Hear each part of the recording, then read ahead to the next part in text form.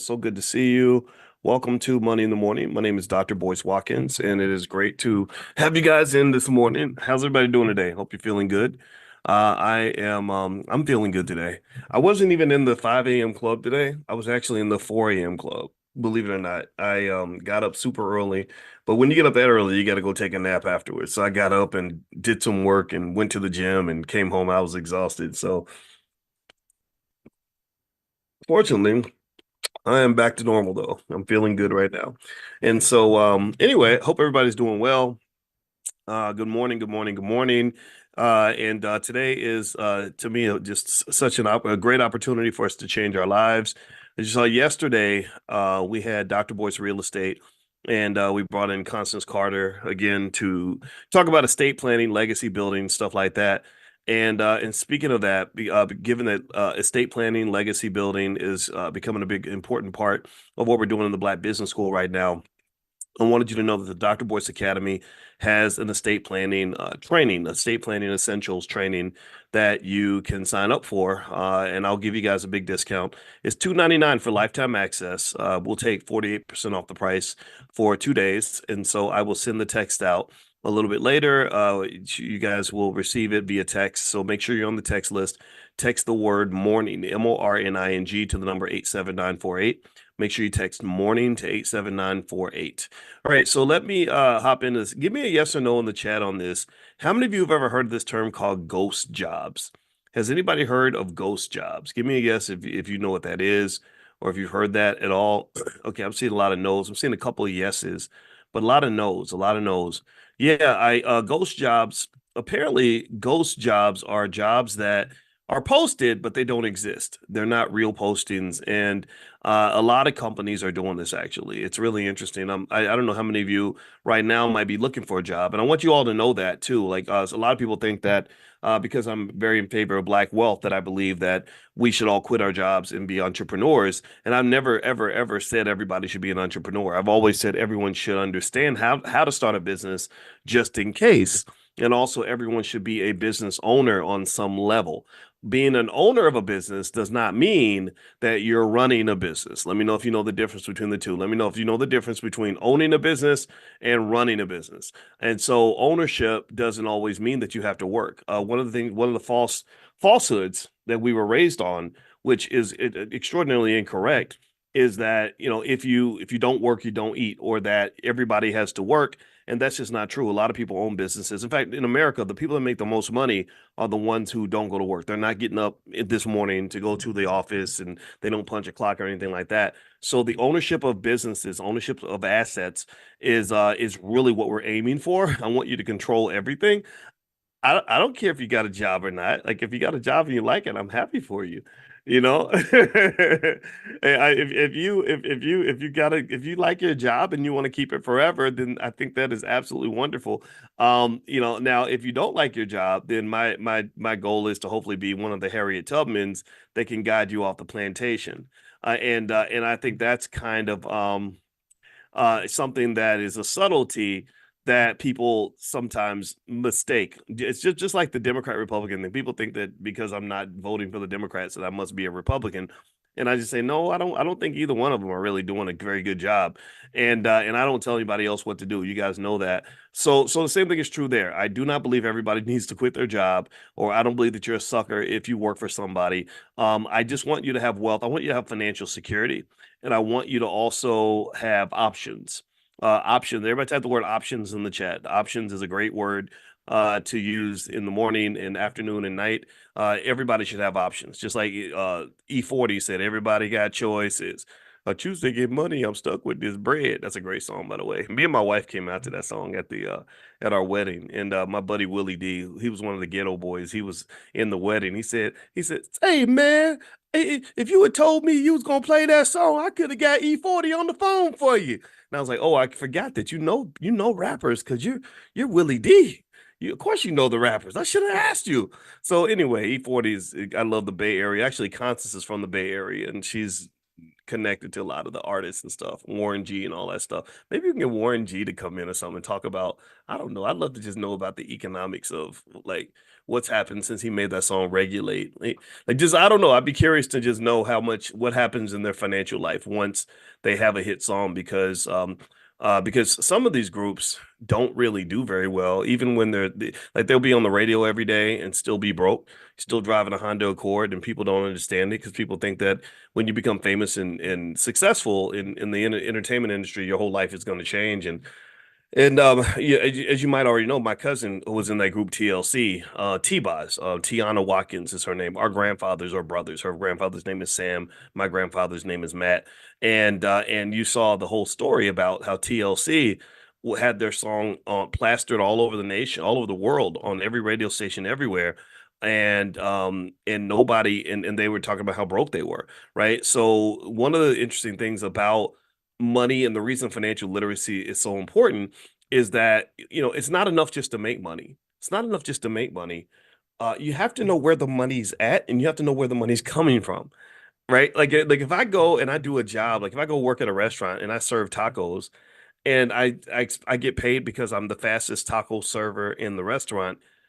I got to really just understand a little bit deeper than that. It's sure, I'm getting paid because I'm good at serving tacos, but I'm really getting paid because somebody's able to sell a taco. If there wasn't a whole marketing department, a distribution system set up to get taco meat to different, stores and franchise systems and all these other things, the supply chain, all the way down to just other aspects of the process, the ability to market to a customer and get them to buy a taco, if that all didn't exist, I would not make money. You understand? And so understanding business is important because then you can understand the mindset of a businessman. Let me just tell you, there's nothing more frustrating than to try to do business with somebody who doesn't understand business. It's really, really hard. I'm just going to tell you the truth. It's really hard because because they don't understand that they don't understand little basic things like talent alone doesn't always make money. Like being a great singer, nobody pays you money because you're a great singer. So when you show me that you sing as well as Beyonce, that really doesn't mean a whole lot. It just means you're going to have a lot of people cheering for you when you're singing songs on the corner. Like it means that they're going to put a lot of nickels in your bucket and and stuff like that. But it doesn't mean you're going to be rich and famous like Beyonce. Beyonce is a brand. Beyonce is a product. Beyonce is packaged and marketed to the globe with a certain image, no differently from the way they manufactured Toyota Corollas. So she's like Coca-Cola. She's like Mickey Mouse. So her uniqueness isn't just that she's beautiful. It isn't just that she can dance. It isn't just that she can sing. There are millions and millions of beautiful black women who can sing and dance their butts off. We have no shortage of women that can do that. What makes Beyonce unique is that she has a specific kind of branding that has positioned her in the market in a certain way, and that brand has become monetizable, no differently from the way Tyler Perry monetizes Medea. And what I really would like is for all of our children to understand these basics so they don't go into the world confused. They don't end up like I think I saw the artist Megan the Stallion. She signs her contract, goes out and becomes super famous, and then suddenly she realizes her contract was crap, or to her it was crap, or that she felt like it wasn't a fair deal.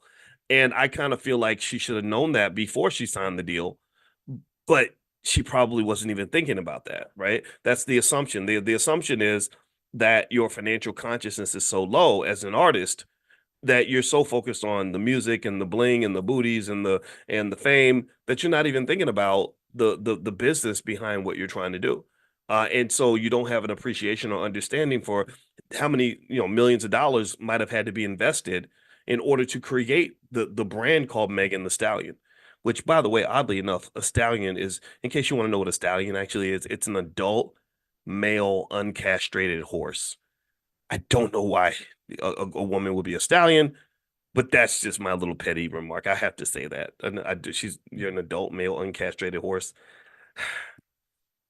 don't they have like Phillies or something? Like, could you be Megan the Philly, or would that just be too feminine? Anyway, let me stop. Let me stop. People get mad when I talk like that. All right. So Megan the Philly, that's cute, right? Megan the Stallion's like,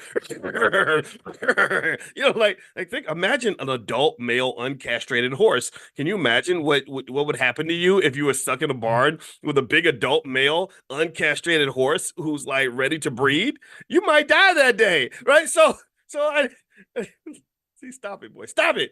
Got to focus. All right. Here, so let me talk to you about this other topic, the ghost jobs. Okay, so let's get back. Let's get back to it. Okay, so ghost jobs. I saw some studies and I pulled up some data on this, but apparently I was shocked by this. Did y'all know that 50% of job seekers have applied for positions that were never filled and never even existed? They said 20% of job listings, I've heard as many as 30% actually, on job boards are believed to be what they call ghost jobs. They said 30% of companies admit to posting job openings to build a candidate pipeline, even when there's no immediate hiring actually happening. So in a way, it's kind of like, I don't know if you've ever like imagine like a woman who's dating like a really handsome 48-year-old man, who's never been married, never had kids. And she says, "Well, why have you never been married?" And he says, "Well, I just haven't met the right woman." But he's really handsome, he's super rich, and he's smart, and he went to medical school, and he's got all these things going for him. You should be suspicious of that. You should say, like, why? Wait, hold on, wait. You're this great, and nobody married you. Well, I haven't met the right woman, and women can't appreciate me. That's not true. That's not true. There's something beneath the surface. Not always bad though. It doesn't mean it's bad. I believe most of the time when somebody hits 40 and they haven't got married yet, even married and divorced, there's usually a reason why. It doesn't mean it's a bad reason though. It could be because I was so busy with law school and medical school or whatever that I didn't have time to date. It could be I was engaged for 2 years and it didn't work out. Or it could be, maybe I don't like women that much and, whatever. Or maybe it could be I don't ever plan on getting married. I'm just kind of dangling the prospect, right? And same thing can happen on the other side as well, right? Same thing when a man meets a woman. So it's not gender specific, in my opinion. I think that it says something, right? So what's happening with companies apparently is that a lot of companies are, and I when I talk to people about it, I found out, from people I know in corporate who say, yeah, oh yeah, our company does that too, is they like to kind of keep you dangling, keep you kind of hanging on because they want to have, well, what's the magic word? What was the word I told y'all to type in the chat earlier? Type it up. Remind me. I can't remember what the word was. It starts with an O. What was that word again? Oh, options. Options. That's right. Yeah. See, the companies like to have options. Why? Well, because they know that options are valuable. Options are beneficial. Unfortunately, options can be costly to others when you make them an option.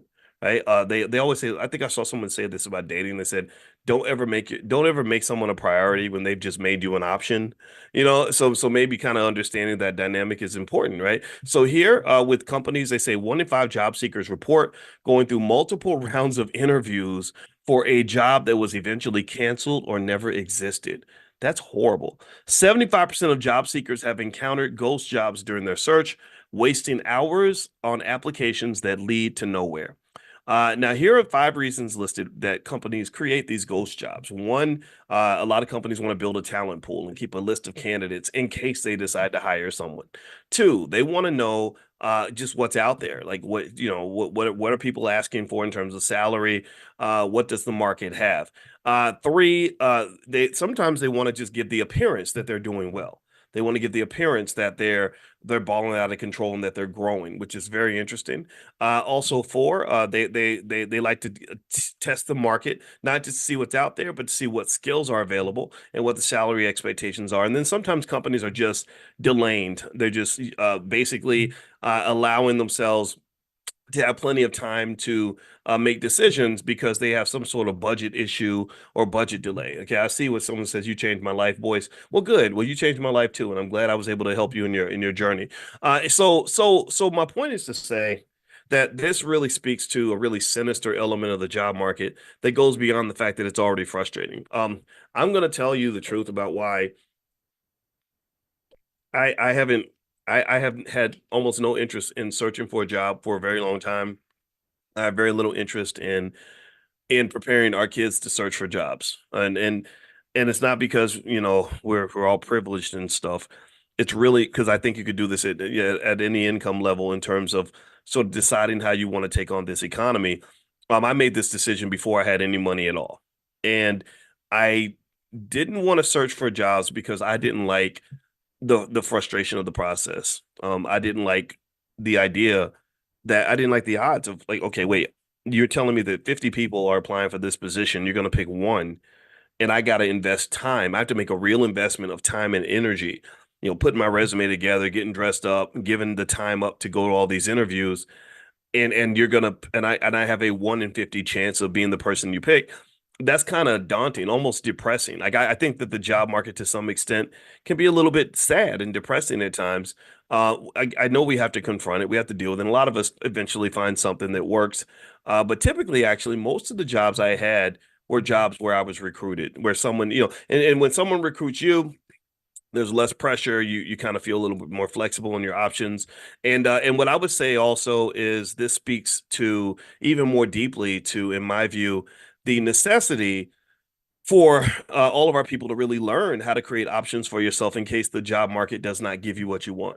I think that the amount of effort that it takes to train a teenage boy on how to fill out a job application and how to do a job interview, that it takes probably the same amount of energy to teach him also how to start a business or how to make money some other way legally that is going to allow him to supplement his income in the event that the opportunities don't emerge. Since we were talking about rappers earlier, I can tell you that the rappers who typically did the best in their negotiations with record labels were usually rappers who had something going on before they got into music. There was I hear stories about Master P, who was making so much money selling his albums out of the trunk of his car that he didn't want to sign a record deal. I talk regularly to D1, who walked away, who got a record deal and turned eventually walked away from the deal because he found that he was able to have more opportunities and more options. There's that word again, by being independent. So D1 has still been independent. He in his last album, for at least a little while, I don't know if it still is, but it was number 2 in the world, right behind Eminem. So he's really doing great, and I'm really happy for him. I saw him at InvestFest this week. You also have MC Hammer. He talks about that. He says, "Yeah, I was making so much money selling the CDs out of the trunk of my car that I didn't really need a record deal because you couldn't pay me enough." And what that generally speaks to is that typically in negotiations, if you have options, you usually have a stronger negotiating position. And so desperate people don't tend to do well in any sort of market, whether you're talking, think about it. Imagine if you're talking about the dating market. Give me a yes or no. Does a person do better, or do they tend to do better if they're desperate, if they're really desperate and they're trying to find a relationship? Like if you're trying to find a man and you're just hungry for a man. Like you might just see a man and gobble him up like Chinese food, or a man who's super desperate to have a woman. I ain't had a woman in about 5 years. He's out on the dating market, like just really super desperate. Do you think that's gonna help him in his prospects? Is that gonna make him more appealing? Is that gonna open more doors for him? Well, you know what the answer to that question is. The answer is no. Well, one of the things you should understand about the job market is that, and is in the dating market, is that you can analyze those markets similarly because they're all markets. In economics, that's all we would study is markets and how markets work, supply and demand and equilibriums and all these other terms that we have. And I can just tell you that a couple things about markets. One is that when you're in a market, the more options you have, the stronger your position is in the market. I also know that in the market, when the supply of something is high, the price for that thing tends to go down. So if you are oversupplying yourself to people that don't really value you, then they're not going to value you, if you know what I mean. Sometimes you have to not be available to make people understand how valuable you actually are. And it's true. Again, it's been proven true in financial markets. It's been proven true in consumer markets. It's been proven true in labor markets. It's been proven true in dating markets. And this is it. So this is where maybe because I do streams of consciousness every morning, we're doing money in the morning. This is where I become Uncle Boyce and I say, hey, look, if you don't feel like you're being valued in the dating market, don't make yourself so readily available to people who don't value you. It's that simple. Like don't think, that's when I had when I married my wife, I tell you what, the internet is a crazy place. People just make up rumors and stuff. And there was a false belief that because I knew my wife 30 years ago, that basically she had me sitting around waiting in the friend zone for 25 or 30 years and decided to get with me because I suddenly had a lot of money. And it wasn't 20, 25 years, more like I knew her 30 years ago, but I think we started dating maybe 9 years ago or something. And people are like, "Oh, she had him in the friend zone the whole time, and now she only wants him because he's famous or he has money or whatever that people would say."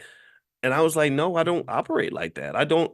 Do you chase after people who don't want you? Is that what you do? You must be really unhappy because that's not a good strategy. You're never going to be valued in the space where you supply yourself to someone or something that doesn't value you. And this is one of the reasons why I believe Black people should create options for ourselves economically. Because when you have options, you can do a job search. Let's go back to jobs. Let's stop talking about the dating stuff. But you can do a job search from a position of power. If you talk about even politics, part of the reason that you don't get respected by the politicians you vote for is because you supply your vote and you don't ask for anything. You don't have anywhere else to go. If you say, "Hey, I don't like this relationship. I'm out of here." They say, "Sit down, idiot. You ain't going nowhere." Right? You ain't going nowhere. You're like, "Yeah, I know you right. I'm not gonna go there because I can't go talk to no Republicans because that's bad." Right? I get it. I'm not making fun of you if you're a Democrat or Republican, but y'all know what it is. You know it's true. And so ultimately, if you have options, you're always more powerful in a negotiation when you have options, whether you're in a relationship or negotiating for a job or trying to go buy a car. If when I was in Egypt and I was negotiating with a guy to buy something, I wanted to buy some statue or something. And the guy was like, "It costs this much money." And I know that the first price they give you is the BS American price. So I'm like, I don't want to pay that. So he drops the price. He's like, "Okay, I charge you this much." And I'm like, "Nah." I said, "You know what? You know what I said? I said, um, I got to go talk to my wife about it first."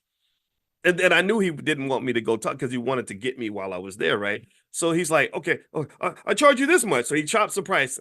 And I'm like, "That's a good price, but I think I need to go talk to my wife about it." And then he drops the price again. And I literally knew every time I said, "I'm going to go talk to my wife," I knew I was going to save another $500. Literally, like one sentence was worth $500. I was like, "Yeah, my wife is around the corner. I got to go ask her about it." I'm probably going to do that, but I need to go talk to my wife. No, no, no. I take this much off the price, right? So it was kind of like this funny little game. And what I was basically doing was using tactics that I read in a book about negotiation. That literally, if I just, if I walk away from the table, if I have a credible threat that I will walk away and that I don't need to buy whatever you're selling me, you're going to keep on pushing that price down. You're going to keep on giving me a better deal because I'm letting you know that, look, bro, I don't have to be here. I don't have to be here. Right. So I think in most situations, generally speaking, whether you're talking about politics, a job, a relationship, or anything, if the other party knows that you ain't got to be here, they're usually going to deal with you differently than if they think you have to be there.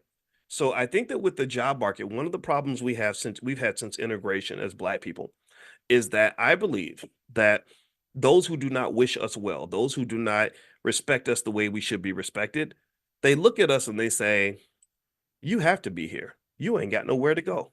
If I don't hire you, what else are you going to do?"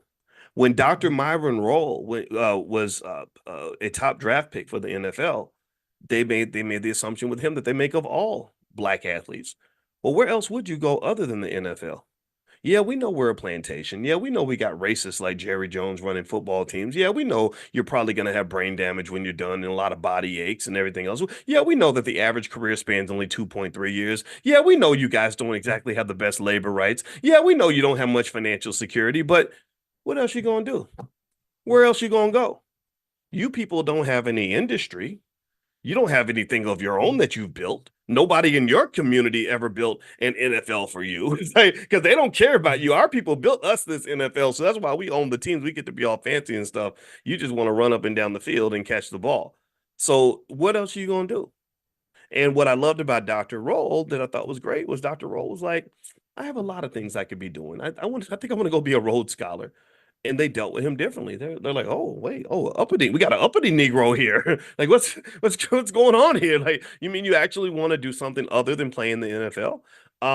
Other examples, Jim Brown. Jim Brown had a budding career in Hollywood, and he was doing a movie, and they told him, you have to be back to training camp by a certain date, or you will lose your job.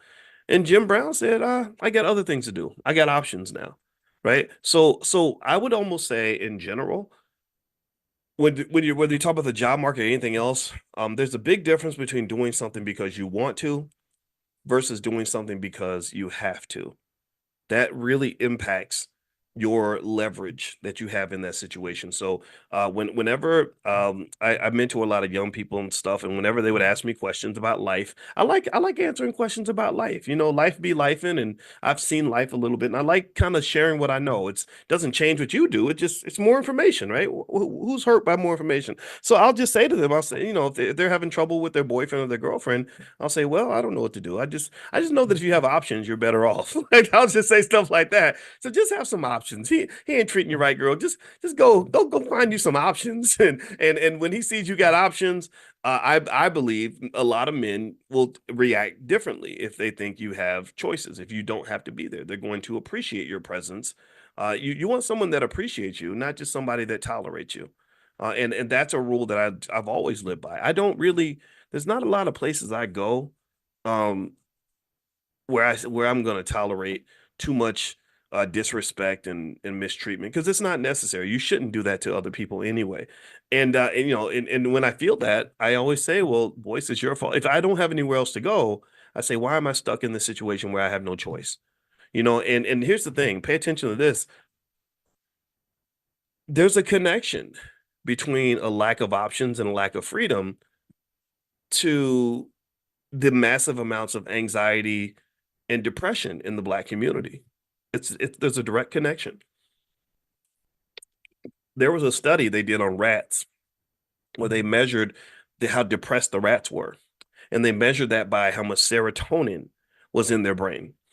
And so what they would do is they would shock them. They would put them in a lot of pain. Like, how we as Black people, we go through a lot of pain. So there would be these random shocks that the rats would be hit with. And so for one group of rats, they gave them an option. They eventually learned that they hit this little button, they could turn the pain off, they can make the pain stop. But then there were another group of rats that didn't have a button. They could not turn off the pain. They had no options. These rats had no options. So all they had to do was endure the pain, just endure the pain. And what they found was that the rats who had to endure the pain, who had no options, were far more depressed than the rats who had an option. So I translated that. I was like, oh, I get it. Now I know why so many of us are sad, why so many of us are depressed. It's because we ain't got no options. So if I love my child or I love my grandchild and I want my grandchild to live a happy and fulfilled life, then what do I do? I give them things more valuable than money. I give them a sense of purpose, and then I give them a lot of options. Because if they have options and they have a purpose, a person like that who lives a purpose-driven life where they're free to pursue whatever endeavor is going to maximize their internal utility is typically going to be far happier than a person who is operating on that. There you go, Calvin. Calvin said it right. That low vibrational sort of framework where you don't have any options, you don't have any choices. In fact, I made a funny little comment today because I just do that. I go around the internet and just troll and make stupid comments. And so I follow the shade room, and you know how I am. I mean, about 80% of what they post is gonna get on my nerves, right? So I'm gonna make some stupid little comment. So I saw something about this rapper Glorilla. No, it wasn't Glorilla. It was another one. I forgot. They got all these crazy names. They named up the gorillas and stallions. I don't know what that's all about. But there was another one. I forgot it. Lotto. And in this, and they gave her an award for something like the best trap artist or something, right? And I think I just said something real quick. I said, isn't it interesting that we claim to want freedom, but we love being in the trap, right? We claim we want freedom in one hand, but the next minute we're celebrating the trap. And I'm like, why would you celebrate the trap if you're claiming to be free? Because trap people aren't free. Do you understand? So what do you want? Do you want to have freedom, or do you want to bees in the trap? Make a decision, damn it. Like be consistent about, I don't want to be in the trap. Trap music to me was music that we made because we were trapped. You're a dope boy on the corner. You had no choice but to feed the family, except selling crack in the 1990s. And I get all that. You were in the trap back then, but it's not 1995 anymore. There's options out here. And I don't want any of our people in the trap. I don't want anybody to be in the trap that doesn't have to be. So I don't celebrate the idea of being in the trap. I don't. Rap ain't got nothing to do with the trap, in my opinion. Rap is not supposed to trap you. Rap is supposed to liberate you. Rap is supposed to elevate you. KR's One said, "You must learn."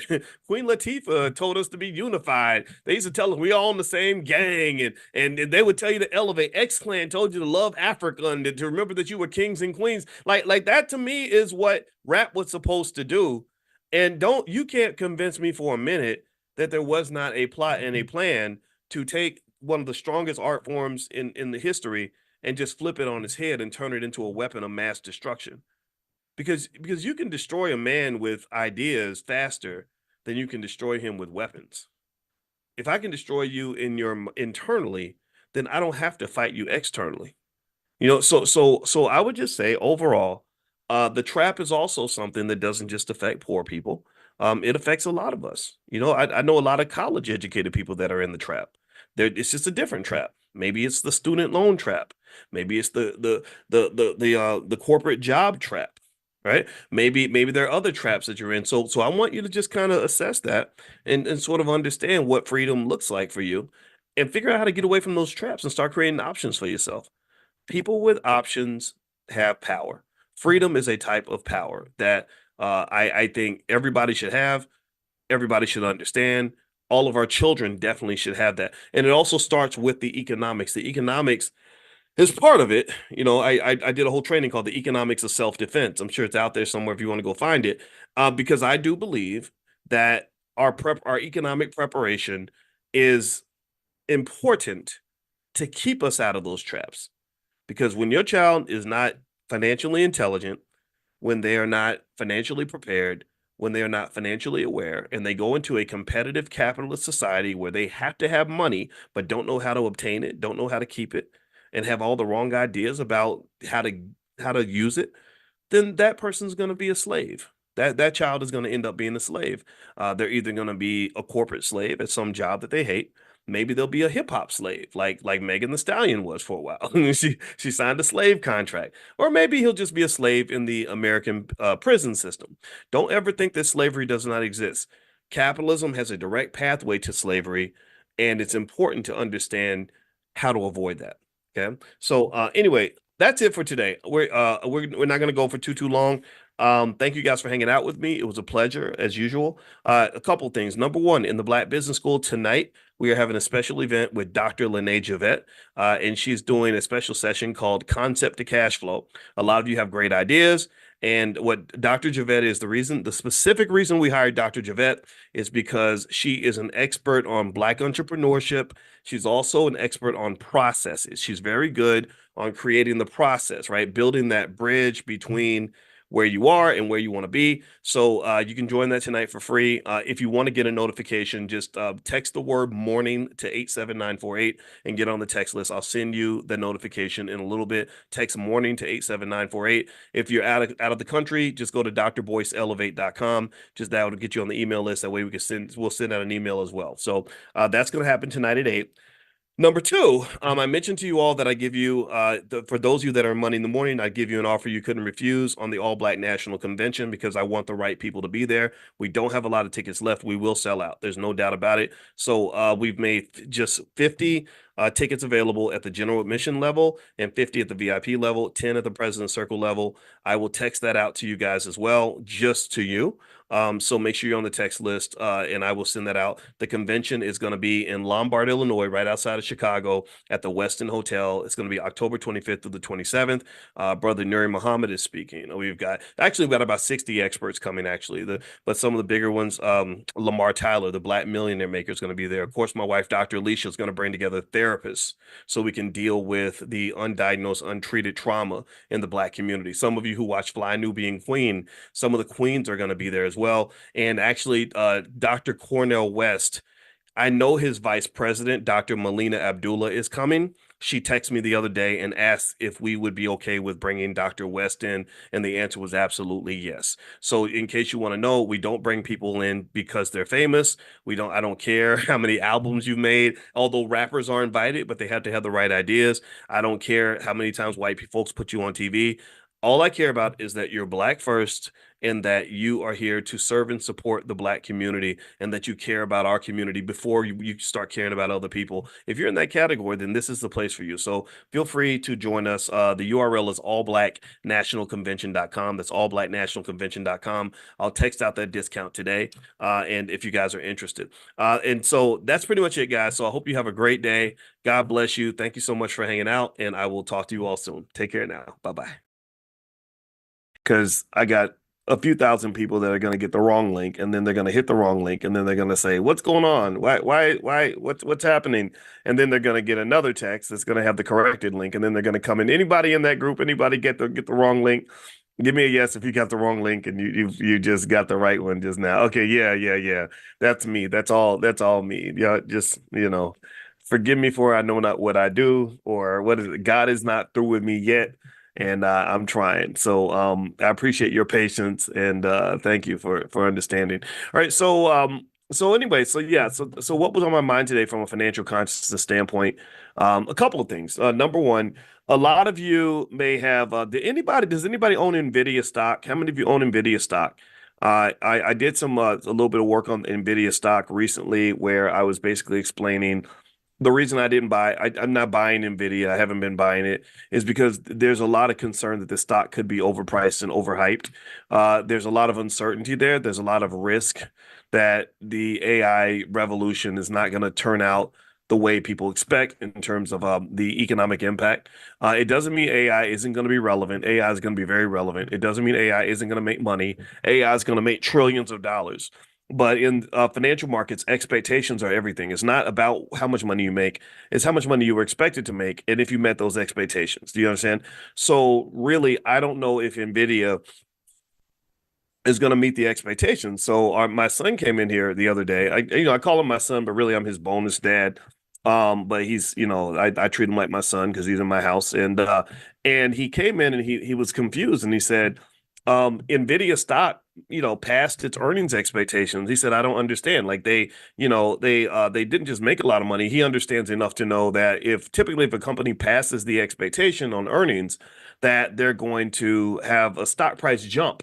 And he said, I don't understand, because Nvidia went down. If you notice, it went down by 3%, which is a pretty massive market cap impact for a company like Nvidia. Let me see, $1 trillion. What's 1% of $1 trillion? Sorry, I got to get that right. Is it? Let's see. 10% is 100 billion. So 1% is $10 billion. So when it goes down 3%, that's a $30 billion decline in market value. So a lot of wealth was lost. And I explained to him that it's not that Nvidia didn't make a ton of money. They always make a crap ton of money. They're going to keep on doing that for a long time. It's also not that they didn't exceed expectations. They did. They did the best that they could do. What happened is that there's a third element that doesn't get discussed as much, called guidance. And guidance is just when the insiders in the company are sharing with investors, like, hey, this is what we see down the road. This is what we see. So what they basically said was, down the road, we see some concerns. We see some competitive pressure. We see some risk factors. But we're still going to make a crap ton of money. Like, that's not going to stop. Can't stop, won't stop, with that kind of thing. But we do see that we're going to, instead of making like a complete crap ton, we're going to make a 90% of a crap ton, right? So it doesn't mean that they are not going to make a lot of money. They're going to make a lot of money. It just means that they're going to make a little less than what everyone expected. So this drop in the price, it's not a crash, it's not a plummet, it is a correction. And does this correction make Nvidia into a good buy? I don't feel like it is. I still feel like there's a lot of risk there. And remember, one of the keys of investing is you don't look where everybody else is looking. You also want to look where nobody's looking. Right? That's where you make the money is you find the hidden gems, not the gems that are in plain sight. When a gem is in plain sight, everybody's hyped up. And even in dating, I ain't gonna lie, I'm gonna tell you the truth. I never, when I was younger, I never was interested in the girl that everybody liked. I was always interested in the amazing girl that nobody noticed, where I could see inside of her and see wonderful things that other men may not have noticed. That was what I was most interested in. I met my wife in the library. I did not meet her in the club. I wasn't chasing after certain types of people. I wanted a woman that really gave me what I was looking for, not what the world told me I should be looking for. Do you know what I mean? And that's just a little side, little Uncle Boyce tip on I think what I think creates happiness. And this is why I think you should liberate yourself by being courageous enough to be a free and critical thinker. Like, I think that if you are okay with who you are and you love yourself and you're confident in your opinions, knowing that they're going to be wrong sometimes, right? Y'all saw me make a big mistake just now. I make mistakes all the time, every day, constantly, but self-love is what gets me through it. It says, yeah, I screwed up, but it's all right. I'm the best. I'm the best I got right now. So I'm going to stick with this guy because this guy's worth it, right? And that these little conversations with yourself, what that does is it allows you to go left, even if the rest of the world is going right. It allows you to see what you think is truth, even if everyone else is like, no, that's crazy, that's wrong, that's stupid. That doesn't bother me one bit because it might be crazy, it might be wrong, it might be stupid, but it's okay because it's me and I'm okay, right? And you're okay. And I think that plays out not just in terms of investing in people, like dating and marriage, but it plays out in investing in stock. That the ability to kind of just say, I don't need to follow the crowd. I don't need to fit in. I don't need to be trendy.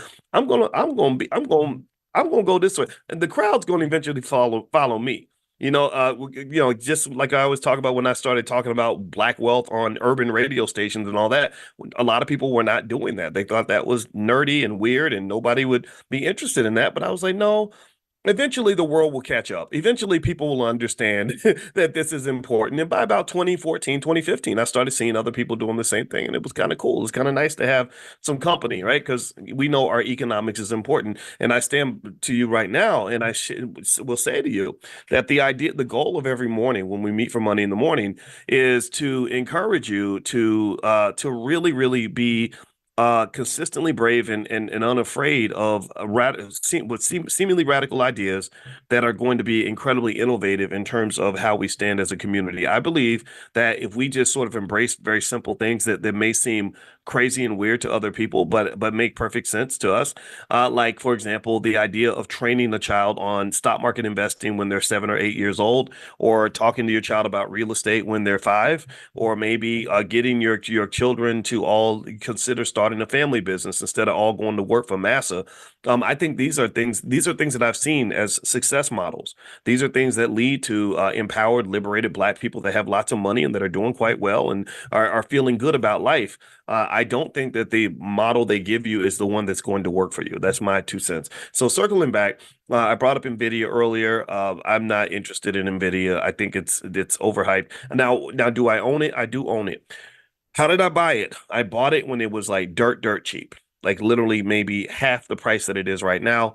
And that was because my son brought it to me and he said, this is how they make the video games and or something. And I was like, oh, okay, yeah, I'll buy that because I buy stock all the time. And I think that buying stock should just be a part of your culture, consistency. Now, another little point today is tonight at 8 o'clock, we're having Dr. Boyce Real Estate.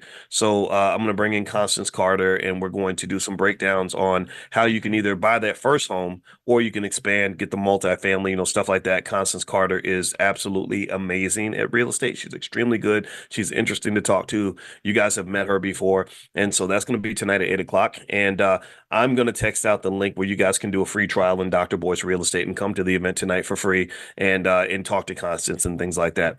All right, so let's see here. All right, so next thing, let's see. Veronica says, Dr. Boyce, all the BBS does is of the highest excellence, whether video, website, or course. Would you be so kind to grade my 15-minute video?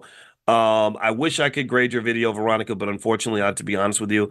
I get thousands of emails every day, and it's really hard for me I can barely even talk to my wife. And then I got to talk to my wife, or I'm gonna get in trouble. So honestly, I do have one-on-one consultations and stuff like that. There is a fee for that. We have to do that in order to, because I just, as much as I wish I could do that for every single request I get, there's some things I just simply cannot do. But if you email support@theblackbusinessschool.com, if you want to do a one-on-one, I do a limited number of 30-minute one-on-ones. I did a couple yesterday. So feel free to email support@theblackbusinessschool.com. But just know it's not free. And that's what we have to do in order to make it work. All right. So anyway, all right. So let me hop in and talk about something that was on my mind. I'm going to talk about what I call Medianomics and the economics of Tyler Perry. I'm going to share a video that I put on my Instagram. My Instagram is Dr. Boyce Money, and I have more than one Instagram because because apparently since I'm this radical crazed black man, they like to take down my Instagram pages and stuff because I guess because I'm just scary or something. And so the one that I had 700,000 followers on, they just killed it and didn't tell me why. So it's okay. You just keep rebuilding. It's life. I have multiple platforms.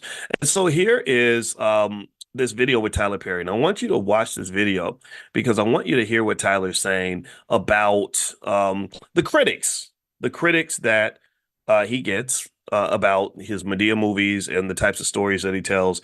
And then we're going to break this down because there's an economic lesson to be learned here. So whether you agree with him or not. So here we go. Okay, Tyler, you ain't talking. Talk you out of a place that God has put you in. Hold on, let me do it again. Yeah, but what? No. You got to drown all of that out, because if you let somebody talk you out of a place that God has put you in, you are going to find yourself in hell. I know for a fact that what I'm doing is exactly what I'm supposed to be doing, because for everyone who is a critic, I have thousands of used to be emails from people saying, this changed my life. Oh my God, you know me. Oh my God, you saw me. How did you know this about my life, my family? So that is what is important. We're talking a large portion of my fans who are disenfranchised, who cannot get in the Volvo and go to therapy on the weekend. So you've got this highbrow Negro who is all up in the air with his nose up looking at everything. And then you got people like where I come from and me who are grinders, who really know what it's like, whose mothers and were caregivers for white kids and were maids and housekeepers and all of these beauticians. That don't discount these people and say that their story don't matter. Who are you to be able to say which black story is important or should be told? Get out here with that bullshit.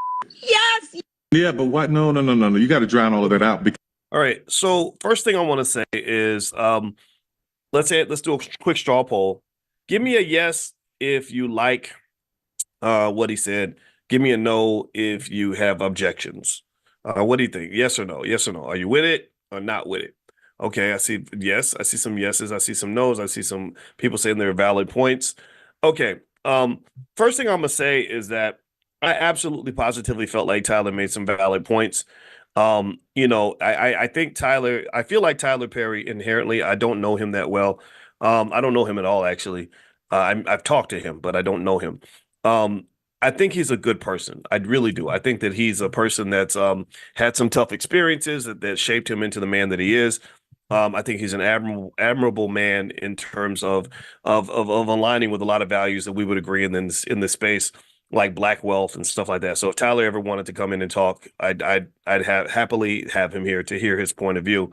With the time when we talked on the phone, he did call me, and we talked.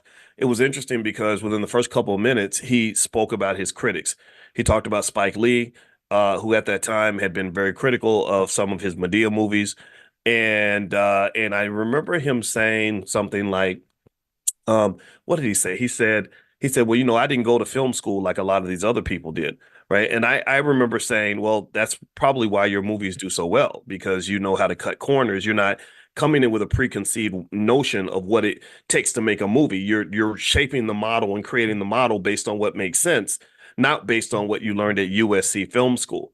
Right. And sometimes that's an advantage in the sense that a lot of the models for for developing products or developing a film or anything, they come from rich white people, right? So sometimes those models are models that are hard to apply when you're broke and you're black, or even in business. When I was teaching at Syracuse in the business school, they had a great entrepreneurship program, and I remember people saying, well, it takes 3 to 5 years for a business to become profitable. And I was sitting there thinking, I don't know anybody who can sit around and lose money for 3 or 4 years. And we'd be bankrupt by then, homeless. Do y'all know anybody? Do y'all know a lot of people who can sit around and lose $100,000 a year or $1 million a year for 3 years and then one day maybe become profitable? I'll say no. The model has to be reshaped. We got to develop business models that where you can be profitable in 3 to 4 months, or you're gonna have some problems, right? So I like that part of what he said, and I said that's probably why you're good at what you do, because when you reshape the model, you can do little things that Tyler has led to his success. Like he can shoot 10 episodes in the amount of time that Hollywood might take to shoot two. Little things like that. Okay, so with that said, and we did talk about money, and I did ask him. I said, "How does it feel to be on the cover of a magazine?" Because right at that time, the day before, I'd seen him on the cover of a magazine where they said he was the highest paid person in Hollywood. And I said, "How does that feel? That's got to be crazy." He said, "I hate it." He said, "I hate when everybody sees how much money I make." And I said, "Yeah, I hate it too." And he said, "Because people don't see how much money it costs, how much you have to invest to build something of your own. People see, so and so made $10 million or $100 million. They think it's like a paycheck. Like you got that money, you can just run to the club and go to the Nike store and go to the Gucci store and just buy a bunch of stuff." No, when you're a business owner, you're not signing the backs of checks, you're signing the front of checks. You got to pay money to run that business. You've never seen me ever go out here publicly talking about, look at how much money I made, y'all. I'm balling, y'all. I'm Dr. Balling ass Boyce Watkins, man. Look at my car, man. Look at my jet, man. I don't do that. I don't, because it sounds stupid. But then second of all, I don't do that because people who see that, first of all, it makes you a target. The Chinese have a saying for this. They say the fattest pig always gets slaughtered. So one of the things that hip hop did to a lot of black males who are in the financial the financial literacy space is it got a lot of them to start acting like rappers. So I'll see people that literally will walk around like rappers and will love to show themselves on a yacht and drinking champagne and driving a Bentley and all this other stuff. And I'm not saying that's not nice to do. I'm not saying that you can't have a plane or a yacht or a Bentley. I think all those I hope God blesses you with all of that. But everybody ain't got to know everything you got. Everybody ain't got to know for two reasons. One, somebody said Boyce with gold teeth. Yeah, I'm not gonna get gold. I'm gonna get platinum, y'all. I'm gonna get a platinum grill. Anyway, so but the thing is, for number one, when you brag about how much money you have, you really become a target. We've talked about this. We've talked about how you have to be aware of how other people see you. So when people see you as the rich guy, somebody's going to try to rob you. Somebody's going to try to scam you. They're going to bring every sob story within a 100-mile radius to you, expecting you to pay. Whenever you go to dinner, they're going to expect you to pick up the check. It becomes very overwhelming. It becomes a burden. Number two, when you're bragging about how much money you have, and you're putting all that on Instagram, that's a problem because you don't know what other people are going through. I mean, that's just it's almost gaudy and rude to say, look, I got $1,148,000 in my bank account, and somebody else can barely pay the rent. That's not gonna generate a positive response for some people. Some of them are just gonna get mad at you and think you're being obnoxious, and then some of them are gonna feel sad about their own lives. Studies show this. Studies show, we talked about this, about these internet influencers that want to show off how much money they have and how it makes some people feel really bad. Like, damn, like, man, you're 27 and you're making $1 million a year, and I got to go to work today at Taco Bell. So why would you do that to other people? Why would you even behave that way? Like, I think that wealth is important, and you should nurture it, grow it, protect it, build it, find it. I want you to have all of it. But when you get it, it's just not generally wise or mature. We have that term, and I talk about a lot in my book, called economic maturity. It's not economically mature to be all flashy. And this, and I'm gonna tell you the honest to God truth, and this is where people start thinking I hate rappers, which is not true. But hip hop did all that shit to you. Excuse my French. Hip hop did that. It did that to a lot of our black men. That's why we got a lot of 45-year-old teenagers. Hey dog, I'm up in the club, man. Just silly stuff. Silly stuff. I'm not even judging you going to the strip club. Go do that. If that's your thing, go do that. But why does it have to all be on Instagram? And why is that some sort of false status of success? That's one of the reasons why I'm sure if I ever met Floyd Mayweather, he would think that I don't like him. It's not that I don't like you, it's that you haven't evolved, you haven't grown in 25 years. You all you've done is the whole Money Mayweather thing, which I get it. That's part of your brand. People cheer that on. I don't. I think that that's sad. I want to see Mayweather the philanthropist. I want to see Mayweather the businessman. I want to see Mayweather the grandfather. I want to see Mayweather the pillar of the community. I want to see Mayweather the corporate mogul who's employing 100,000 black people. That's what I want to see. I want to see that part too. I've seen Money Mayweather since the 1990s probably. I've seen Money Mayweather for many years. I don't want to see him no more because he looks like a little kid. And that's they call that the infantilization of the black male, that American society incentivizes black men to never grow up, to become these Peter Pan like characters. If you notice, think about it. Diddy, I've known about Diddy since the early 90s, and he was doing the same dances for like 30 years and looked the same. He did the same stuff. He sounded the same. Like he was never gonna get old.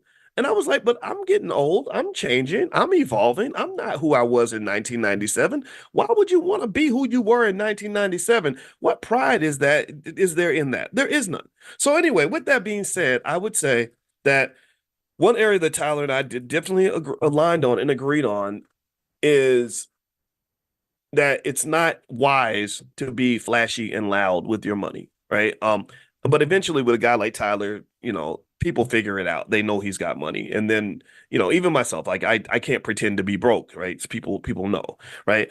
But so the other thing we talked about was the Medea dress. I remember I didn't even ask him about this. He brought this up. I was just listening. When I talk to people, I just tend to listen. I don't really feel like I should be talking the whole time.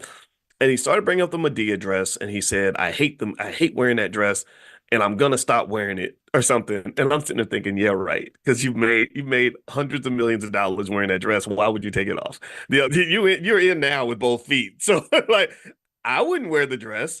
I don't like the dress. I don't like the broad, vast emasculation of the black male where they got all the black men wearing dresses. I did a count. I counted. I did with my wife. I said, look at how many black men in Hollywood have worn dresses. And then I tested people. I said, I can name 10 or 12 at least black male actors who worn dresses in the last 5 to 10 years. I said, give me 10 white male actors who've done the same thing, prominent, famous, super famous white males, and people couldn't really give me 10. And then think about this. This is very strange because there's far more white males in Hollywood than there are black men. So it should be easy. You should be able to find like 60, right? But you can't. And when they did, they would pull up people like Mrs. Doubtfire and I'm like, but that movie was made in like, what was it, 1993? You got to go back that far so again, I think that there's something to it. If you know history, if you read books like Powernomics, Black Labor, White Wealth by Dr. Claude Anderson, he tells you there's a whole history of the black male being loved and appreciated when he appears either as a feminine creature, or either as feminine, a female, or a child, or ignorant, very ignorant, childlike, very non-threatening. Those are the things that make people feel comfortable with these men. But so when you show up in that your black son is masculine and intelligent and also ambitious, like focused and ambitious, those are three things that will make him very threatening. That's just a reality. When he shows up with his testicles in check and he's got testosterone in his body and ambition in his eyes and intelligence in his brain, he's going to instantly be defined as being dangerous. I proudly say that that I've been defined as one of the most dangerous black men in America, but that's okay because I love people like Louis Farrakhan, who also is seen as dangerous. Dr. Claude Anderson is seen as dangerous. I don't want to hang out with the safe people. I want to be around the dangerous people because the dangerous people are the ones who have a chance to win. So anyway, with that being said, though, let's talk about Tyler and his video. Okay, so I'm going to play it one more time because I want us to kind of analyze this from some different perspectives. And again, we'll also do it in a way that's not I don't feel the need to degrade or attack Tyler. I'm not here to do that. I told you the things that I like about what he does and who he is. I think that he understands it. A lot of the things we're talking about building your own, completely get that. But I wouldn't do it the same way as him. So let me play the clip one more time, and we'll kind of ice out some of the financial lessons in this conversation. There's some little subtleties here that I want to point out to you. So here we go. Because if you let somebody talk you out of a place that God has put you in, you are going to find yourself in hell. I know for a fact that what I'm doing is exactly what I'm supposed to be doing, because for everyone who is a critic, I have thousands of used to be emails from people saying, this changed my life. Oh my God, you know me. Oh my God, you saw me. How did you know this about my life, my family? So that is what is important. We're talking a large portion of my fans who are disenfranchised, who cannot get in the Volvo and go to therapy on the weekend. So you've got this highbrow Negro who is all up in the air with his nose up looking at everything. And then you got people like where I come from and me who are grinders, who really know what it's like, whose mothers and were caregivers for white kids and were maids and housekeepers and all of these beauticians. That don't discount these people and say that their story don't matter. Who are you to be able to say which black story is important or should be told? Get out here with that bullshit. Okay, so so first off, I'll say this. I think that Tyler's correct about everybody's story matters, and I don't think anybody. Let's start there. How many of you believe that everybody's story is important? Give me a yes if you agree. How many of you come from a working class family? How many of you come from a family where you had the maids and the beauticians and the plumbers and the maybe the garbage man or the police officer or the hardworking, construction worker or whatever it was in your family? Give me a yes if you are in that category. Okay. All right. So that I don't think is the issue at all. I think that Tyler, I think he's grabbing onto that, and it's what I would refer to as a populist argument that says, I'm here representing working class people and everyday folks, and how can you be mad at me for representing everyday folks? Okay, cool, we get that. Now let me ask you another question. If you have a heterosexual son, and your son goes to Hollywood, and someone says, it would be really entertaining if your son put on a dress and did a buck dance, in order to make the audience laugh. How many of you what would your answer be? Would your answer be hell yes or hell no? Or neutral? Like I'll leave it up to him. What would you say? Would you say, yeah, that's right, I want him to be the next Tyler Perry. We're gonna call him Medea Jr. And we're gonna my son's gonna he's gonna be known as the second most famous black man to wear a dress in Hollywood. What would you say? Okay. So here's what I want to kind of get to is I think that Tyler a little bit. I have to honestly say it's a little bit of a deflection. I don't think anybody has a problem with him telling the story of working class black people. Most of us at some point have had a black job. Like most of us at some point, or we have somebody in our family that we love and respect who worked hard at a black job every day, and they did it on our behalf, and we're grateful for that. My grandma, who's right behind me, Felicia, that's our Panther.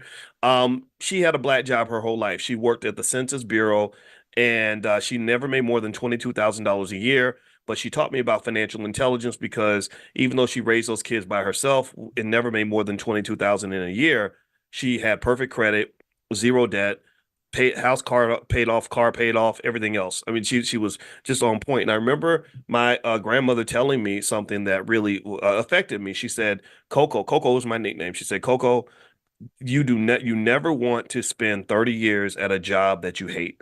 She said that is the worst feeling in the world. And she talked about like it made her feel like a caged animal. And that stuck with me because we all listen to grandma, right? Grandma's wisdom is important. So that led me to say, I don't want to do that. I'm not doing that. I thank you for making your sacrifice and thank you for sharing the pain with me so that I don't transfer that generational pain on. I'm not going to celebrate this lifestyle so much. I'm going to celebrate the fact that we were able to elevate, right? So we're going to have a celebration for the elevation, and the celebration of the elevation and aiming for the elevation does not, in my view, make you some sort of highbrow Negro. There's nothing highbrow about saying, we went through hell back in the 70s and the 80s. We don't want our kids going through the same hell. There's nothing highbrow. That does not make you uppity. That does not make you a snob. That it doesn't. It means that you just want something better for your kids and you want something better for your family. You're not gonna say like, okay, just go do what I did. I white people they peed on me every day and didn't pay me nothing but 2 nickels and a hamburger and I want my kids to have the same thing. That's not that's I don't think that's the best approach. So when he used that term highbrow Negro, I thought about it. I said, come on, man. Like people used to say that about the Huxtables when they created the Cosby Show. They're like, oh, these highbrow Negroes, they want black people to become doctors and lawyers and stuff. And we know that's not realistic. I mean, it's not realistic for black people to have a functional family where everybody ain't getting beaten and molested every other day. It's not normal for black people to actually want to like be educated and to celebrate black culture and to, I mean, shout out to the creators of the show and Bill Cosby himself. I know Bill's brand has shifted, right? He's definitely seen in a certain light for sure. But this man, that team, Dr. Alvin Poussaint, all of them, they saw a vision for a better version of our community. They saw a vision where we could become whatever we wanted to be. They could he could have been, Cosby could have said, I'm a comedian and I really want more laughs. I need to get white people laughing even more so I can make more money. I think if I show up on the Cosby Show in a dress, that's really gonna get him. Now he could have done that, right? He could have showed up. It would have been funny. It would have been a great episode, right? Like Dad's wearing a dress. But there was something where he said, "I'm gonna draw the line." There was a point where he, said, I assume, I don't know, maybe he didn't, maybe he never thought about this, but I think that there would have been some people in the room to say, we got to think about imagery here. We have to think about whether or not we're going to submit to and feed into the stereotype, or we're going to have the courage to defy the stereotype. Do you understand? So while I think Tyler Perry is a great man, and he's a man that I admire immensely, I told you we had a great conversation on the phone. Nothing against this man. I love Tyler Perry. I don't like Medea. I love Tyler Perry, but I do not like Medea.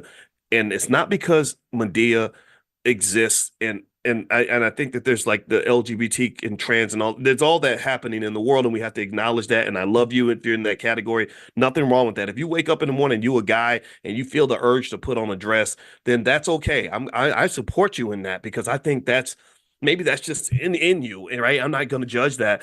But when you're telling millions of black boys that in order for you to be successful in America, you're going to have to play the game. That's where I kind of start saying, hold up, wait a minute. What game we got to play? How far, yeah, okay. We're not going to make $1 billion like you, but maybe there are some things that are more important than money. Because the unfortunate challenge that Tyler Perry has to override is that I saw, let me tell y'all how great of a guy Tyler is and why I respect him. I called Tyler after we talked. I called his office and I said, I'm coming to Atlanta. I'd like to do a tour of your studio. This was not the new one. This is the old one. And Tyler is such a good guy that he reached out to his number two in command. He was out of town because he's probably on his jet going somewhere. And he reached to his number two guy and said, Dr. Watkins is coming to town. Can you do a tour for him? And I went there and with my goddaughter, and they gave us a 2.5 hour tour of that studio. We saw every piece of it. I saw so many awesome things he was doing. He had pictures of like Black Hollywood legends that had been forgotten. He showed honor to all of them, and the studio was amazing and high tech. And we walked through every single part of it, and I was so impressed. And this is the old one. This isn't even the new one. And so this man has done a lot, and I think that the good probably outweighs the bad. But one unfortunate reality that he's going to have to deal with is that to some extent you could make the argument that that was the house Medea built. I don't know if that empire would exist if that man wasn't so deeply committed to putting that dress on. So despite the fact that he told me, I told you, when he told me I'm going to stop wearing the Medea dress, I mean, he told me it's like 10 years ago. I was like, You ain't taking that dress off. Number one, it's making too much money. Number two, I wonder how much you enjoy putting the dress on.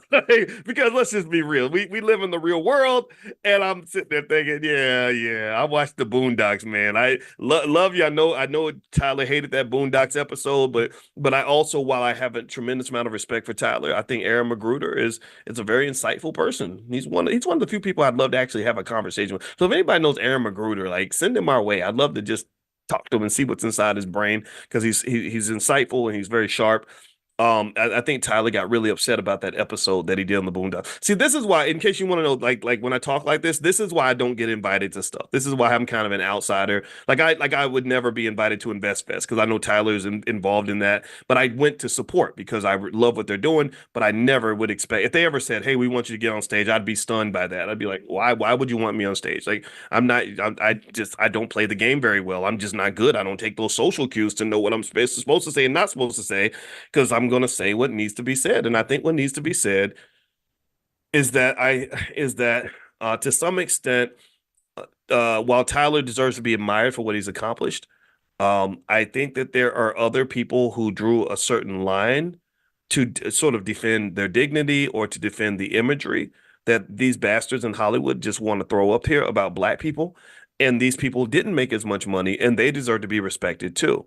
They deserve to be respected just as much. When I saw Kiki Palmer, was that Kiki Palmer that was interviewing him? Let me know if that was. I think it was Kiki. Give me a yes if that's Kiki Palmer.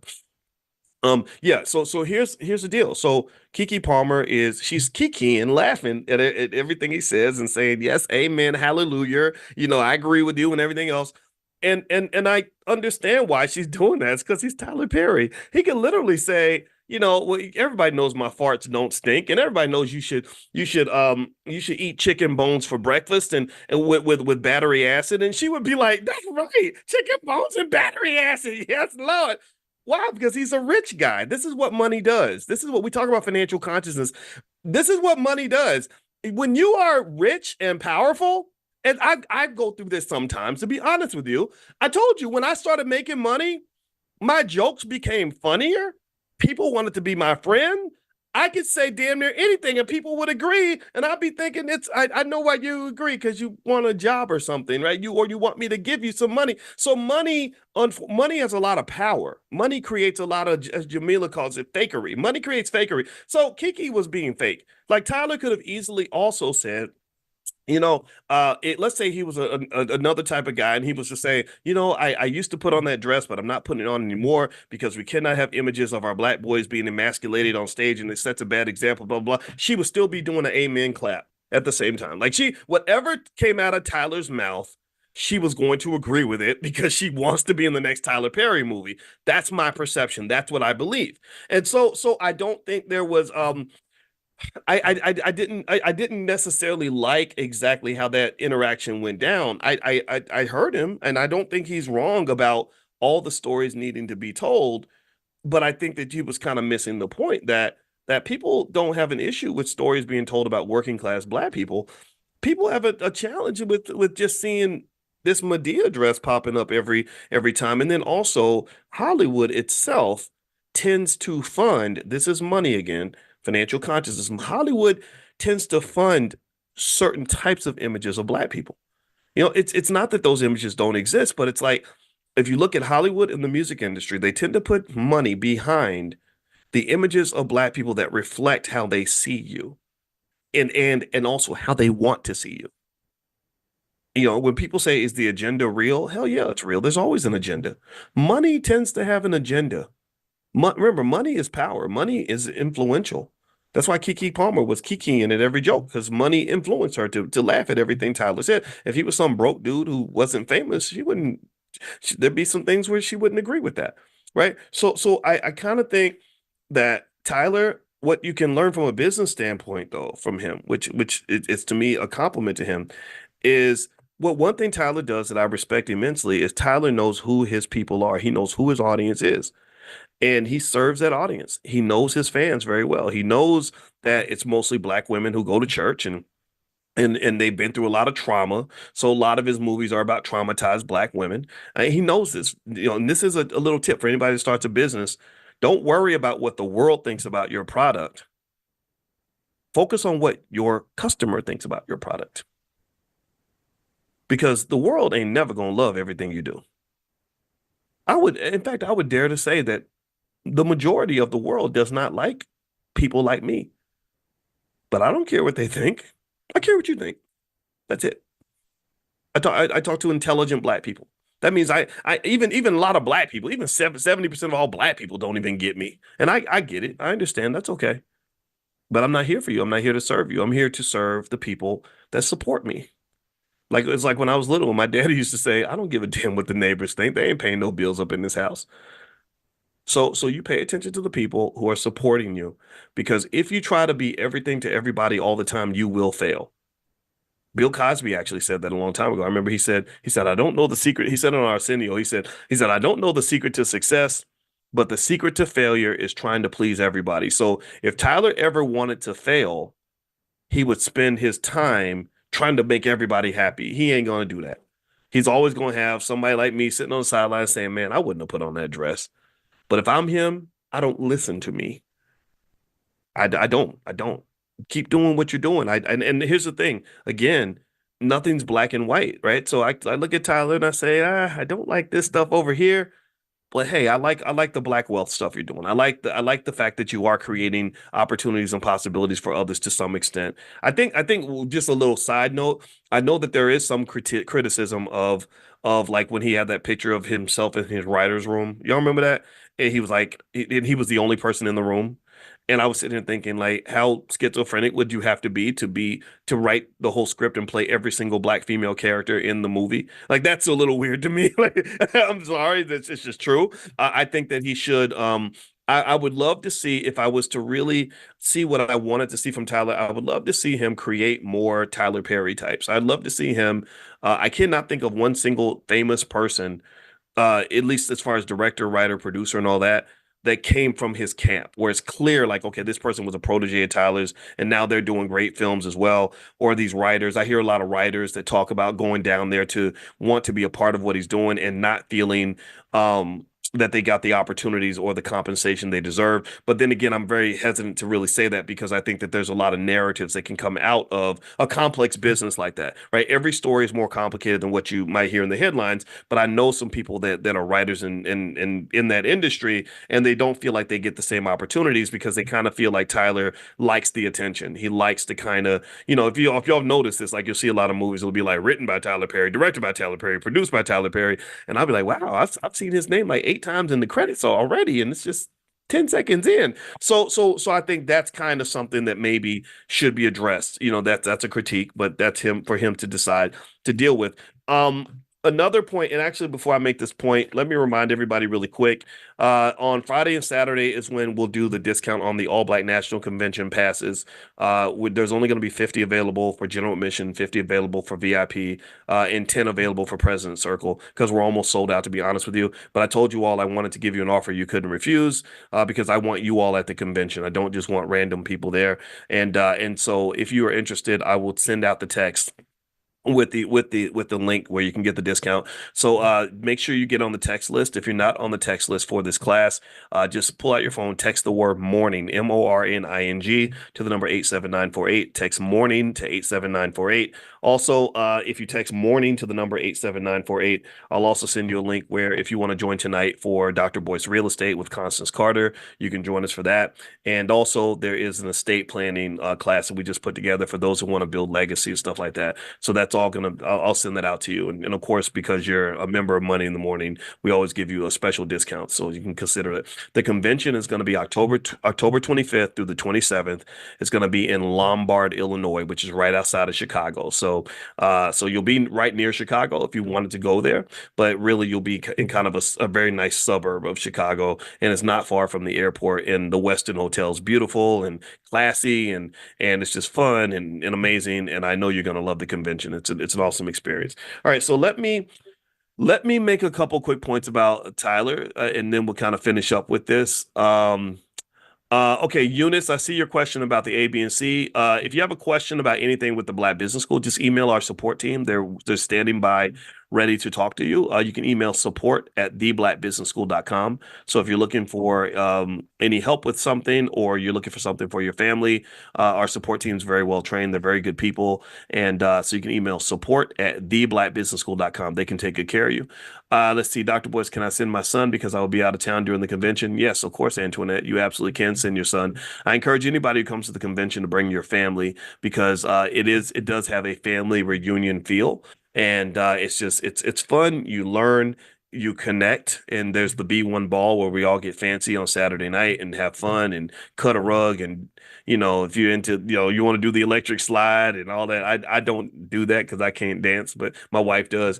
And the Soul Train line, just all that stuff. So all that we do all the fun stuff, but it's not just a convention, it's not just a big party. It's also a space where there's a lot of learning. There's dozens of breakouts on all kinds of areas, from economics, real estate, crypto, therapy, medical stuff, legal issues, activism, education. There's so much stuff there. It's crazy. There's probably about 60 or 70 experts that we brought in this year for the convention. So allblacknationalconvention.com is the URL you can go to take a look. That's allblacknationalconvention.com.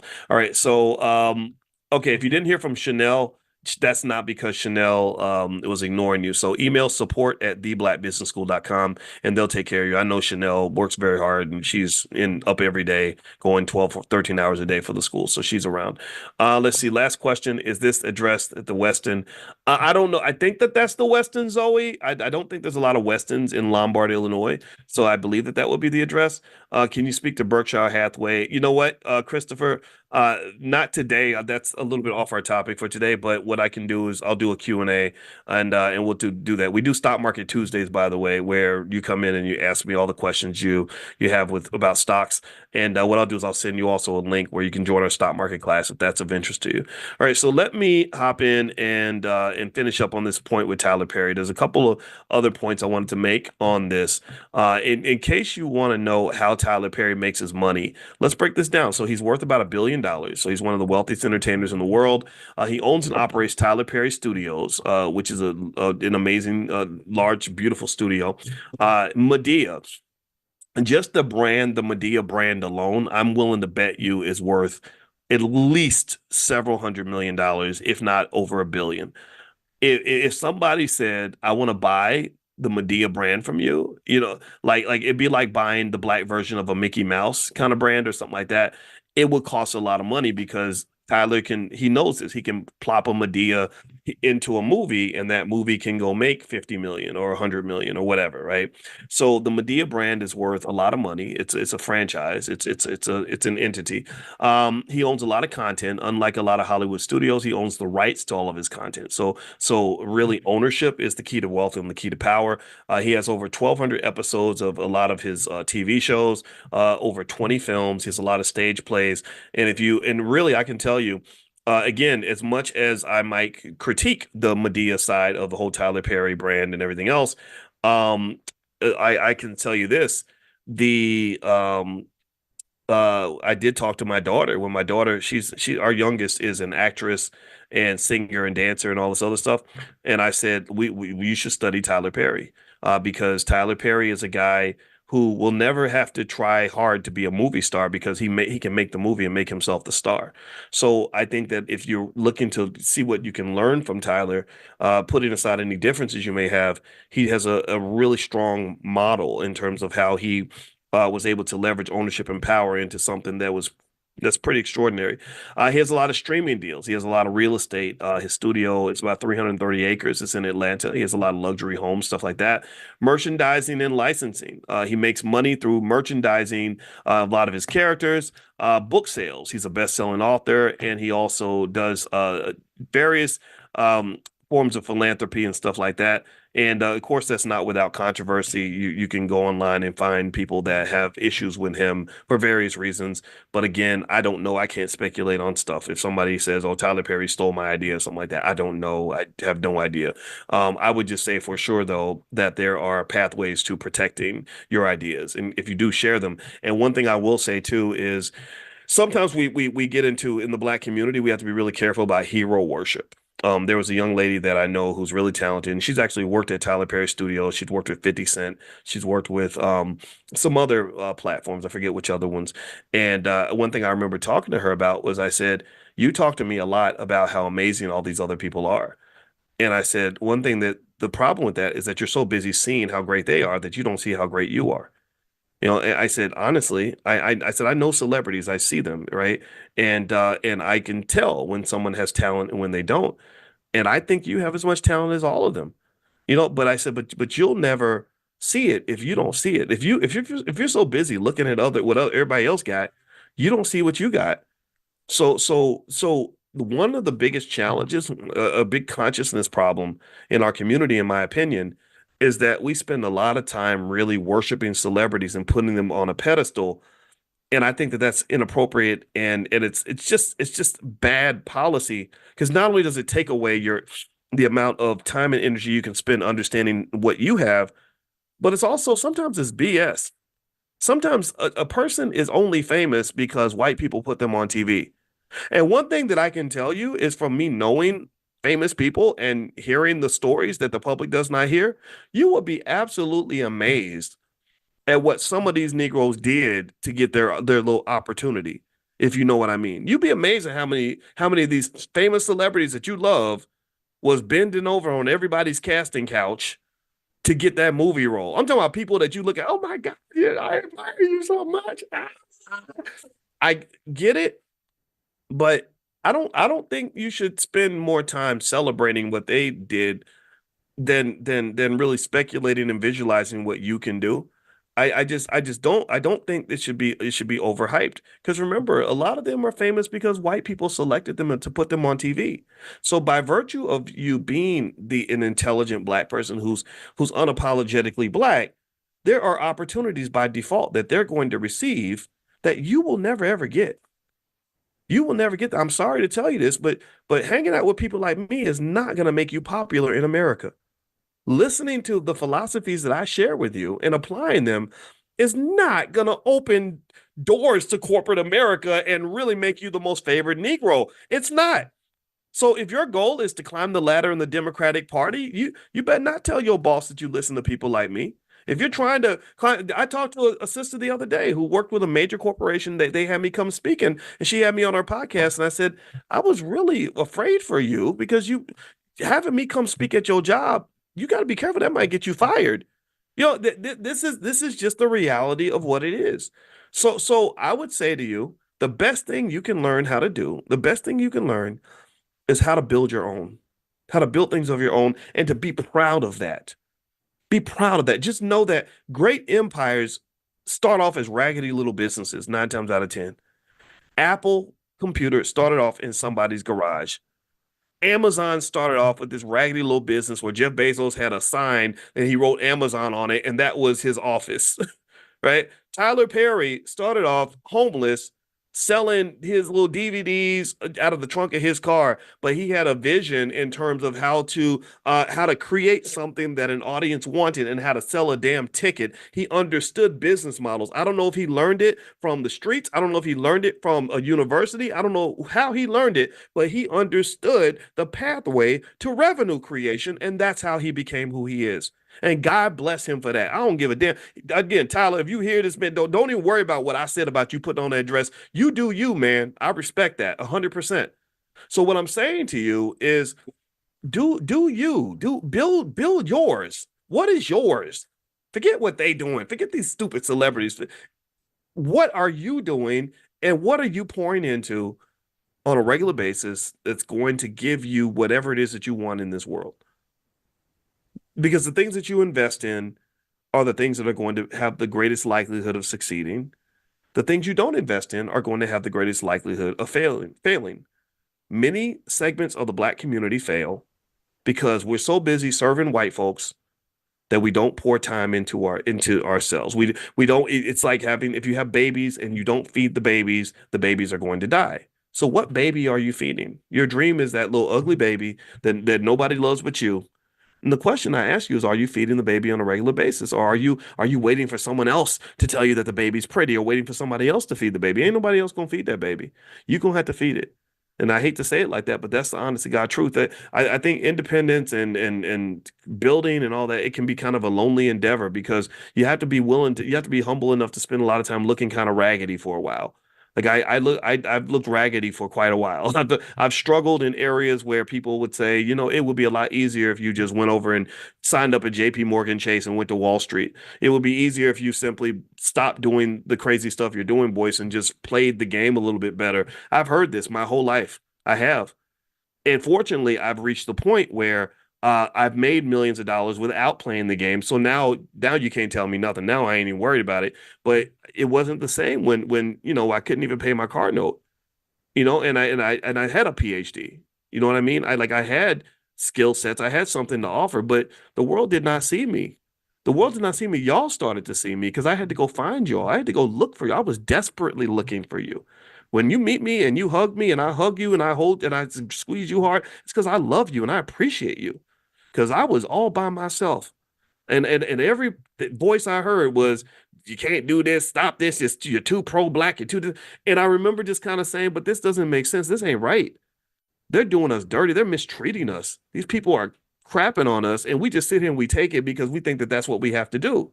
And something inside of me, you know, just like Tyler says, God told him to put on the Medea dress. I don't know, maybe he did. Yo, God told me, like, no, just stick to your guns. It's gonna be all right. And so long story short, I'm just gonna say I don't know what God is telling you because I do believe in God. I do believe in the universe and the subconscious mind and all that. Whatever God's telling you, I think that that's probably right, and I encourage you to be okay with listening and not trying to play both sides of the fence. Whatever it is, you got to commit to that, whatever that is. So that's it. I'm done. Thank you for listening. I enjoyed my time with you today. And again, you know, if Tyler sees this, no hard feelings, man. I got to be honest. And I hope you all have a great day. I will see you all tomorrow. If you want to get invited to the private Zoom for this class, make sure that you text the word morning, MORNING, to the number 87948. Text morning to 87948. I will send you an invitation to join Dr. Boyce Real Estate tonight. I will also send you an invitation to join the estate planning class if that's what you want to do. And also, I'll invite you to the convention and make a special offer to those of you that are in this class. And so all that's going to happen this week. So God bless you all. Have a good day, and I will. Hey, what's going on, guys? What's going on? I hope you guys are doing well. Welcome to drboycetv.com, the home for intelligent Black people. My name is Dr. Boyce Watkins. I want to say what's up to everybody. I hope you guys are doing well. I also hope you guys can hear me okay. What's going on? What's popping? I'm here. I'm in Atlanta. I came down for the Black Business Conference, which has been amazing.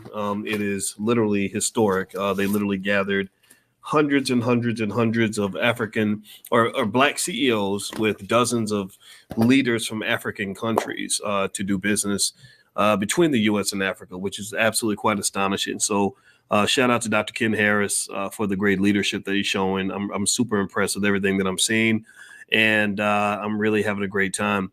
So anyway, I hope you guys are doing well. Give me a yes if you can hear me. Let me know if you can hear me okay. And I know some of you are coming in as I just sent out a text message to let you guys know what's going on. And also what I'll do, if you stick around to the end of the video, is I'll give you a stock investment that I've been making that I think is going to make money in the future. I want to say what's up to Richard Malvo, Larry Doherty, Kia Massey, Serge Wall Street, good to see you. The Stokes Marvelous Moments, Nicole Sudler, Priscilla, Ayana, Larry, Patricia's Marketing Strategies. I see you. It's very smart that your business name is in your title, in the name of your channel, because that's how you market your business. And that's really on my mind. I'm actually, I went to InvestFest today. I hadn't been to InvestFest before. I just walked through and I really just went in the lobby. I didn't have time to like buy a ticket and actually go inside. But I did go in to where to the lobby where there were a few hundred people out there, and it was really beautiful. I just loved seeing all these people getting together to think about Black economics. I mean, I just think that is the solution. That's the key. That's what we need. And I'm gonna tell you, I met so many people, and I didn't know if I don't go anywhere expecting anyone to care who I am or whatever. But I got a lot of love. I got stopped. I couldn't walk 10 feet without being stopped by somebody who was telling me about the impact that my work had on them. And I saw my buddy Ash Cash over there. He's a great guy. He does a lot of stuff with the Earn Your Leisure guys. And he actually, he spoke a lot about things that we did back in 07, 08, 09 to kind of lay the groundwork for a lot of this stuff. And this is what I wanted. This is exactly what I used to talk about back in 06, 07. As I said, I want to create a world where Black economics is common understanding for millions of Black people. I want Black people to understand that your economics has to be the first and most important thing that you learn. It has to be that wealth, Black wealth, has to be at the top of our priority list, that we have to really, really obsess about it. And this was one of the things I said 15 years ago. And at that time, it seemed kind of crazy. Something like InvestFest wasn't even possible, but they've done it. I mean, they did a great job, and I loved every minute that I was there, and I loved meeting all those people. And this is the future. Like, the ball is rolling. I think that economics is one of those things where when you open up the Pandora's box, you can't really close it. Once people learn what it's like to be financially free and to be free in general, once people experience freedom, tell me if you get what I'm saying. Let me know if you understand. Once a person experiences freedom, even an animal, when an animal experiences freedom, that animal doesn't want to go backward. They don't want to go back to slavery after they've experienced freedom. And so basically, given that you have millions of people that are experiencing freedom for the first time, they're understanding what it means to own property. They're learning what it means to own stock. They're learning what it means to have extra money. They're not, you don't go backwards from that. You don't level down after you level up. That's not something that people intentionally do. And so even though the culture still has some things we got to work on, in my book, The 10 Commandments of Black Economic Power, I talk about culture, and there are some questionable, problematic aspects of the culture that I'm not a big fan of it yet, or entirely. I kind of feel like there's still some areas of the culture we got to fix. For the most part, we're headed in the right direction, and this is everybody wants to talk about Project 2025. Everybody talks about Project 2025. Oh my God, Project 2025 is coming. Well, first off, I'm just going to tell you, I don't scare easily, and so when you try to scare me into voting for somebody because you're telling me what white folks are going to do to you, I encourage you to shift your thinking. I don't care. I'm not thinking about what other people can do to me. They need to be worried about what we're doing to them. Tell me if you get what I'm saying. They need to think about what we're doing.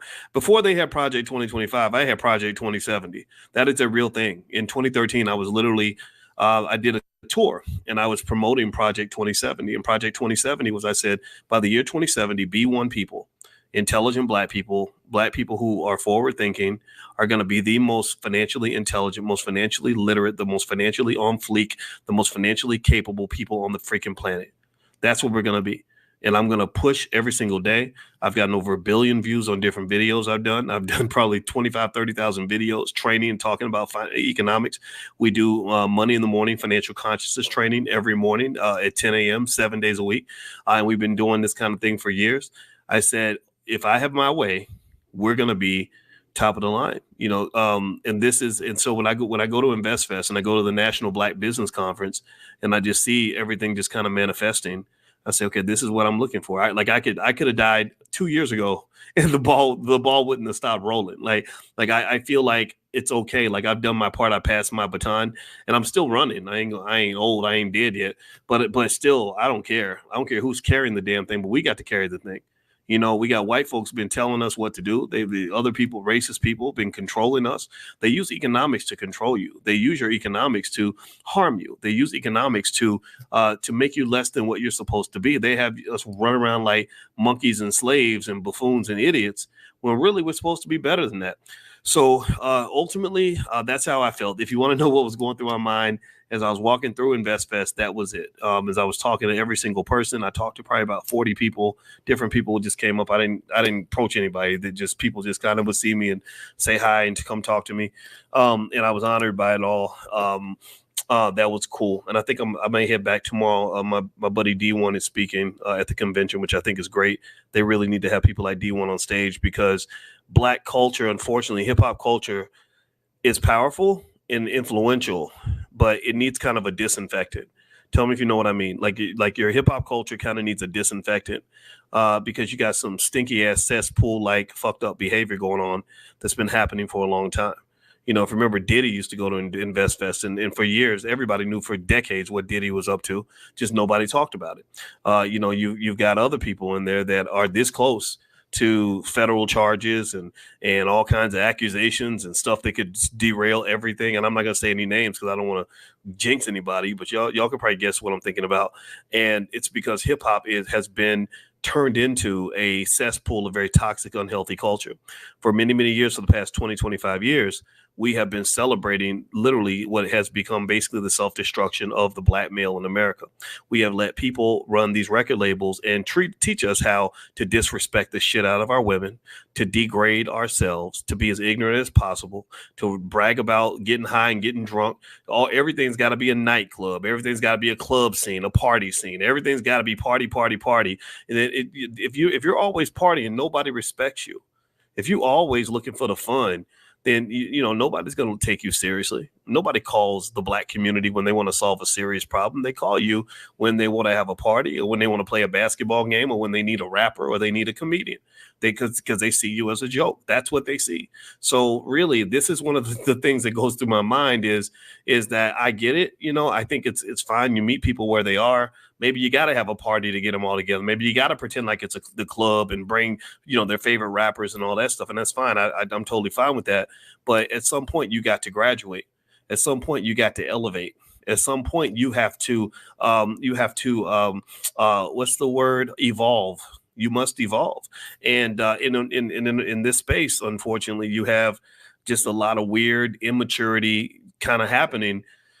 That's strange. Like, you don't have a lot of businessmen. You got these little boys, trying to like imitate these goofball entertainers, and I'm like, dude, this is not cool. This is not appropriate. This is not a representation of who we are.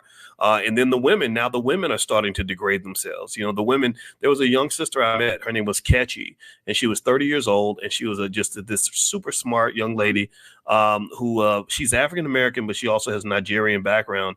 And she came to the Black Business Conference and she bumped into me when I was getting some coffee. And she said, I heard you were going to be here. So I came here to look for you. And I was like, oh, you came looking for me? Hey, how are you? Nice to meet you. And she told me her story. And she told me that she told me how she reads all Dr. Claude Anderson's books and she believes in powernomics and group economics. And her problem is, check this out. Her problem is as a 30-year-old woman is that most other 30-year-olds are not serious about group economics, that most other 30-year-olds are not serious about things like, true family planning. Most other 30-year-olds are not serious about preparing for the future. She said that it's really, really hard. She said she's a DJ too. In addition to being very, very smart, she's also a DJ. And she said, they kept asking me to play Sexy Red over and over. And I said, I know Sexy Red. I know Hands on Your Knees, Let Your Coochie Breathe. I don't know if y'all know Sexy Red's music. It's just terrible. It's very sad. It's kind of degrading. It's weird. But I pay attention to all that. I follow the culture very closely because I like to understand it. I don't like to talk about things I don't understand. And basically, this is the problem that a lot of young people have. Your culture has been so tainted that when you have a 24, 25-year-old who says, I don't want to be in the club all night. I want to go study. People make fun of him. Or when you have a 24, 25-year-old who doesn't care about the flashy stuff, they care about substance. Well, then the women say I don't want to date him because he ain't got no nice car. Right. Or you have a 24, 25-year-old who says, I want to plan for the future. I want to build something. I want to do something good. I want to be intelligent. Then people think that that's nerdy or square. And what they don't understand is that it's the square people that are running the world. It's the so-called nerds that have billions of dollars in Silicon Valley. It's the people that you make fun of, the ones you think are corny, that are actually winning, and the cool people are the ones that are losing. So what has happened in the Black community to some extent is that, and you have to be careful about this, is that they've turned your whole community into a big goddamn fucking high school. Excuse my French. I'm trying not to cuss anymore. It's Saturday night, so I hope that's okay. I hope y'all can forgive me. But they've turned your whole culture into a big high school. So you have 35-year-olds, who are still doing stuff that teenagers used to do. And I just personally think that this is something that we have to address. I think it's something that if we don't address this, if we don't force ourselves to grow up, if we don't start saying to some of the rappers that are out here acting like clowns at 35, 40 years old, if we don't say to them like, hey, bro, look, you're not behaving like a leader. You're not behaving like a husband, father. You're not behaving like a black man. You're behaving like a little boy, a little girl, a little punk, a little idiot. You're being the class clown. Why? Why is it? Well, because they're paying you money to do this. And you think that the fact that they're paying you money to be a puppet and a clown somehow makes it okay. Like, that's the thing about money. Money's very powerful, and we don't have enough financial consciousness conversations about how all money ain't good money. All money ain't good money. You know, money may seem powerful. Money might make you feel like, look at me, I'm successful, I have money or whatever. But if you got your money doing something that's like weird and degrading and unhealthy and lacks substance or benefit for anybody else, then that's kind of a problem, right? And I don't know if we necessarily have that barometer yet, because think about it, the person who shows up with the most money, you know, they pulling up at the club, they pulling up in something nice, you know, they all the girls are checking them out, you know, they walking in and they're famous and rich and got money and all that. And so that's, you know, so if you want to know, for example, when I was at InvestFest, there were people like, well, why would they put you on stage? Why aren't you on the stage? And I was like, you know, I don't need to be on the stage. I have a stage. I speak on my stage all the time at the All Black National Convention and many other places. I said, it's time for them. I want them to have the stage. But I said, also, I'd probably offend the culture. I'm probably offensive to the culture because I'm just the guy who just doesn't give a shit. I think I'm like the father figure who comes in and says, this is stupid. Like, what are you doing? Like, come on. You're 26 years old. Why are you poisoning your womb by sleeping with every guy that walks by because you heard a rapper tell you that this city girl lifestyle is good? You're going to get 35 and you're going to regret not having children. You're poisoning your body this way. You know, you're drinking a lot. Your children, your babies are getting fetal alcohol syndrome because people don't know that the fetal alcohol syndrome is an epidemic in the Black community. How many of y'all know that? My wife brought this up and Cardi B got pissed. Cardi B sent my wife a notice. She sent her a message on her Instagram.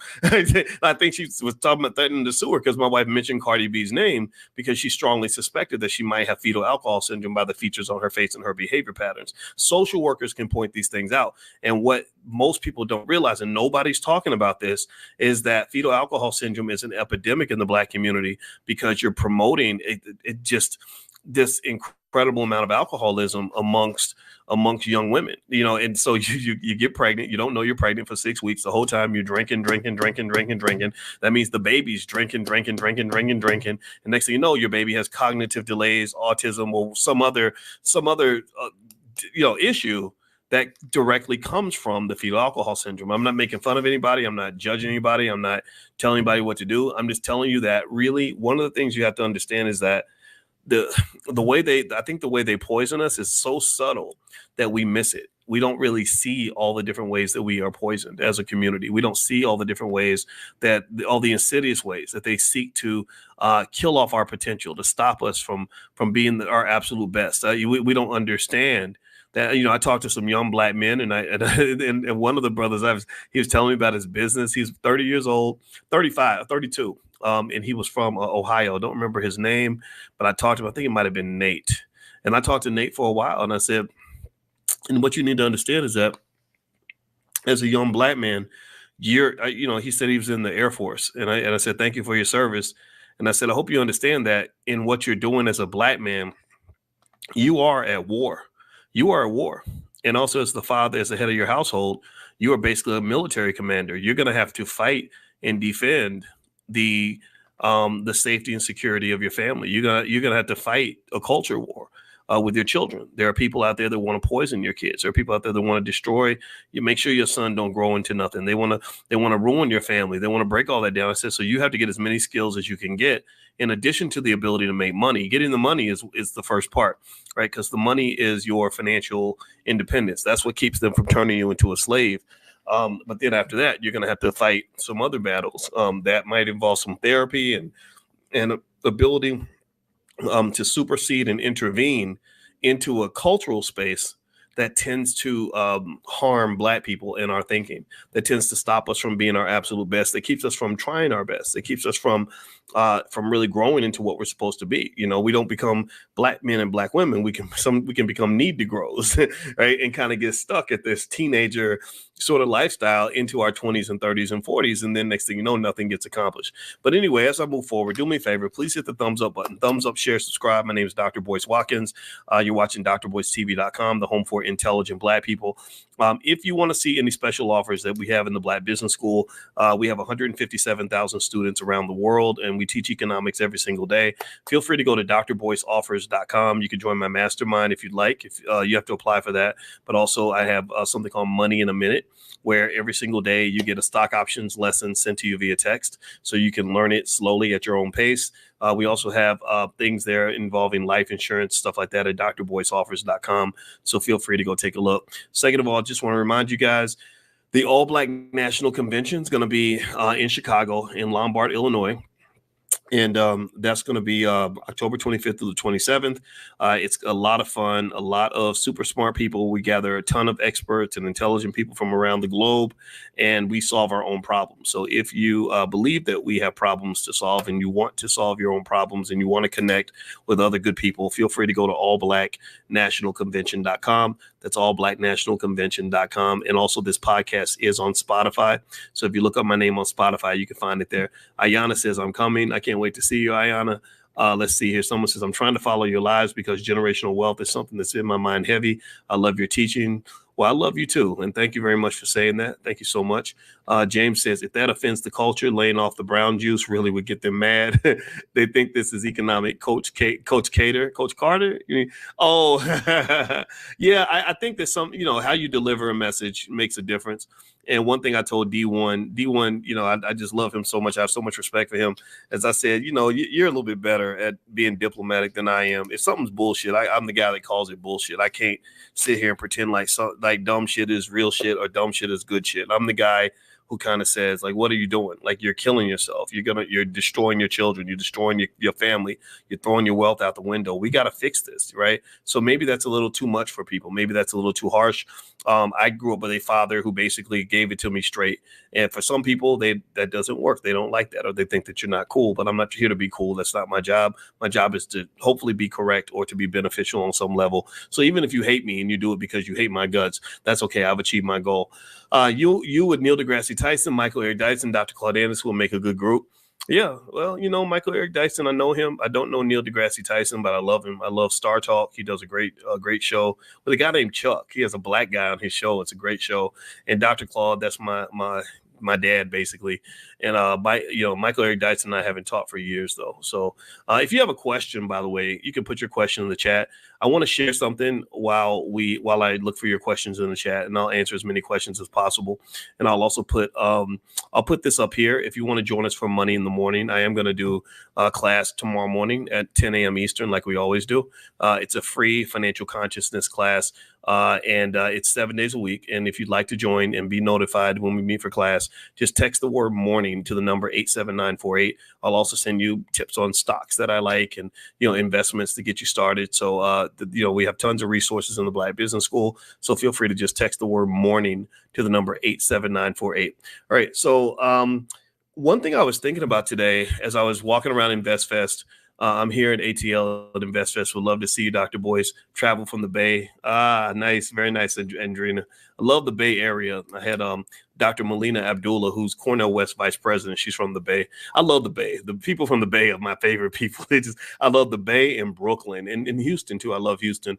But like the Bay and Brooklyn, whoo, y'all are unique as hell. Because I see people all over the world. And the Bay is just like they came from another planet. And I love them for it. Like super creative. Kick-ass revolutionaries, super, super smart, pro-black. Like, you can come in with a radical idea and the people in the Bay will get it. So I love the Bay, by the way. It's just, and then that don't even count how much I like E40's music. But anyway, with that said, here's what I was thinking about. So let me share my thought, and then I'll go back to your questions. So I was processing as I was walking through InvestFest, and also I walked through the National Black Business Conference, which has thousands and thousands of people. The president of Liberia is here. Dr. Ken Harris gathered dozens of African nations with hundreds of black CEOs, dozens of black chambers of commerce, and they are doing real business. They're doing real delegations to Africa and literally doing billions of dollars in business. They are getting it done. I'm going to be going to Africa probably at least 3 or 4 times a year, maybe more. I just got back from Egypt, but I'm going back again soon. Anyway, so I was walking around through these events, and I was thinking about systems, and I think I was talking to somebody about just little things that happen, like when you I think there was one sister who saw me and she said, "Hey, Dr. Boyce, Dr. Boyce." So I went over and gave her a hug and talked to her. And she was talking about when she quit how she had her job, and she got nervous. She money got a little bit tight, and so she started looking. After she quit her job, she became an entrepreneur. She started a hair business and mentoring kids. And I said, "That's great." I said, "There's no job that a white man could ever give you that's more important than you helping our children. Our children that is our pot of gold. That is, that is our future. That is our $1 trillion asset." I said, "So there's no job more important than that job that you're doing." And she said, "Yeah, but when money got a little tight, I got nervous and I thought about going to my job, and then something crazy happened and I applied for the job on LinkedIn and they did this and they did that." And I said, "You know what? I think that's the universe basically telling you something." I said, "It's almost like when you see an old ex, when you see your ex and you look at your ex," because she said, "It just wasn't the same. I just didn't feel the same." I said, "That's because you're not supposed to be there." I said, "I don't think human beings are supposed to be in that kind of captivity, not naturally." It's like when you see your old ex who you used to be in love with because you thought you couldn't do any better. And then you see them and you look at them and you're like, "Ugh, like, like what did I ever see in you? Why did I ever like you?" And she kind of laughed and she's like, "Yeah," she said, "Yeah, you say like, what did I ever see in you in the first place?" I said, "Yeah, you do that, right?" I said, "And that's what it is like, basically being in that corporate slavery that you were in. Now that you've had a taste of freedom and you've leveled up in your life, your spirit, you know what it's like to control your time. You know what it's like to make your own money. You know what it's like to be free. It's really hard to go back to that. It's really, really hard." And again, I wasn't belittling the financial challenges though, right? Because I get that that's very, very real. But I said, you have the option of figuring out how to fit into this very uncomfortable system that's not designed for people like you. You can go back to your black job. That's fine. Or you can figure out how to operate in a new space. Instead of learning how to adjust your black job, you learn how to adjust black owned, right? You go from black job to black owned. And that is just a shift in mindset. It's a shift in perspective. It's a shift in strategy. It's a shift in value systems. It's a shift in culture. It's a shift in processes. Do you understand? See, there's a difference in terms of the way a free black person goes about solving a financial problem versus the way an economically an economically incarcerated person might solve a financial problem. They might both have the same problem, but solve it in two different ways. It's like if I'm a basketball player and I need more points, I'm gonna put the ball in the basket. That's how I'm gonna score my points. But if I choose to become a football player and then I need more points, I can't go back to playing basketball on the football field. I can't go. That's awkward. I can't leave the football field and go to the basketball court. I have another way of scoring points, but I have to score them in a different way. Do you understand? Now that I'm a football player and I made that commitment, I have to get into the end zone. That's a whole different process. It's a whole different set of skills. It's a whole different type of preparation. Do you understand? So what happens sometimes is you can get caught when you're trying to quit your job. You can get caught between playing basketball and playing football. And I told her, I said, "Look, you're in a new world now. You're in the world of free black people. You've made the decision. You've taken the leap. You've jumped into the world of wealth building. You now have generational wealth and legacy and everything. You're building this business. You're doing this for your family, doing it for your kids. You have made money. You need to make more. Well, this is how you got to solve that problem." That means as a free black person, you're not saying, "Well, how do I fill out more job applications?" Or "How do I get my boss to give me a raise?" Or "How do I get a second job?" Or "How do I get a better job?" No, you're a business owner now. Now you say, "How do I market my product better? What connections can I make? What conferences can I go to? What investments can I make? Can I repackage my product? Can I develop a new product?" Right? There's a million other ways you can get that extra money that doesn't involve you going back and trying to become something that you clearly have stated that you're not. You've decided that you're not an employee. Do you understand? Let me know if you get what I'm saying. Like now that you've made that statement, and just like when people talk about identifying, like you can identify as a man or a woman. I said, you've identified as a free black person. So now that you've made that identity switch, now I don't think there's much turning back from that. I think that at that point, that is going to shape how you go about solving your financial problems. And let me know if y'all get that analogy. Give me a yes if you understand where I'm coming from on that, because I just had that thought and I wanted to share that. By the way, tomorrow morning we will be doing Money in the Morning. So if you'd like to get an invitation, text the word morning to the number 87948. And also, we are going to be doing some travel together. If you remember, I told you guys we went to Egypt and it was a lot of fun. And so if you want to be notified of when we take our next international trip, text the word travel to that same number, 87948. So text travel to 87948, and I'll let you guys know when we plan our next trip. Our next trip that we'd like to do is Black Wall Street. We'd like to take a trip out there, go make it rain on Tulsa, and really, really go in there and learn, not just learn the history, but make some Black history and also learn the part of the history they don't tell you, and then also help wake up that area of the community, that area of the country. They have done a horrible job of making sure people don't learn the history. They in Tulsa, you'd be amazed how many people grew up right there in Greenwood but don't know that they're sitting on that sacred ground. I personally think that we need to go in there and kick the door down a little bit, not so much in terms of protesting and all that. I'm more so talking about us going down there and not just educating ourselves, but also supporting the businesses that are there, and then figuring out ways that we can actually manifest the realities we'd like to see. So that's one. That's maybe we can call that the reparations trip or something. I don't know.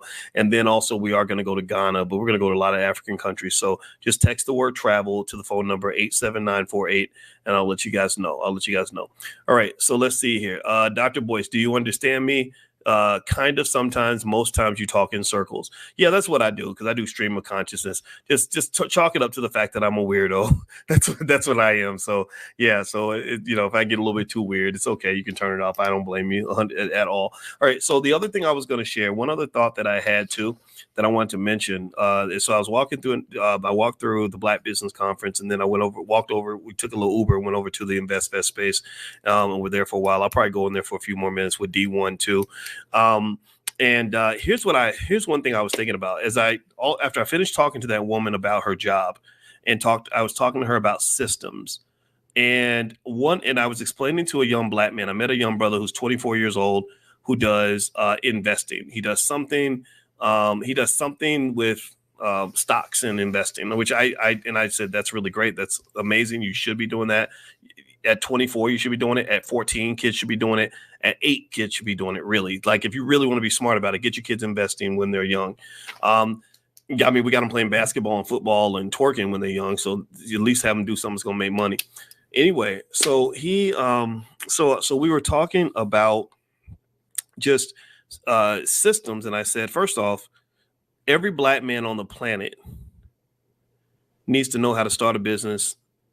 Every Black man on the planet needs to own stock. Every Black man on the planet needs to understand the difference between ownership and renting, especially with real estate. Every Black man on the planet must know this. And now Black women should know it too. And Black women are learning it 100%. Nothing against that at all. But here's your problem. You have a system, an economic system, that is designed to squeeze you out. You have this bullshit game called integration that they play with you. And what integration does is it has us all basically lined up like we at the club, and we all trying to get into the club. We all trying to, and the bouncer's letting in the pretty girls, but he's not letting the men in. So the economic system is a system that is designed, just like the political system, is designed to divide you by doling out and allocating resources in a specific way, where one group is being given more than another, and that's being done very intentionally. And do you understand that? So let me explain it a little bit better. So if you talk about the economics, what's really been happening is that there are opportunities and jobs that Black women are given access to that Black men are never considered for. For example, my wife, it works at a university that hired her, her beautiful light-skinned self. And she knows for a fact that they have not hired a single African-American male anywhere on the entire faculty. They certainly wouldn't hire somebody like me. And this is not just there. This is a microcosm of the entire economy. Every single study shows this. So this economic system is not designed to truly empower Black males and allow them to extract the full depth of their human capital, allow them to fully experience the economic benefits they deserve. So what has occurred as a result of that is that you have this imbalance that's been created. It's been created by the dungeon masters. You're in a cage and you're cage fighting, and the people that control the cage have designed the cage in a certain way. They designed it where there's going to be divide and conquer. They designed it so that you'll fight each other over the resource, just like Democrat, Republican. I told a brother today, I met a brother who's a lobbyist in Congress. I was at the National Black Business Conference. It was a brother that was a lobbyist in Congress. And I told him, look, I told myself, one vow I made to myself is I will never fight another black person over Democrat, Republican bullcrap. I won't do that, because if you're a Democrat, your enemy is not the Republican. If you're a Republican, your enemy is not the Democrat. If you're a Republican or a Democrat, your enemy are the bastards who created this damn two-party system. It's the people who designed a system where you have to be a Republican or you have to be a Democrat. It's the people who designed a process where if you don't vote Democrat, they automatically call you a Republican. And I refuse to accept any of that, because you're not going to tell me who I am because I didn't do what you told me to do. You're not going to define me because I choose to accept whatever definition you preconceive that I'm supposed to have. Like, you think that because I'm a black man, I'm supposed to go vote for Kamala and the Democrats. And if I tell you I'm not doing that, and then you start calling me a Republican, well, that right there reveals the sinister nature of your behavior. That reveals the fact that you're mad at me because you thought you owned my vote. You thought you could back me into a corner by limiting my options. But what you don't understand is that I'm not playing this game with you. I'm not. This is because it's all a game. The economic system is a game. The political system, it's a game. And what do I mean by that? Well, see, and in this game, in all these games, you have different types of people. Now, pay attention. Now, you might want to pull out a piece of paper and write this down, because this is going to break. I'm going to break this down for you, because this is really a financial consciousness lesson. I'm going to reiterate this at some point because I think we need to understand this. Okay, you ready? There are people that win the game. And then there are people that lose the game, right? And then there are people who can't even get into the game. And then there are people who refuse to play the game. And then there are people who create another game entirely, right? So basically, when you're talking about the economic system and this integration stuff that they've sold to us since we were babies, it's a game. It's a game where when you win, you say, "Look, Mom, I made it."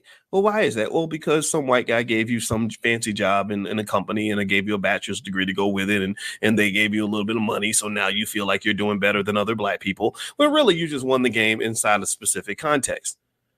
Good for you. And then you get people that lose the game. They go in, they try, they get accepted, they get hired, but it doesn't work out. They get fired on the day off. They don't get the raises and the promotions, and they end up feeling like losers because you lost the game. But really, you lost a specific game based on specific rules designed by specific people. But then you get people that get a little smarter, and there are people that say, "Oh, I'm not playing this game with you. You're not gonna even define me you won't even have the right and ability to even define me, because I'm not even participating in the process at all."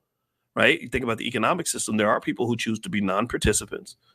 And then you have people that want to participate in the game, but they can't get in. Right? And those individuals get very frustrated. So my belief is that the people who can't get into the game and refuse to participate in the game should be leaving the game to create a new game somewhere else. Systems are not just things that have to be overcome. Systems are things that can be created by you as well as anybody else. That system that you're operating in, that system that you cherish and you worship so much, somebody created that. Somebody created that. I call them economic gods.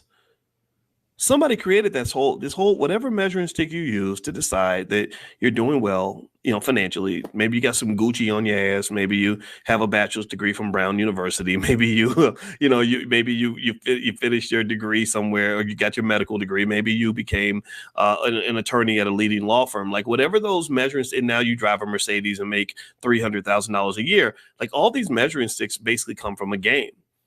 And what happens is that because we're not elevated and raised to have the economic consciousness that we need to have, we focus our energy on trying to win the game and competing with each other to win the game, as opposed to sitting back and saying, okay, who created this damn game? Because remember, so remember, you got people that can win the game. You got people that lose the game. You get people that can't get into the game. You get people who refuse to play the game. Then you have the people who created the game, and then you have people who leave the game and create a new game. So that's really 6 degrees of freedom, six positions you can choose. Which position do you choose? Do you choose to be the person who plays the game and tries and wins, the person who plays the game and loses, the person who refuses to play, or the person who can't play? Maybe you can't. Maybe you're a black man with a degree and you can't get a job in your industry. They won't allow you to sit at the table, and nobody really helped you understand that tables are built, that the table that you're trying to sit at, somebody built that damn table, and you do have the option of building a table for yourself. We don't really get to that part of the conversation. We don't get to the part where we say, damn, I'm fighting with another black man. I'm jealous of this black woman in my department because I think she's going to get the promotion from me because I know that they only have room for one black person. But instead of fighting with this person, really the real enemy is not that person that you're competing with. The enemy is the son of a bitch who made you believe that there's only room for one of y'all. Do you follow what I'm saying? Do you get what I'm saying? Like if I create a cage fight and I set the rules of the cage and I say there's going to be one piece of chicken and everyone else will starve, and whoever wins the fight to the death is going to get the chicken, then I can create whatever kind of chaos that I want to create. If I want to make everybody passive and feel better, then I can just add more chicken. I can give everybody some chicken. If I want to make everybody more aggressive and hate each other and fight each other, I can take away chicken and then tell the people that don't have any food, like, oh, the reason you ain't got no food is because they took your food. I heard a joke one time where somebody said that there was a rich man, a poor man, and a black man sitting at a table. And there was 10 cookies. So the rich man takes 9 out of the 10 cookies and then gives 1 cookie to the black man. And then he whispers to the white guy, he says, that Negro took your cookie. Right. And so do you get the joke? Right. So really the real enemy is not the man who you think took your cookie. It's the fact that there's not enough cookies to go around in the first place. So when I look at American politics, I got friends that are Democrats. I got friends that are Republicans. I got friends that are independent. I got friends that ain't going to vote. I don't tell them what to do. I listen to them. I want to learn from all of them and hear their perspectives. And really, I would just tell you that if you ask me about the American political system, the real enemy is the people that keep you fighting each other in a damn 2-party system. They're the ones who do it. If they got you fighting your own damn cousin because you're a Democrat and he's a Republican, then they've won. They've won already because you're so busy fighting each other. Your consciousness is so low that you're just putting all your energy fighting a person that should be your ally instead of fighting the real enemy. The real enemy is the person who put you in a position where you have to fight each other.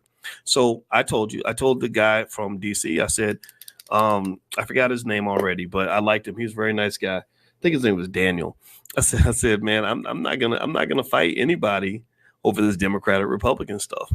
Not only does it not matter, black wealth goes down under Republican administrations. Black wealth goes down under Democratic administrations. What's the difference? I care about black wealth. I believe black wealth is one of our solutions. I believe if we get our economics right and start thinking on a systematic level, and then also which comes from things like doing business with each other, which is why I was very happy to be at the Black Business League. And I was super proud. I was super happy to see all the young people over at InvestFest and all that stuff.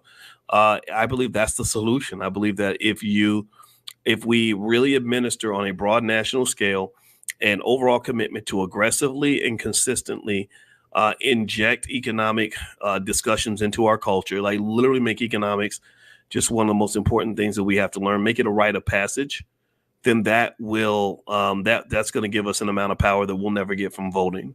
And if you think about it like this too. Everybody talks about Kamala versus Trump. And if you think about it, most people will end up debating their politics over social issues, right? They'll debate, like maybe one person believes in abortion. Somebody else, has an issue with the border. Another person, has an issue with, they think Trump's just a bad person, right? Somebody else, talks about Kamala and her white husband and all that. What's interesting to me is that we vote based on social issues. We vote based on whether we like somebody. We vote based on what certain social policies we think the person's going to support, whether it's DEI or something else. What's interesting to me is I think you want to ask yourself a deeper question.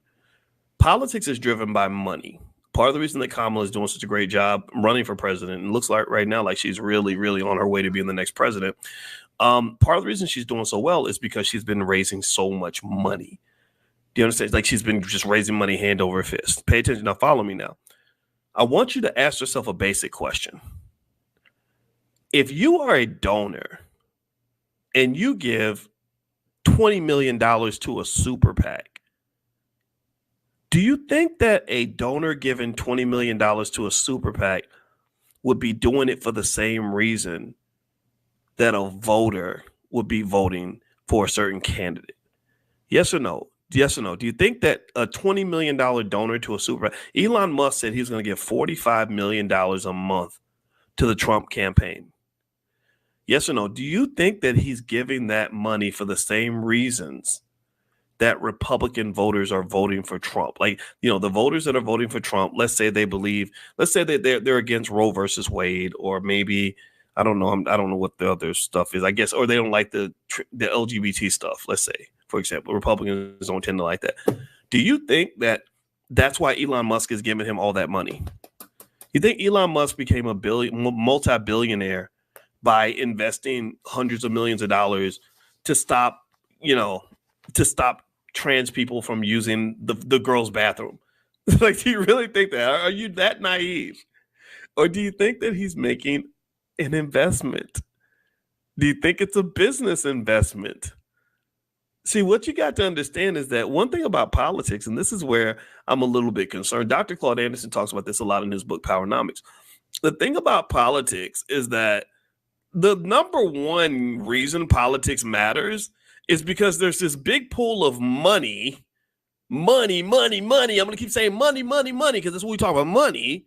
In case you're wondering why a finance professor talks about politics, it's because it's driven by money.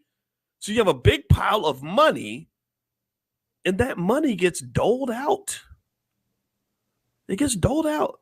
I met a brother today from at the National Black Business Conference. He had a PhD in applied physics from University of Michigan. I think it was Abram. I think that was his name. And he worked for the Department of Energy. And one thing that he did that I thought was great was, I said, "Why? What brought you here to this conference?" He said, "I'm helping Black business owners get government contracts because we're writing checks for billions of dollars. And I want to see my people get some of that." I said, "You go, Black man. Good for you. I support you and your Black job." Because this is what it's about, folks. This is what I'm doing. And everybody ain't gonna get it. Everybody ain't gonna get it. Like people that are just like, "Oh yeah, Trump's a bad guy," or Kamala's an AKA like me. And okay, I get it. Ski wee to you too. God bless you. My sister's an AKA. Love the AKAs. Y'all my sister-in-laws, every one of you. And I love you. But that's not why people are giving money to buy your votes. That's not why Kamala raised hundreds of millions of dollars last month. That's not why AIPAC gave her, tens of millions of dollars. They're buying weapons for Israel. They're not into all the stuff that you're into. They're not thinking about what you're thinking about. Their consciousness is different from your consciousness. You fight with your cousin because, over whether or not Trump really did have sex with Stormy Daniels or whatever these stupid things are. Like, I think these prosecutions are so crazy, honestly. I don't care, right? But that's not what the money people are thinking about. People do not donate millions of dollars to presidential campaigns because they're trying to, because they care about Roe versus Wade or whatever. They could care less about that. It's y'all that are getting into that stuff. So what they do is they get a bunch of money, and the big donors say, the big donors that are giving money to Trump, for example, in crypto and tech, they're like, "Hey, we're going to give you money. And if you get our money, you have to get Gary Gensler out of the SEC so that he'll quit messing with us and messing with our money and messing our businesses up," which I think is fine. The tech companies, the tech titans like Peter Thiel are writing multi-billion-dollar checks because they're like, "Hey, look, Apple's getting prosecuted for antitrust violations. They're going after Google. They're going after Amazon. That's the Biden administration. We need to stop all that. We'll give you money, but you got to make sure that these antitrust investigations stop because that's messing with our money." Do you understand? They are doing it because of money. They didn't all switch to Trump because they suddenly liked this guy. They switched to the person that was going to help them make the most money. And then what do you do with the money? Well, it's like, oh yeah, voters, they care about all these little sensitive issues. They care about whether or not somebody, I don't know, somebody was dancing with Cardi B on stage and like twerking with Megan the Stallion and like whatever so they'll give you all that. They'll give you what they call the circus and I forgot what they call it, but give them circuses and candy or something. I forgot what the old quote was, but that's what it is. That's what they do. They give you the circus, they give you the coonery, they give you the lowbrow nonsense, and then you get to cheer for your favorite candidate. You could say, "Oh, I like this person because they're a Democrat like me or they're a Republican like me," and that's not even what the game is all about. That's not what's really happening here. And so I think for Black people, the reason that political intelligence and political maturity is so essential is because you need that money. You need some percentage of your tax dollars that you pay. How many of y'all pay taxes? Anybody else pay taxes? I pay a lot of damn taxes. Lord Jesus, it never stops. I hate taxes, right? If you pay taxes, I mean, I believe in paying my fair share. I believe that we should tax. I'm technically a rich person. I believe rich people should be taxed more. I really believe that. I think that we don't tax them enough. So if you pay taxes, you need, as a community, for some percentage of that tax money to come back to develop infrastructure in your community. They come and they get your vote and they take your money and then they pimp slap you and they say, "Shut up, bitch." And you just take whatever you can get because you just want white folks to like you. And I'm just not that guy. I cannot condone this behavior. I cannot sit back and say that this makes sense. It doesn't make sense. And if you tell me that no, Dr. Watkins, it does, I'll say, well, show me one time where any president, anybody, any administration you've ever elected, because you vote in every damn election and you do what you're told every election. Show me one time where that's impacted your wealth in a really significant way. Show me any time under any administration where you went from anywhere other than complete dead last when it came to wealth. And I believe every time you were also dead last in income. What's changing? So the reason I liked the Black Business Conference and also I like InvestFest and all that is because I like the fact that they're just helping us to learn basic ideas like keep your money, do business with each other, become entrepreneurs, make investments, make your money grow, become economically intelligent. There's money everywhere, and it's all like a big Easter egg hunt. It's all a scavenger hunt. It's like, where's Waldo? Instead of where's Waldo, it's like, well, where's the money? So the reason you want to go to conferences like that and other ones, the All Black National Convention has a strong economic component, things like that, is because you get with other people and you all start talking, and eventually talking together, you figure out where the money's at and you get your fair share. That to me is a solution that has to be explored. I think that's a solution that will supersede anything that happens in terms of politics. And who knows, maybe one day we would either have the money to support our own political party or, our own candidates, but it's very, very difficult because we don't have necessarily all the resources required to truly make the kinds of donations that could really put somebody in office and then force them to be beholden to us. I think the Jewish community does have that because they developed a whole industry around themselves called Hollywood. We know who's running Hollywood. I don't know why they are so ashamed of it. We know who runs Hollywood.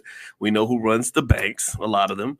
We know who runs a lot of other major corporations, and I ain't mad at them for it. I'm not mad at anybody that defends their own community. I think they should be applauded for that. So I don't have any, when I was on that phone with Kanye, I wasn't sitting here agreeing with him in terms of the crazy stuff he was saying about that community. I think, it's like, no, you've got some resources too. What are we going to do as brothers? What are we going to do as Black people to improve our condition? I think it's up to us to make that decision.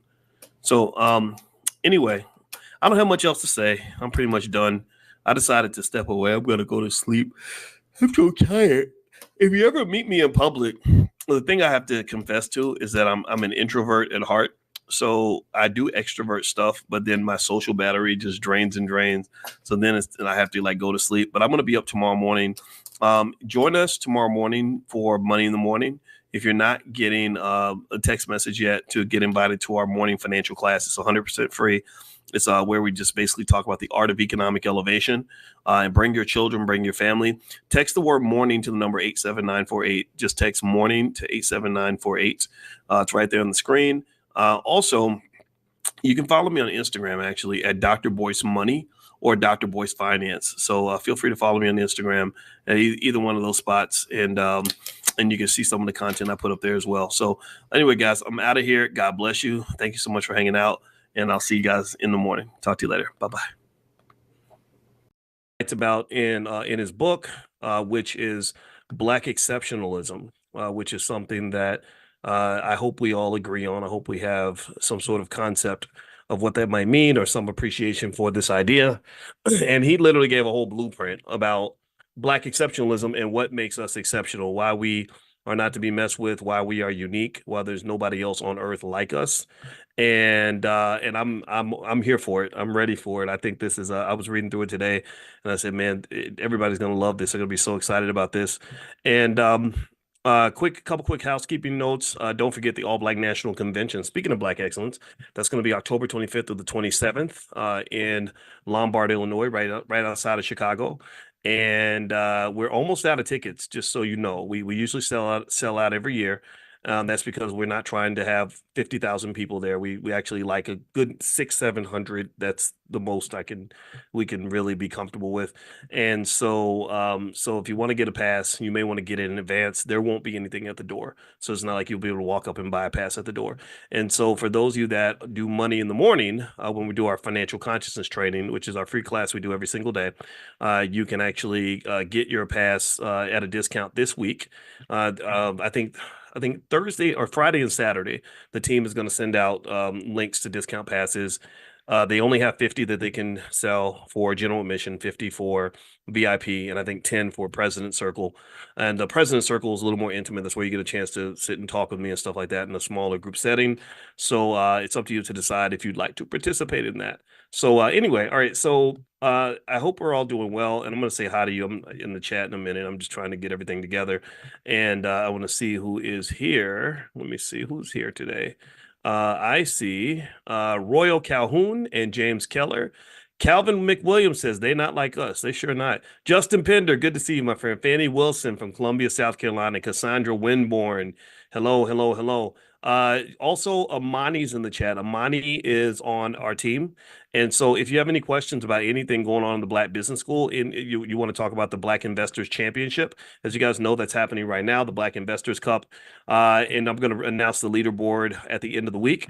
Or anything else, anything that you want to do in terms of educating your kids on economics, feel free to talk to Amani. She is part of our support team, and they really value you. They're very good at what they do, and they've all been here for several years. Pretty much supporting the cause and helping us to become extra Black and extra smart. Because being financially intelligent, that's acting Black, in my opinion. That's called acting Black. All right, so let's get started here. Let's go ahead and begin this discussion. Okay, so here's what Dr. Anderson wrote about. We're reading Dr. Claude Anderson's book. It's called The Black History Reader. I've been switching sections a little bit because I want us to read stuff that I think is appropriate for the tone and the conversations that we're already having. A lot of us are having conversations about the politics of America and reparations, things like that. So I'm going to read some of this to you, and so let me pull this up. All right. So what Dr. Anderson talks about, and I believe he's going to dig into the reparations conversation a little bit, is he talks about Black exceptionalism and just what that looks like, why you're exceptional, why you should not let other people lump you in to everybody else's stuff. And this is on page 186 of the book, The Black History Reader. The book can be found at powernomics.com. That's powernomics.com. And also, just so you guys know, another little note I want to mention is later on, I'm going to do some conversations about Nvidia stock, and I explained actually a short video explaining why I did not buy Nvidia. I'm not buying any more of it. I own it because I bought it cheap. I think it could be overpriced, and I think it's very, very risky. Everybody's been talking about Nvidia, so it was on my mind because my son came in and asked me about it. And I explained to him why the stock price went down, even though they exceeded the earnings expectation. That's a whole stock market conversation. So just kind of be ready for that. Make sure you're on the text list, and I can send that to you. If you're interested in stocks, just text the word stock to the number 87948. Text stock to 87948. Yeah, Darlene, did it crash? I don't know if you call that a crash. At the very least, it's a correction. So there is some stuff to unpack there. And then second of all, I wanted to also, Tyler Perry said something interesting. and I wanted to kind of address that. I'll probably address that tomorrow morning, the economics of Tyler Perry in Money in the Morning. So if you want to join our morning class, also text the word morning to the number 87948. So there's different lists based on what you're interested in. So text the word morning to 87948 if you'd like to join our economic elevation class, which is 7 days a week, every morning, 10 a.m. Eastern. Bring your whole family. That's all I ask. You don't have to pay money, just pay attention because I want you to be tight on your economics. And then the Nvidia stuff, I'll send you a link on that stuff as well. All right, so here is page 186 in the book The Black History Reader by Dr. Claude Anderson, and he talks about Black exceptionalism, and he asks this interesting question. This is question 65. He says, is Black exceptionalism the unused key to Black self-empowerment? Have you not tapped into your exceptionalism when it comes to getting what you want? I think that there is this myth that there's something wrong with us, that we are perhaps disabled, or that we should be lumped in with all the misfits of society. Anybody who's not a white male, I vehemently disagree with that. I don't think there's anything. I don't think we're broken. I think that we just, or maybe some of us have been broken by society, but I think that we are exceptional in a lot of ways because of what we've gone through and how that built us into who we are. So here's what Dr. Anderson says. He says, Blackness has had special importance and impact in America and the world. For centuries, the American public and politicians in particular have proclaimed that America's democratic values, freedoms, and immigration policies make it an exceptional nation among societies and is therefore due special recognition, respect, and an elevated status over all other nations. Exceptional means something that is different, unique, rare, unusual, and remarkable.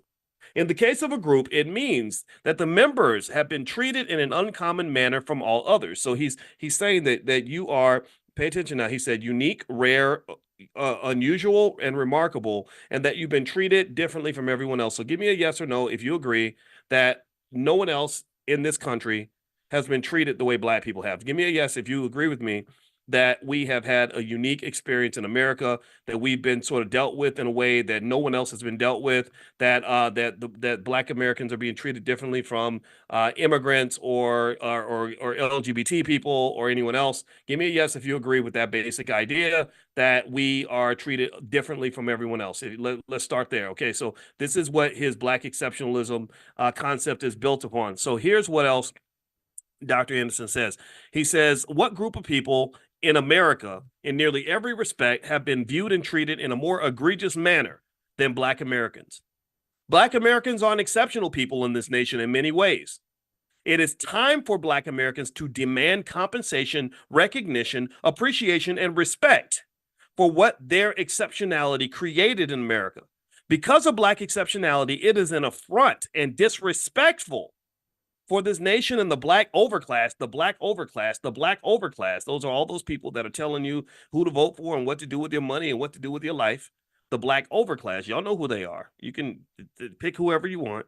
The Black overclass, it is disrespectful for them and the rest of the nation to continue relegating Black Americans to broad and ambiguous groupings such as, pay attention to these keywords. These are keywords Dr. Anderson's using. Minorities, poor people, people of color, diversity, disadvantaged, and multicultural. So he's saying that the use of these terms dilutes and waters down your exceptionality. It waters you down. You're taking Whitney Houston and you're making her become part of a music group where she's a backup singer. Whitney Houston should not be anybody's backup singer. Whitney Houston should be a lead singer. Okay, and this is kind of what he's saying, is that you are unique. When people try to say, oh, well, you're not a white male, so we're going to lump you in with gay trans people. We're going to lump you in with every immigrant. We're going to lump you in with white women and let them get to the front of the line and put you at the back. There's a problem with that. And it shows itself in a lot of statistical outcomes in terms of who gets the most opportunities, who gets to eat first. You eat last because you let everybody else sit at your table. That's what he's basically saying. So he says here, inclusion into those categories not only denies Blacks recognition for their achievements, it gives the misleading impression that all categories of class minorities, immigrants, native Indians, gays, transsexuals, and women that they were all enslaved, denied free land and wealth, lynched, castrated, denied to benefit from their own labor, denied human rights and love, and were maltreated as Black Americans. That's what they're saying when they just lump you in and say, oh, well, you're Black, go in the back with all the other misfits. they're pretty much saying that they went through the same thing you went through, and we know that this is not true. He says they were not. None of those groups have been treated like black people. Blacks are very special people. This is page 187. 187 on an undercover cop. Remember that? I just had to say that because 187 hip hop. I like rap. I've always been into hip. That's why it bothers me so much when people think that they say you hate rap, you hate rappers, you don't know what you're talking about. Whenever I critique hip hop, I always have some fool that comes in the chat and says that, and I'm like, you big dummy, I know rap better than you. That's why I critique it, because I want it to get better. Y'all, they took rap and made it stanky. Rap was supposed to be beautiful. Rap was supposed to be wonderful. Rap was supposed to elevate us, and they turned it into something that just started to stink, like rotten eggs and nasty, like nasty curdled milk, and then just had you out here looking crazy. That's what I'm mad about. I love rap. I love rap. Let me keep going. Black exceptionalism is the missing factor needed to ignite a movement to change the bottom rung status of blacks. A fundamental premise of my powernomics concepts. Hold on. Why am I coughing? I need water. Hold on.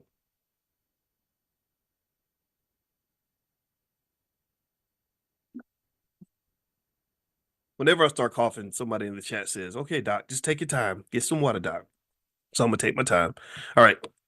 So it says here, a fundamental premise of my powernomics concepts urges blacks to build group self-sufficiency and competitiveness upon its advantages and exceptionalities. Powernomics principles are the best hope that black Americans have to survive and prosper in America.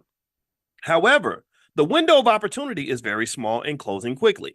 In my book, Powernomics, the National Plan to Empower Black America, I correctly project that when compared to other population classes, blacks would be a permanent underclass. He predicted this by 2013. By 2013. So on page 187 of the book, The Black History Reader, Dr. Claude Anderson, when he wrote this book, said that by 2013, black people would become a permanent underclass. Now, I'm trying to remember. I keep forgetting. Is 2013 the future or the past? I can't remember. Have we already passed 2013?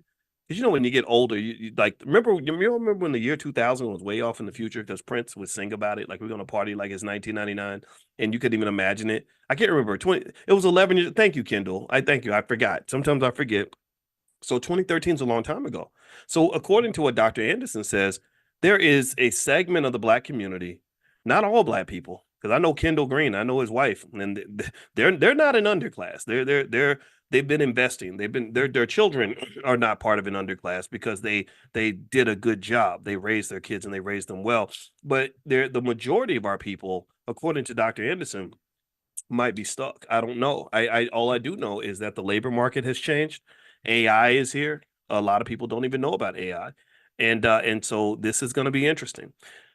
Underclass status is measured by a group standing on social discomfort indicators such as measures of health, employment, poverty, income, wealth, education, criminalization, and business ownership. So pay attention. So this is how Dr. Anderson measures whether you're an underclass. You can write this down if you want to. This is good. So that when you figure out like, okay, how are black people doing? You can look at health, physical and mental health. Okay, since integration, are we doing better or worse in terms of physical and mental health? What do y'all think? Better or worse? Better or worse? And then let's move to employment. Are we doing better or worse than we were in the past? What do you think? I think employment is almost even though. I think we have a lot of black jobs. I think that most people that want work can find work. White people will always be happy to have black people working for them. I think that there's space for that. However, here's what's interesting.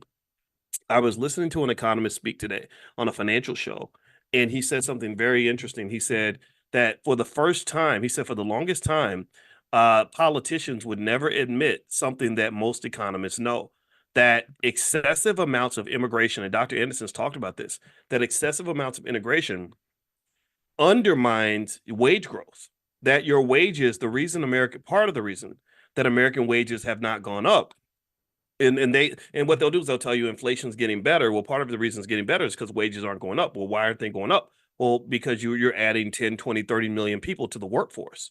So you got more people competing for jobs. So inflation going down, or better yet, it doesn't actually go. So inflation doesn't go away. You don't actually have deflation. You have disinflation. Inflation's always there. but it's slowing down. So it's like a car moving down the road. It doesn't stop. It's just not going as fast as it was before. Do you understand there's a difference there? That's different from the car stopping and turning around. The inflation car does not turn around. It goes in one direction, but sometimes it goes faster than others. So basically when they tell you, hey, hooray, everybody, inflation is under control.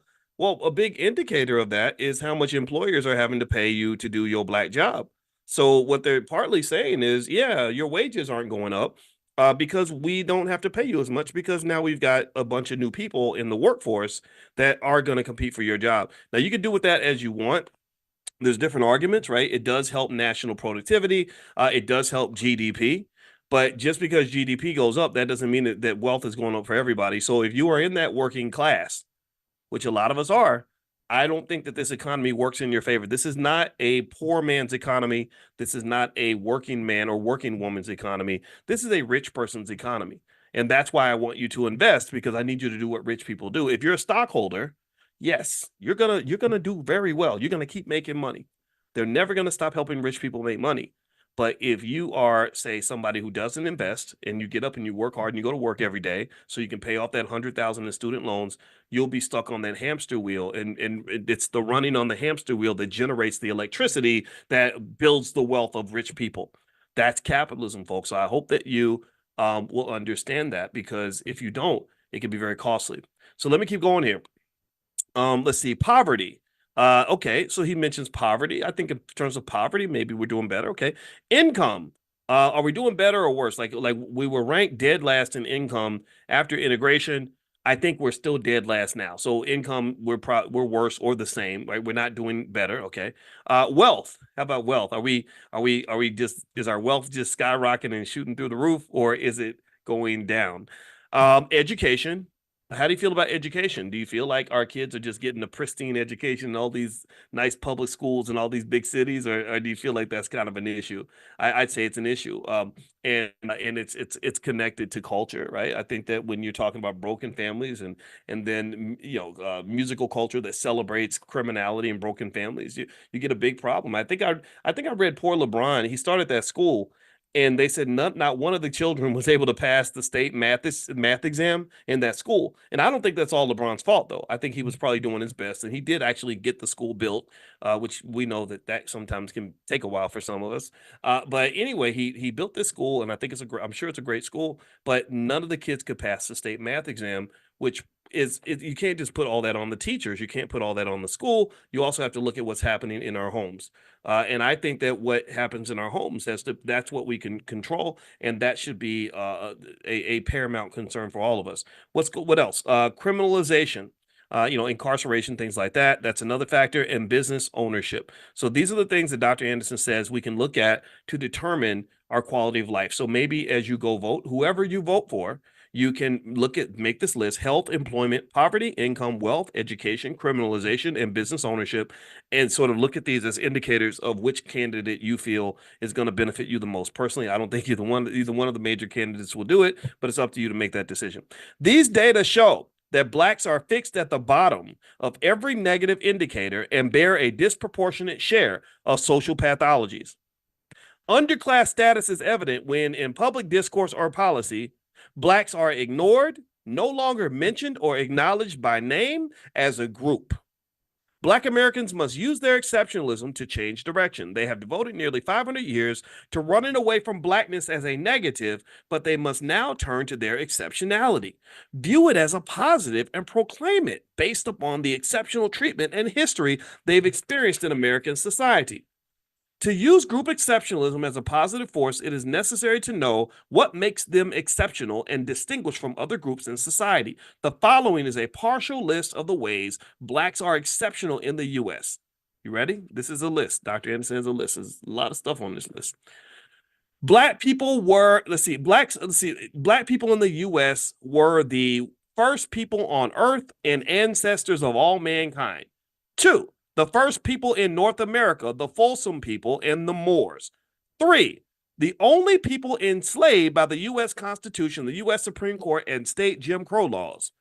4, the only people classified as property, 3/5 of a human being and a quote-unquote peculiar species. Five, let's see. Five, the only people made a permanent minority in underclass by the 1790 nationalization laws. Six, the only people excluded from billions of acres of free land granted to white immigrants. Seven, the only people not paid for their labor, therefore they could not acquire assets to pass to their descendants. Eight, the only people who gave free labor that, along with free Indian land, became the definition of the American dream sought by immigrants. So we were the American dream. We didn't get the American dream. We became a commodity for the American dream. Interesting. Nine, the only people for whom it was illegal to attend school or learn how to read and write. Number 10, we were the only descendants of slaves and were in America before 99% of all other people arrived. 11, the most patriotic people and fought in every major war since the nation's founding. 12, creators of music, dance, and slang copied and confiscated by every nation. 13, pawns over which the North and South fought in the 1860s American Civil War of brother against brother. 14, only people who created, and this is interesting, right? Let me go back here. 13 with the pawns, Civil War pawns, slaves were pawns. We were enslaved people. We weren't slaves. We were enslaved people. We were pawns. And it's interesting because that idea of us being pawns to help other people win a bigger battle, a war, or even an election, that ideology still exists today. To this day, we're still pawns. To this day, the Republicans and Democrats use us as pawns just like the North and the South did. So it's not like they all show up and they trigger your trauma and they get you all getting the Holy Ghost on behalf of whatever they're trying to do. And they figure out how to use you and what you have to achieve a bigger objective that has very little to do with you. So do you see do you get the connection here? It's interesting because the Civil War is kind of the same thing. Well, nobody really fighting trying to free no slaves. Well, nobody like, yeah, I really care about black people like that. The people in the North, Dr. Anderson, thank God for him. He was one of the few people who helped us understand that even the people in the North did not want black people up there because they were competing for jobs. Black people were getting killed for trying to take somebody's job. They made laws blocking skilled black people from getting certain jobs. You couldn't go up there and be a carpenter or a mason, bricklayer, whatever. You couldn't do all that stuff, or plumber. They blocked all that out. They blocked you out of the unions and blocked your grandfather and grandmother out of certain trades. So this idea that the North and the liberals loved us is a false idea. It is simply not true, 100% not true. So Dr. Anderson is helping us to understand that. So you've always been pawns though for a bigger game. So let's keep going. And actually that leads to another thought is before I read this, one of the reasons that we do financial consciousness training every day is because consciousness allows you to have self-awareness. When you are conscious and self-aware, you no longer are easily commodified by someone's bigger agenda because you can see the agenda. Consciousness is leveling up. It's a deeper perspective. It's where you see the world in higher dimensions. And that's what we do every morning. And I said, if we're more financially conscious, then what happens is that you start to understand your economic power. When you're financially conscious, you understand the position you have in the system. Like imagine if somebody trained you to be a cog in a wheel and there's a big machine, right? And you're a little tiny bolt in one of the machines. Well, if you're not conscious, then you're just going to do what the bolt does. You're just going to sit there and just play your position. But when you become conscious, you elevate and you see the whole machine. And you say, oh, there I am. I'm the bolt in the machine. I don't want that damn job. Get me the hell up out of here. Do you understand? So really, consciousness is critical for us to really know what's going on. Consciousness maybe starts with knowledge and information. I can provide a lot of that on the economic stuff, but then it also is almost just meditative, and it's meditative in terms of really seeing the bigger picture. Consciousness is also connected to self-esteem and self-awareness, which is why Dr. Anderson's layout of the clear definition of Black exceptionality is really important, because then you will know how valuable you are. You will know how important your children are. You will know how valuable your community is. And when something's more valuable to you, you're going to invest in that. I'm an investor. I've been an investor a long time. I will never invest in a company or a business that is not valuable or that does not have potential. So when you value something, you invest in it. When you value something, you take care of it. When you value something, you protect it. When you don't value it, you give it away. That's why we got all these poor little girls giving their bodies away, twerking on Instagram because they don't value their girls that value their bodies don't do that.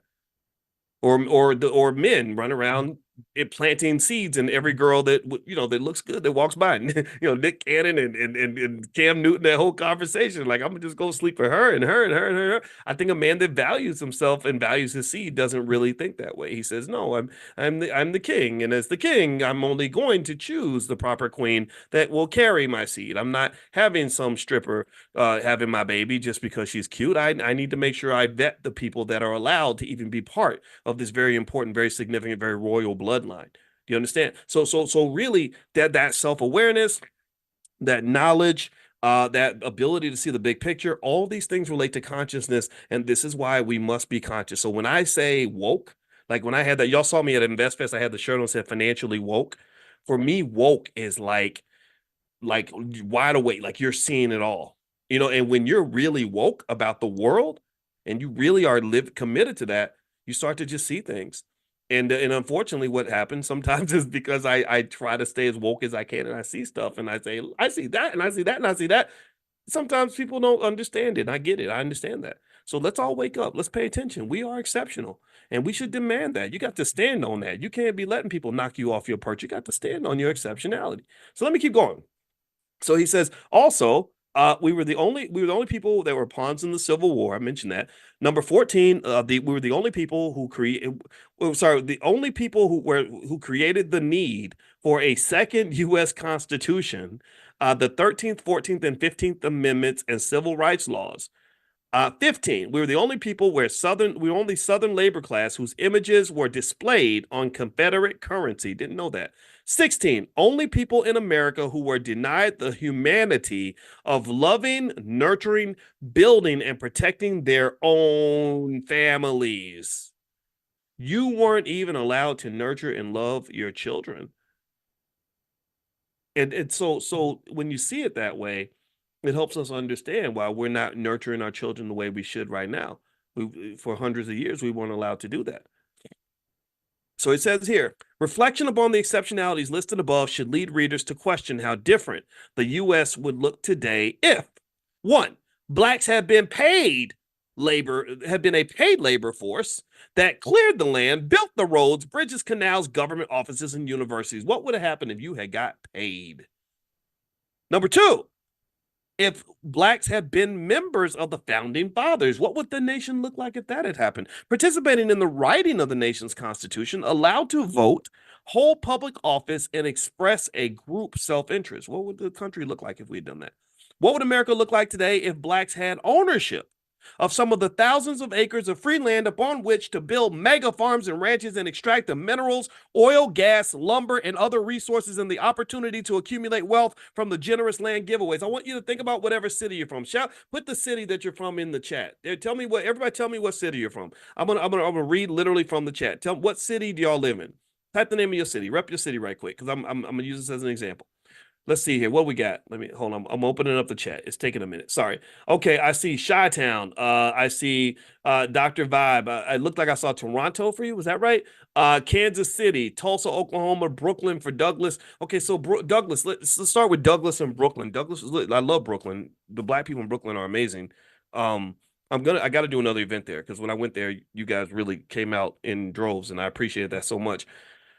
So imagine if you went through Brooklyn. And think about all the skyscrapers you see in Brooklyn, just thousands of skyscraper buildings. Each of these buildings worth hundreds of millions of dollars, maybe billions for some of them worth billions of dollars. Imagine if black people owned like 13% of those buildings. Imagine if like one in every 10 or one in every 8, 9, or 10 buildings you saw that was like 80 stories high. You could say, oh, yeah, that's owned by a black family, or another black family owns that building, or a conglomerate with investors from the black community bought that building. Like that's the kind of world we would live in if we weren't locked out of economic opportunities. But I dare you can go to a big city like Chicago or New York, and there's thousands of skyscrapers. You're gonna have a hard time finding one that's owned by black people. One out of 10,000. 5,000, whatever the number is. And I think that's atrocious. That's appalling. That pisses me off.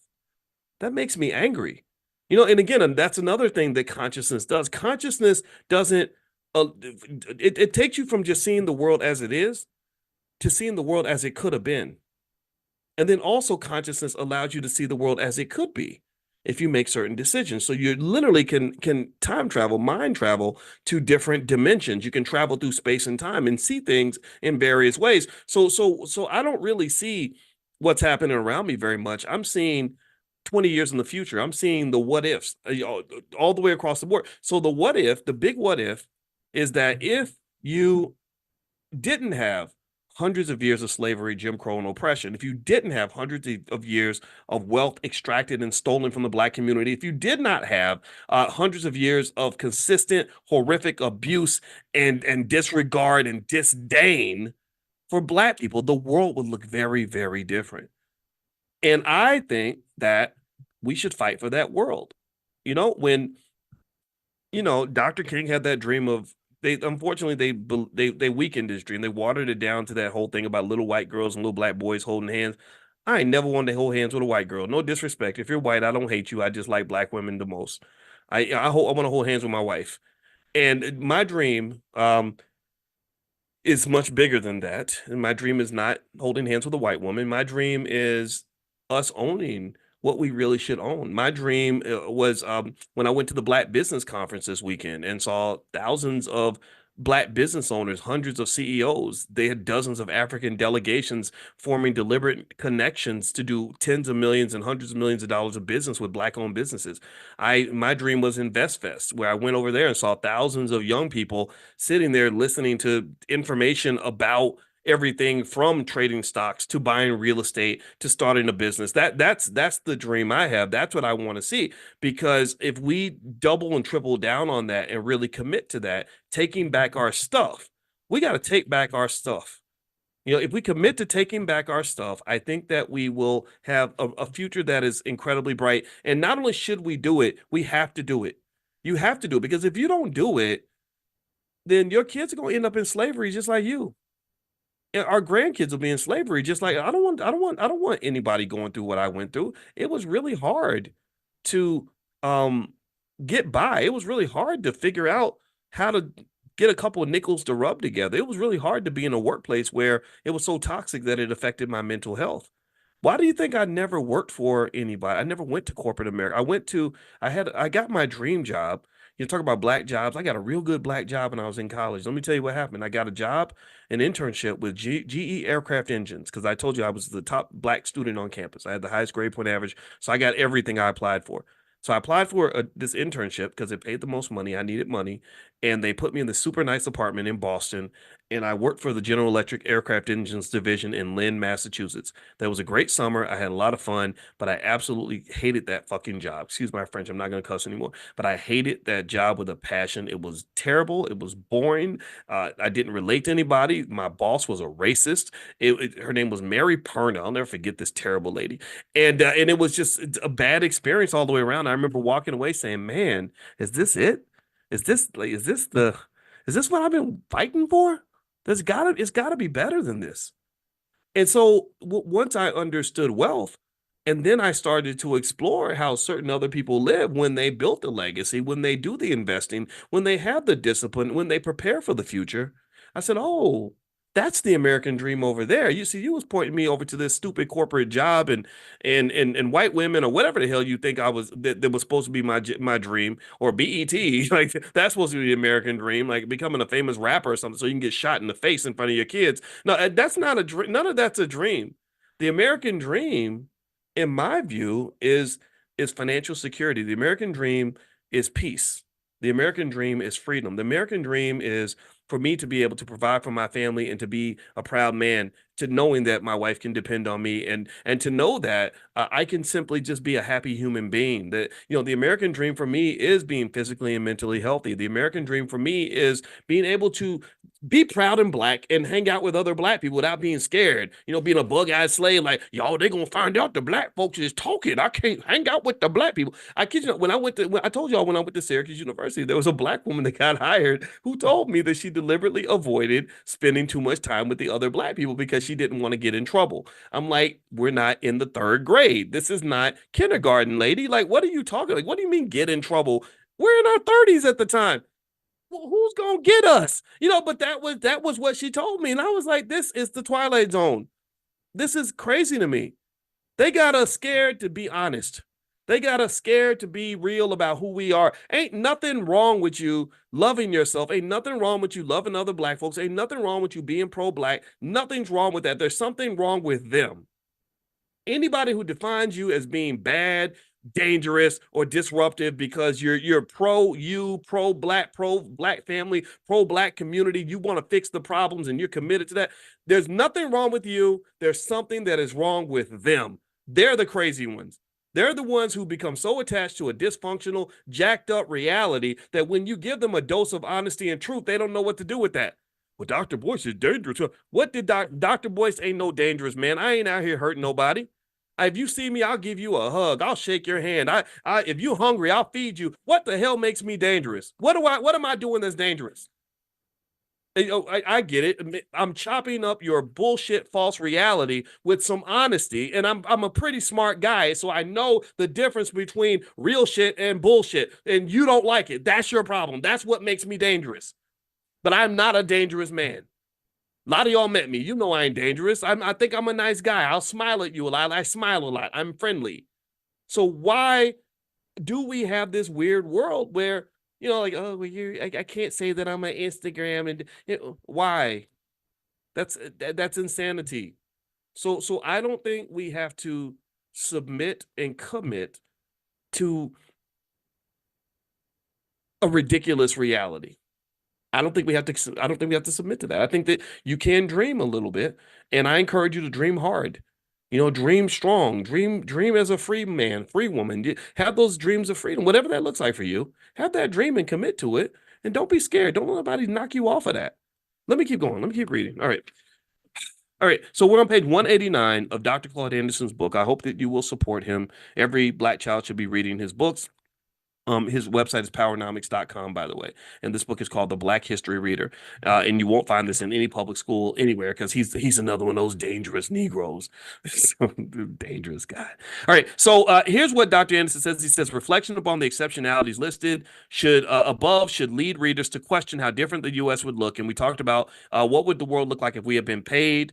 What would the world look like if we had been among the founding fathers? What would the world look like if we had ownership of the thousands of acres of free land that was given to other people where they built oil and gas and lumber empires, etc.? What would the world look like if we'd been allowed to economically benefit from our inventions, our music, our dances, our culture, and our communities? What if hip hop belonged to us? What would that look like? It would be amazing, right? Because hip hop is this $1 trillion industry that's owned by a bunch of people who can't even rap. That doesn't make any sense. Number 5. What would the world look like if blacks had received the land, money, and tribal membership mandated in the 1866 Indian treaties? What about that? Y'all know about that? You don't know about that. Cody Ransom came in. Cody Ransom is in Greenwood, the Greenwood section of Tulsa, Oklahoma. He knows all about that. He knows about all that land and property that was given to Native Americans and that black people were supposed to get a big chunk of that. He knows that we were supposed to get a lot of the special benefits that were given to other groups, and that not only did the colonizers block black folks out of that, but even some of the Native American tribes, some of these tribes that you're taught that are your allies or whatever, they block black folks out. Right. So you don't really have any friends, and they create narratives that make you think you have friends. Well, my thing is, like, if you're my friend, why aren't you sharing your wealth? If you're really my friend, then you're going to give me my piece of the pie. If you lock me out and have me out here starving, you ain't really my friend. So anyway, let me keep going.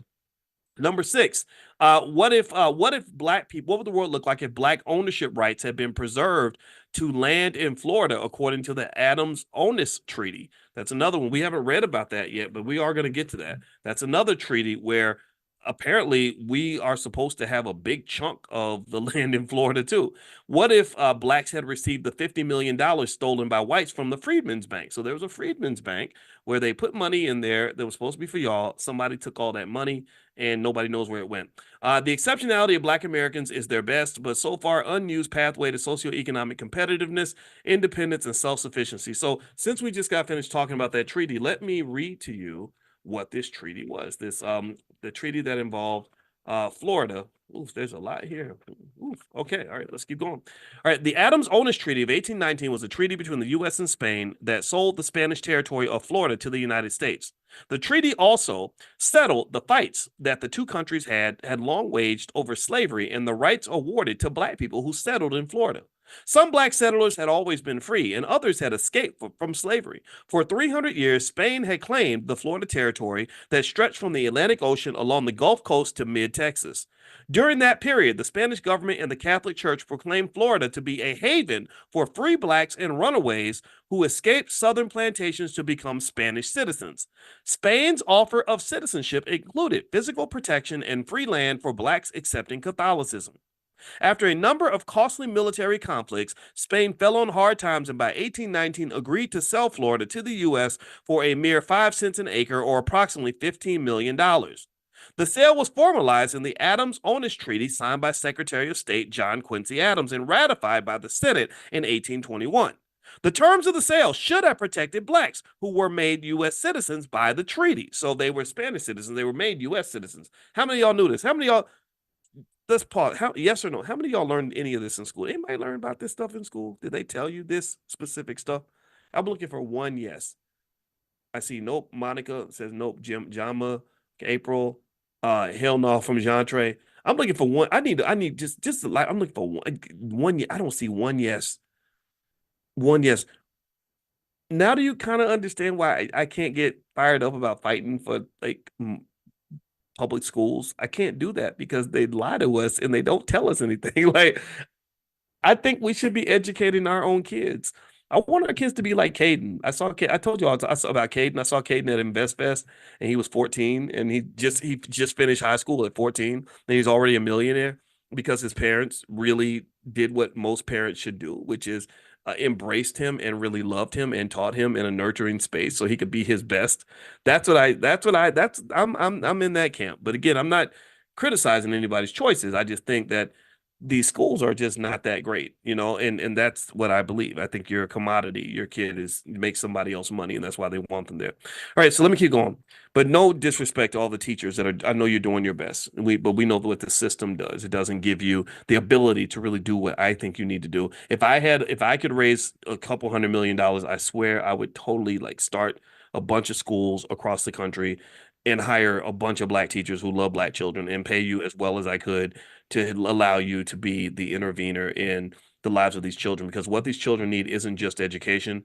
What they really need is love. They need love. Love is the glue that elevates education. It's not even just about learning the math and the science and the facts. It's about learning it from somebody who really cares about you and wants the best for you.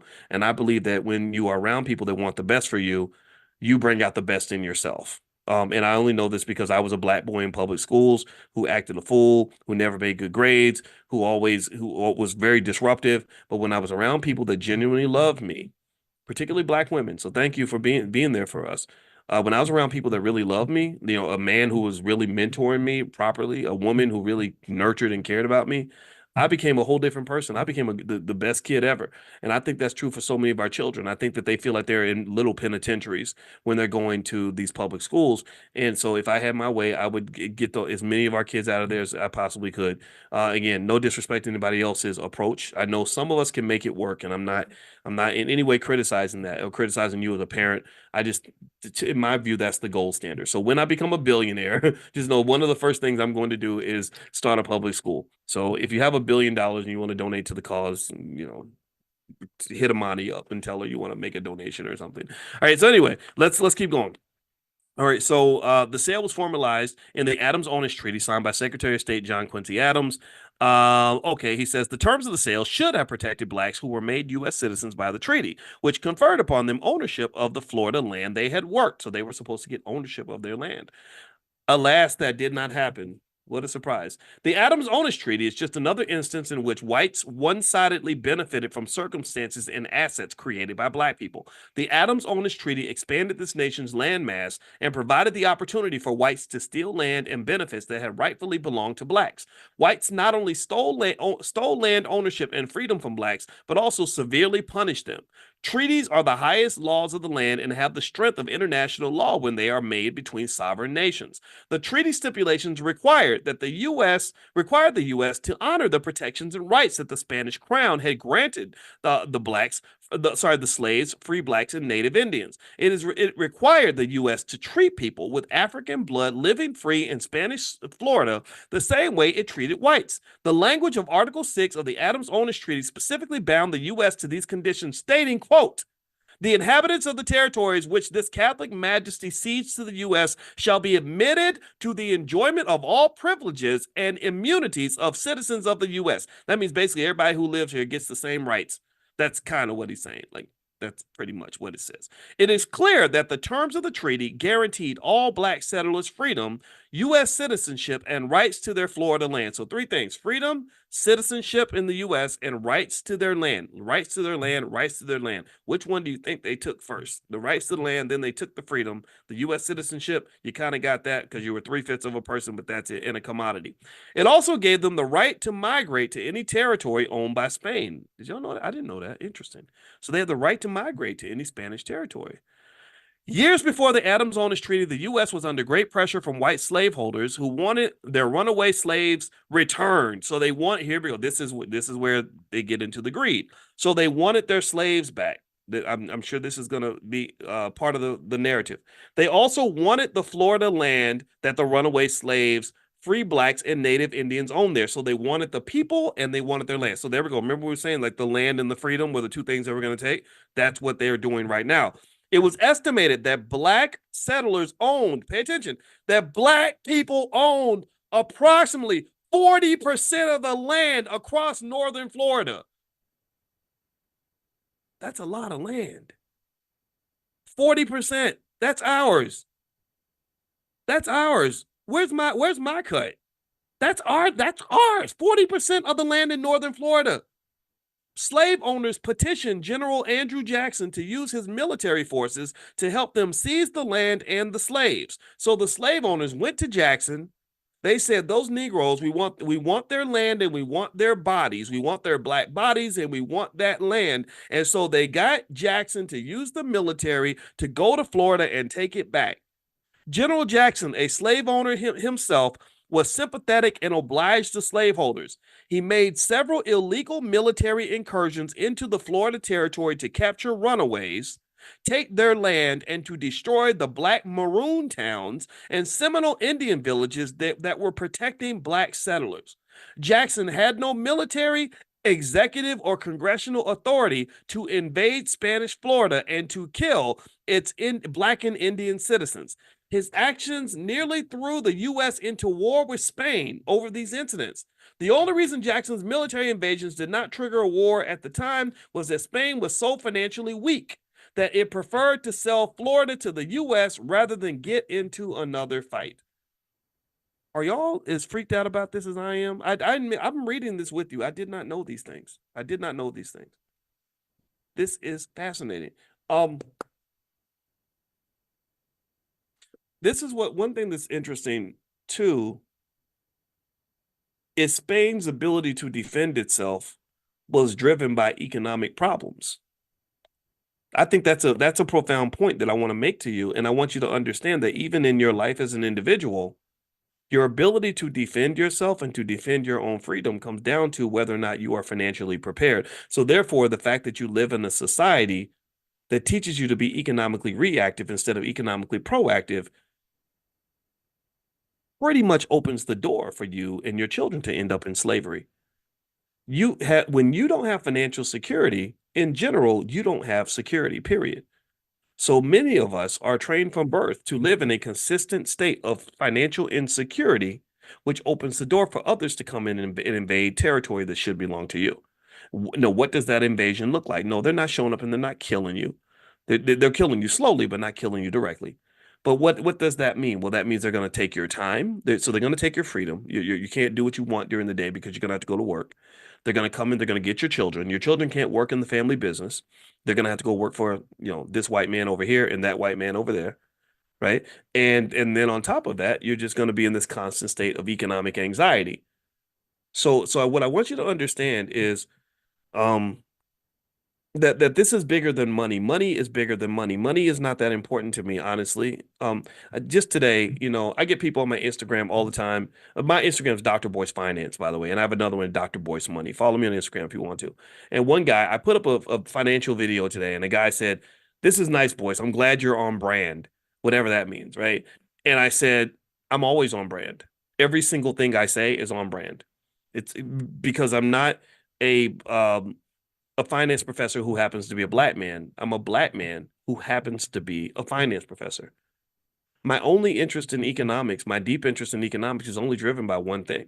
That economics is deeply connected to the other things that matter in our lives in terms of freedom and overall well-being. Money is a pathway to these things. That's why I care about money. I'm not trying to sit here and be rich so I can talk about how I have more money than another person. That's silly. That's for children. I believe money is important. I believe wealth is important because wealth will protect you when they come and try to invade you. And colonizers will always come and try to invade you in a capitalist society if you don't have your money right. So what you do for your kids, if you love them, is you make an economic plan. You prepare them financially. You start investing while they're young, so they have assets when they're older. So therefore, they don't end up like this, like Spain. Spain couldn't do anything. They were economically weak. So they had to give in. They had to give away people and territory and everything else. Just like it. So imagine if these citizens were kind of like their children. An entity or an individual that is not financially secure cannot defend and protect its people. So the part of the reason you cannot defend and protect your community is because we have not fully embraced the discipline required to be financially intelligent and financially prepared. Do you understand? Do you follow what I'm saying? Do you get what I'm saying? Do you see the connection here? If Spain had a different approach to its finances, they could have fought the war, defended their people, told them to fuck off. They could have they whatever. Excuse my French. I know I cussed a lot today. I hope that I please forgive me for that, but I got to be honest. They could have said, "Screw you. These are our people. We're going to fight you till the end because we've got the resources to do that." But because they had no resources, they had to bow to the crown. They had to bow to the aggressor. So in many of your homes, in many of your families, because you don't have resources, you have to bow to the aggressor. Black men can't be men the way we want to be because we didn't grow up in spaces where they taught us to be economically strong and prepared. You have to go out groveling and begging and hoping that massa will give you an opportunity. And I'm not making fun of anybody in this position. I was there too. But I believe every black man on earth should know how to start a business from the time he's a child. I think that should be a requirement for all of our boys. Same thing. I think the girls too. The girls have their own reasons to be economically independent. So this is what I'm seeing here. This is what I'm seeing, that not being prepared makes you vulnerable. And then that's when people come in and they take your stuff and they take the people around you. So you are the head of a household. You've got some stuff. You've got some people that you're protecting. You can't protect them because the money's not right. Why ain't the money right? Why don't we have a plan? Why aren't we doing more? Why aren't we understanding economic preservation as a critical element of personal and collective freedom? Freedom, influence, power, whatever you want to call it. Money is power. Money is power, and economic warfare is a very real thing. It's declared on you every single day, and it's going to be declared on your children. So make sure that they're ready. Let me keep reading here. All right, so it says, as stated earlier, after the treaty was signed in 1821, Florida became an American territory and the inhabitants became U.S. citizens. However, that did not stop General Jackson from breaking the law. He committed numerous additional reprehensible acts to aid the white slaveholders. He repeatedly used the U.S. military to capture blacks in Florida and delivered them to the slaveholders. In doing so, Jackson violated the U.S. Constitution that declared it illegal to bring slaves into the country after 1808. These intentional illegal actions on the part of Jackson and the complicity of the U.S. government, because it let those illegal acts occur, raise numerous questions. The answers to those questions create legal pathways to remedies for reparations for today's Black Americans. In the following section, I am intentionally framing detailed legal arguments that should be used to compel the U.S. government to provide reparations to Black Americans as a group. And I mentioned with reparations, it's not the government is not the only entity that owes us money.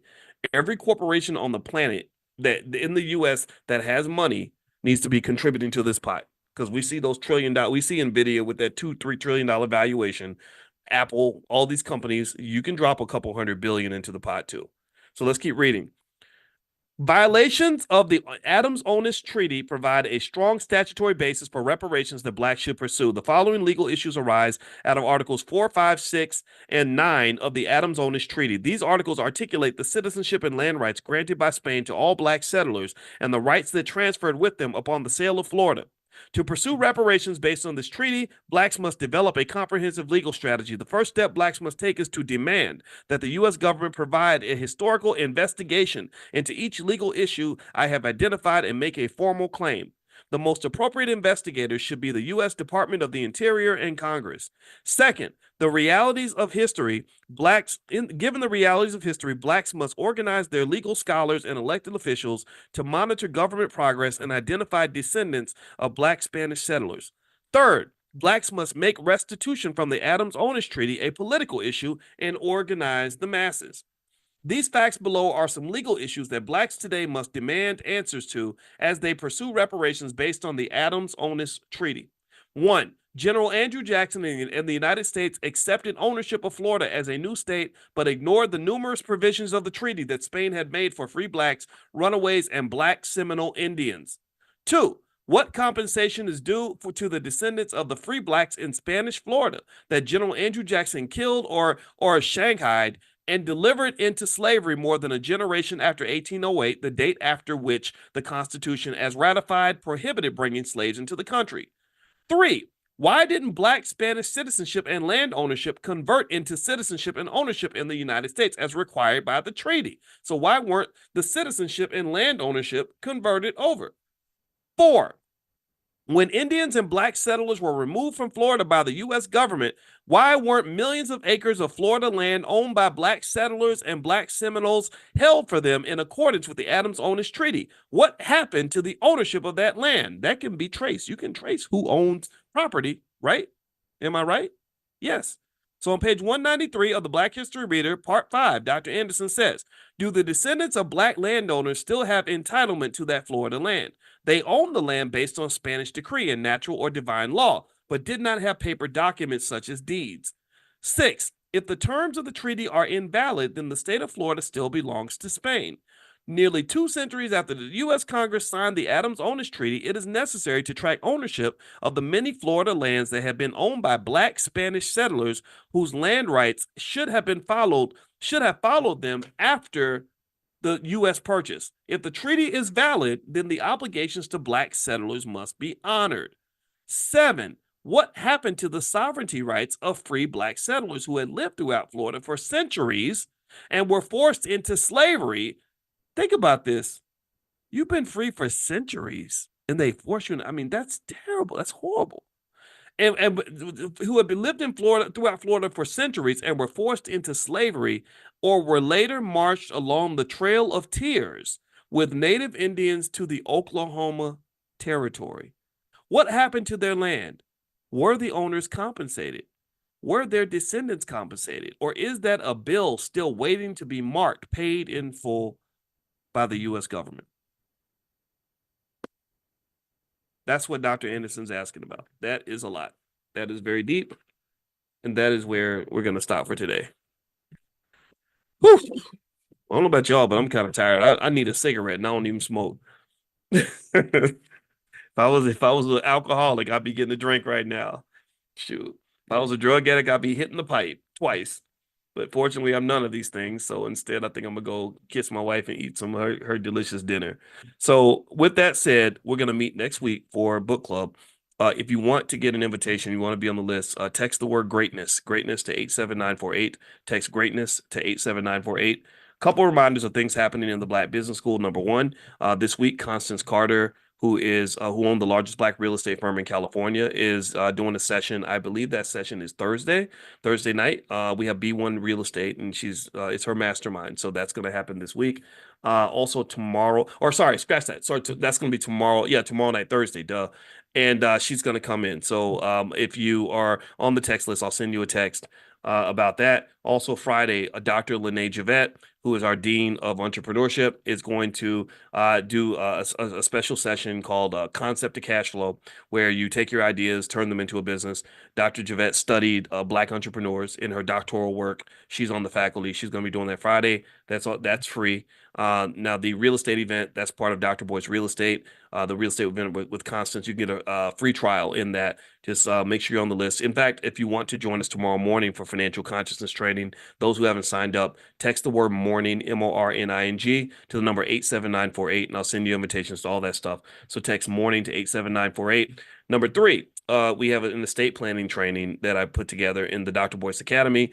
Lifetime access will be $299 if that's something, if legacy building is something that you're interested in, you want to learn estate planning. I am going to reduce the price by 48% for 48 hours for a couple days on Thursday and Friday. You'll get a text to decide if you'd like to participate in that. And then last but not least, the All Black National Convention is October 25th through the 27th. We're going to convene in Lombard, Illinois, right outside of Chicago at the Westin Hotel, and spend a couple days just being super Black and getting to know each other and connecting and having our family reunion, learning and having fun and connecting. And that's pretty much what the convention is. So if you'd like to learn more about the convention, you can go to allblacknationalconvention.com. That's allblacknationalconvention.com. Right. And the book that we read tonight is called The Black History Reader by Dr. Claude Anderson. You can get a copy at powernomics.com. He has a whole bundle pack of all of his books you can get for $99. Best $99 investment you'll ever make. So feel free to go to powernomics.com. So God bless you guys. I hope you have a great night. I'll see you all tomorrow morning for Economic Elevation, where this notoriously wealthy family that just pretty much, is they own so much stuff that people just make up rumors and myths about the family. Like they're almost like the financial boogeyman to some extent, where people are just scared of that family. They sort of believe that they control almost everything, which to some extent is probably somewhat true. And I'll kind of give you some insight into that. But I thought it would be a worthy discussion today in terms of really understanding the secrets of just what families like that are doing and what your family can do that can help you to have a level of power that's pretty extraordinary. It does require a certain degree of planning and stuff like that, but well, I'll try to break it down for you so that you can kind of sort of see the vision for your own family. In fact, how many of you feel like your last name is important? Give me a guess if you care about your family legacy. Give me a guess if you understand what I'm talking about when I talk about the afterlife. The afterlife isn't just heaven in a place where the streets are paved with gold and everybody eats blueberry pancakes for breakfast. The afterlife basically is what happens after your life is over. What happens after your life is over. And I spent a lot of time thinking about that when I was in Egypt, as the Egyptians were obsessed with the afterlife. They would just have these elaborate tombs and they would put all this stuff in there. They would try to take stuff with them, like their horses and their gold and everything else, which is crazy. But it was interesting though, because when I saw that King Tut only lived like 9 years, but he spent the whole 9 years preparing for the afterlife, and now he's got this 5,000-year-old legacy that came out of 9 years of labor. I thought that was kind of interesting, right? So I decided to talk a little bit about legacy building, and what I want to do is kind of give not just sort of a history and an understanding of the Rothschild family, but also some things that we can kind of learn in terms of how they got to be so powerful and so wealthy. If you want to know how wealthy they were, they were so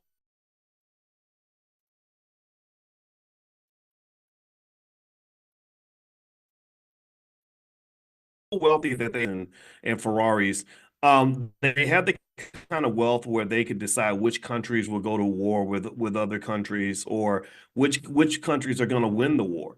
And this sort of went on for hundreds of years. In fact, I heard Kennedy, Robert F. Kennedy, or I think that, yeah, that's his name, the presidential candidate, and he was explaining that when we give a bunch of money to another country like Ukraine or Israel, it's not really money being given away. What it is he described it as a type of money laundering, and I was like, money laundering, interesting. And what he said is that, think about it like this: So you give a bunch of money to Ukraine or some other country because they're in a war and you want to help them win that war. But what do you do? With most of the time, money is power.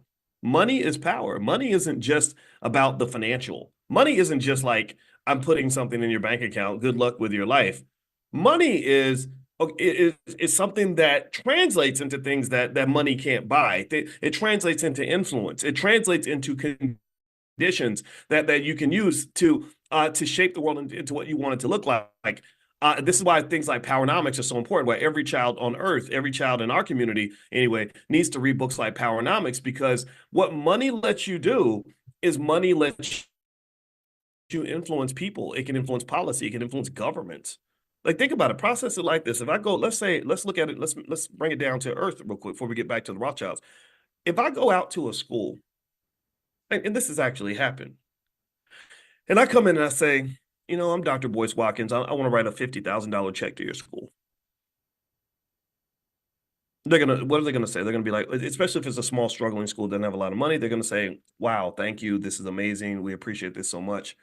But what if I didn't say, uh, I got a cousin that's a teacher and I need you to hire my cousin on your faculty. Okay, sure, absolutely, because we want to maintain this relationship. Okay. And then I say, yeah, I'd like my name on a building or something, like, for my family. Like that would, okay. And then let's say it could go into other things like, well, I really think you all should teach Black economics in the school because, our kids need to learn economics. Okay, well, Dr. Watkins wants that. That's what we want. Right. And now, mind you, power doesn't have to be used for malicious purposes. It's not like I've donated to a lot of schools, but never once have I pushed for anything that would be deemed inappropriate.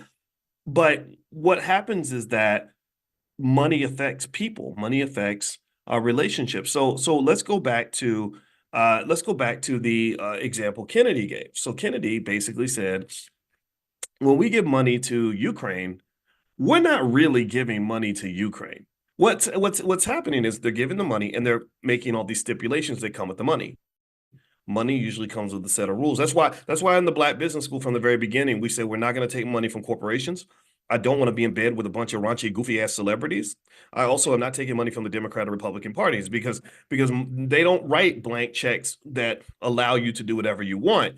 They're buying influence from you. So basically, when they give money to Ukraine, they'll say, okay, we'll give you the money, but we need you to agree to some conditions. Oh, okay, sure. What do you need? What do you need? We need you to upgrade your weapon systems to a specific global standard in order for you to move forward here. So that means your old stuff is garbage. You need to buy new stuff. Okay, no problem. Oh, and by the way, when you buy your new stuff, we have these defense contractors in the United States, Northrop Grumman and some other companies that would be more than happy to sell you everything you need, right? You need more missiles? Oh, we got you. You need more bombs? Oh, we got you, right? You need tanks? Oh, we got a company that makes tanks. So you're giving them the money so they can spend it right back with American corporations. Do y'all follow what I'm saying? Do you get what I'm saying? And this Kennedy correctly defines this as a type of money laundering. He said, what you're doing is you're taking taxpayer money and you're funneling that money to corporations that gave money to your campaign. This is why, and I'm sorry, and I know I hurt people's feelings because I don't jump on bandwagons and I'm not into all this Democrat Republican nonsense. I make fun of it. I joke about it. It's like, yeah, oh, Kamala washed greens in the bathtub. Oh, that makes her perfectly fit to be president. Or Trump. It's funny. The funny thing about Trump is that everybody's known Trump was an asshole for 30 years. Anybody who's ever followed him has known this guy is a blowhard, arrogant guy. Like when I met Kanye West and I was on the phone with Kanye for all those hours, I said, okay, now I understand why you and Trump get along, because both of y'all are crazy. Both of y'all need therapy. Both of you think that you're the most important human beings on the planet. And I don't want to be around either one of you. So I make jokes about it. And I know people get offended because somehow they falsely believe in this nonsense. They believe that this stuff is really going to represent their interest. And what they don't understand is that politicians don't work for you. Politicians don't work for you. Politicians work for the people who gave them the money to get elected. They can buy you. They can buy your vote. All they got to do is tell you that they washed their greens in the bathtub or do the electric slide with you, and they got you. They got you. But the corporations say, I'm gonna write this check They're saying this to Trump, the Silicon Valley saying, Trump, we're going to write you billions of dollars in checks. Elon Musk, it says, I'm going to give you $45 million a month to become president. But when you get in office, I need you to subsidize the EV industry because we're getting our butts kicked by China. BYD's killing us. They're going to put us out of business. We need you to put tariffs on Chinese-made electric vehicles because they're flooding the market and we can't stay in business. Silicon Valley saying, yo, look, we're going to write this check for you, but we need to make sure you call off the Securities and Exchange Commission so they'll stop investigating us because they're really messing up our game. They're disrupting our swag. We can't go Google. We can't dominate the way we used to dominate because the Biden administration's investigating us for antitrust violations. Do you understand? So it is fundamentally, you could call it corrupt. It's definitely driven heavily by money. And this is a reason why I think it's kind of a joke. It's like we think that they're working for us, and it's like, no, they're not working for you. They're working for the people who gave them the money. If they don't work for the people who gave them the money, they will not get reelected.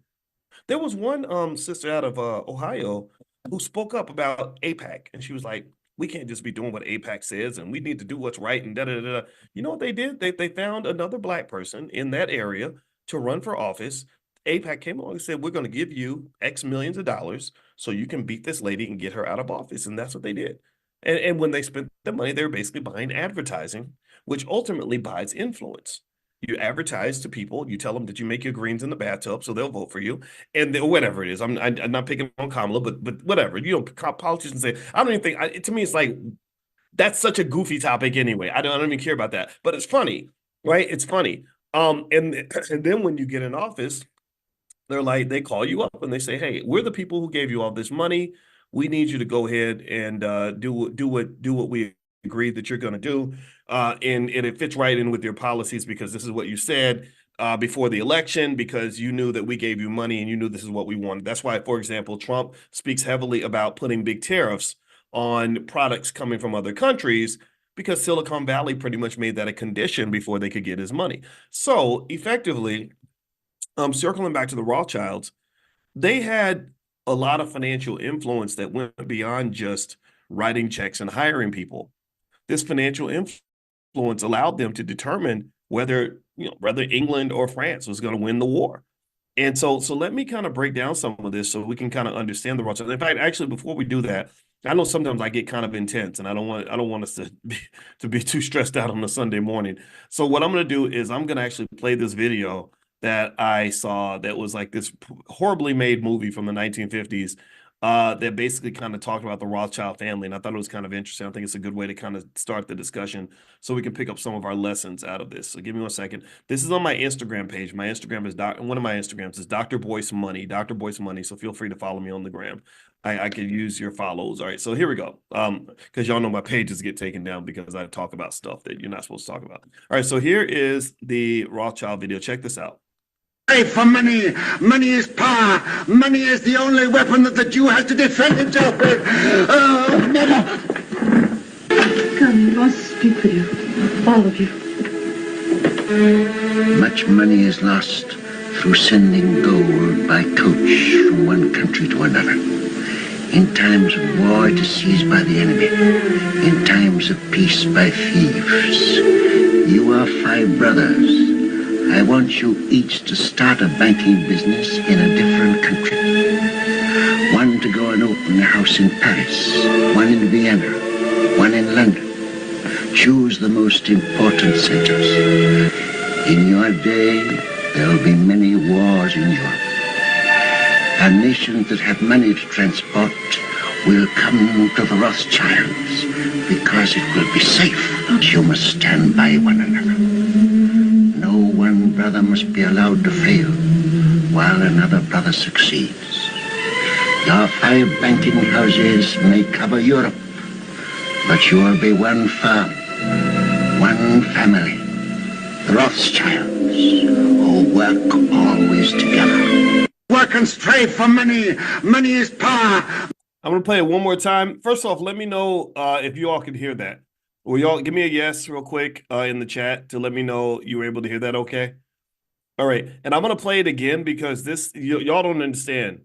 there was a ton of financial consciousness exercises in that statement, in that short statement that he made. There were about 3 or 4 things that I want to drill into that's really going to shape how you see money. So let me pull this back up again, and I want us to watch this again because it's that interesting to me. So here we go. Money is the only weapon that the Jew has to defend himself with. Oh, never. Come, you must speak for you. All of you. Much money is lost through sending gold by coach from one country to another. In times of war, it is seized by the enemy. In times of peace, by thieves. You are 5 brothers. I want you each to start a banking business in a different country. One to go and open a house in Paris, one in Vienna, one in London. Choose the most important centers. In your day, there will be many wars in Europe. And nations that have money to transport will come to the Rothchilds because it will be safe. You must stand by one another. No one brother must be allowed to fail while another brother succeeds. Your 5 banking houses may cover Europe, but you will be one firm, one family, the Rothschilds, who work always together. Work. Okay, wow. First off, did anybody else sort of understand how powerful that was? Give me a yes if you could feel the power of that state of what you just saw, without me even jumping into it. Let me know. I want to know if you get why I watched this, why I had you watch this twice, why this was a hell of a lot of game dropped in one. And then this was, again, Dr. Claude Anderson's been dropping this kind of game for many, many years, and people don't listen. But what I want to do is I want to go through piece by piece that short video in 4 or 5 financial consciousness lessons that you can extract from just something that simple, right? To learn finance, you don't have to go to a college campus or take a class or wait for white people to put you in school. You can learn these things on your own. You can learn these things from each other. And I think, in fact, I think that's better and it's actually safer because I don't think other people should be educating us, because someone who makes money controlling you is never going to teach you how to be liberated. People who make money managing you and keeping you in your place will never, ever benefit from teaching you how to break out of their management system.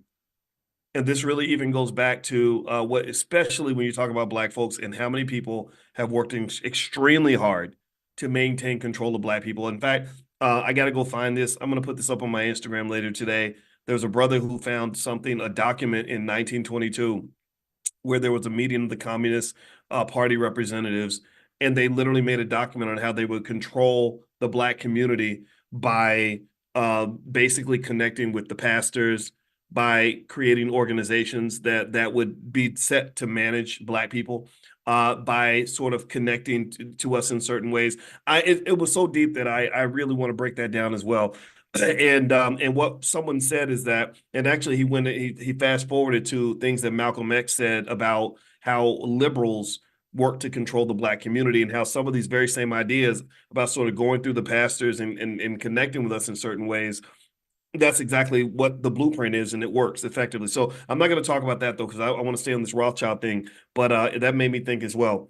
So the first thing I want you to notice is in that video, he starts off by saying that for his community, money is the only weapon that he says the only weapon we have to defend ourselves.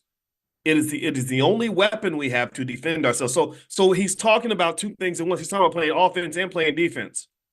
He's saying that money is a weapon, but it's used to defend ourselves. Now, if you read books like Powernomics and you listen to me even 3 or 4 times, you'll understand all the different millions of times I've tried to explain to you that money is a tool. Money is power. Money is a weapon that is used to control you. Money. So if you don't have something to defend yourself with, to defend your freedom, to defend your family, then someone's going to come and conquer you.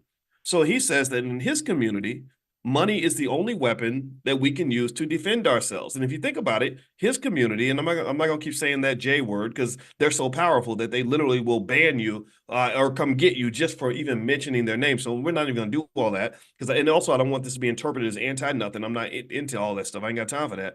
And that's what I told Kanye too when he started ranting on all that stuff. I said, man, I don't want to hear all that. I want to talk about us. I want to talk about what we can do. Ain't nothing you can do to us that we can't do to you. Ain't nothing somebody else can do to harm us that we can't harness ourselves. So stop talking about how powerful other people are and let's start learning from that power so we can have power ourselves. So anyway, long story short, he uses the words weapon and defense. And I did a training with you guys called the economics of self-defense. I'm sure it's out there somewhere. If you go Google it, you could probably find it somewhere. And because literally I said, I get it. Black people want to be free and we don't feel free. The reason we don't feel free is because we got to get up and go work for a white man every day. That's why you lack freedom. And another reason you can't be free is because for whatever reason, we're not shifting the culture enough to implement enough economic discipline, like basic things like a $5 a day investing plan for our children to help them to become free. If we simply invested as much money as we spend on Gucci belts, fast food, and new cars, we would have plenty of wealth to be able to defend ourselves. We would not have to get up and go to work every day for somebody who disrespects us. That's the first thing. He uses the words weapon and defend. This goes back. This is a powernomics principle. Dr. Claude Anderson, he's talked about this for many decades. Number two, he says, during times of war, when your gold is transported, it will be seized by the enemy. And during times of peace, it will be seized by thieves. Now, if you remember, one of the things I've always explained to you guys, and I'm going to go through it real quick, is I said there's pretty much 4 stages to wealth, 4 stages. One is you got to know where the money's at. You'd be surprised how many people lack even the basic financial consciousness to even know where money is. My thing is like, how do you plan to have money when you don't even know where the money's at? You don't even know that the stock market is the #1 wealth builder in America. You don't even know that entrepreneurship gives you a far greater likelihood of having wealth than working for somebody. You don't even know the value of owning versus renting. You think you can consume and buy things for the rest of your life and that you're going to somehow be wealthy. That doesn't make any sense. Or you're going this, get my bachelor's degree, go $200,000 in debt and work for other people route. That doesn't work. The studies show that doesn't work. So financial consciousness is critical for anybody that wants to be financially strong. So the first step is financial consciousness, learn where the money's at. The second step is you have to have a plan. I tell my girls, I say, look, if you ask a man what his 10-year plan is and he can't give you an answer in 60 seconds, that's not the man for you. Because success doesn't typically happen by accident, especially when you're Black. Because there's already a plan. You don't have a plan for your life, but they got a plan for your life, though. They got a plan for you already. So because you have not thought about your plan or God's plan, you're gonna have to submit to Massa's plan. Because Massa has a plan for you. Massa's plan for me was that my mother would abort me before I was born so that I would never be a problem. That was Massa's plan for me. So my mother, by going to those public schools and arguing with those teachers who wanted to put me on medication and put me in special ed because I didn't follow their rules, she was aborting, or she was, I don't say use the word abort, that's a different kind of abort, right? She was basically superseding Massa's plan and say, no, this is my plan for my child. This is what my child's going to be. And actually, if you ask my mother to this day, she'll say, I was implementing God's plan, because in my mind, when I sat down at that altar and prayed to God about this baby, should I have it? She said, God told me, this is what my mother says. Now, maybe she's making it up. I don't know. But she says, God told her, you got to have this baby because this baby is going to help change the world. She literally will say that. She said, I did not feel that about in my other children. I love my brother and my sister. They're amazing people. But she literally said that to me. And who knows, maybe it was a self-fulfilling prophecy. Maybe the fact that she told me that made me say, okay, I got to go do this, right? Which is yet another interesting thing about how the mind works, right? Whatever it is, but that's what my mother told me. So you have to be able to implement your plan and be strong enough and committed enough and fearless enough to make sure that that plan overrides any other plan that's out there, because they got a plan for you. They do. So the first thing is financial consciousness. The second step is to have a plan. If you don't have a plan, then you're not going to be successful typically. The third is you got to work the plan. You got to execute. Wealth is nothing but an accumulation process. All wealth is doing the same thing over and over and over again, and then eventually you've done it a whole lot.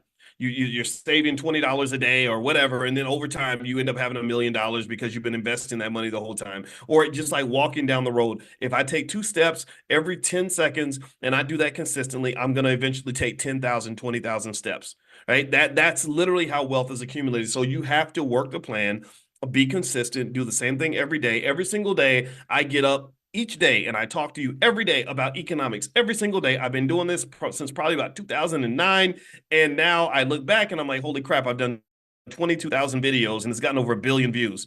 Oh, it was step by step by step. Because I'm not the most popular person in the world. There's a lot of people that hate my guts. A lot of people don't understand me. A lot of people don't want to hear what I have to say. I'm not a great speaker. I'm okay. I'm not anybody special, but one thing I am special about is that I know who I am and I'm very consistent about it.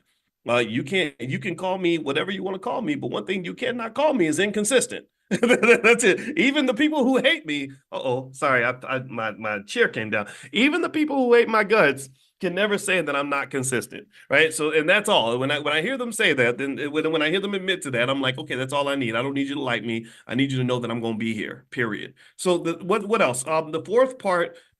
And this gets to the Rothchilds thing. So we talked about having consciousness, knowing where the money's at. 2, making a plan to get the money. 3, executing the plan. Number 4, this is what the Rothschilds were referring to. When you pile up resources, you better be able to defend that stuff. If you can't defend what you got, then you will not have it for very long. Once you get money, you become a target. You become a target of every cousin that's got a sob story. You become a target of the government that will tax you into the ground. You become a target. You a man, you're going to become a target of every cute little girl who's trying to come and get a piece of that money. If you are a woman, there are women that I know, wealthy Black women who are hit on by what they call these hobosexuals, these men that are sexy and know how to drop it in bed, and they're really trying to get close to you so they can get access to what you got. Even the men are doing that to the women now, right? And so what he's saying is that during times of war, when you got money, somebody's going to try to take it. Either the enemy's going to seize it, or the thieves are going to try to steal it. So what he's saying is we need a plan so we can protect what we got. We're going to go get it, and after we get it, we're going to defend it. Okay, now let's move on. What's another type of defense?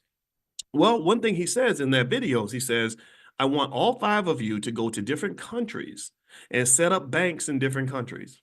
Now, again, I don't know if these conversations ever happened. Nobody knows, but that is what the Rothschilds did. So they went to different countries and they set up banks in different countries. Well, what is that? What concept of economic self-defense is that? Well, that's called diversification. Diversification is a critically important part of economic self-defense. It is an area in which many of our people fail.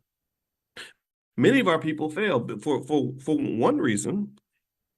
We've been raised on this false belief that having a job was the safest way to make your money.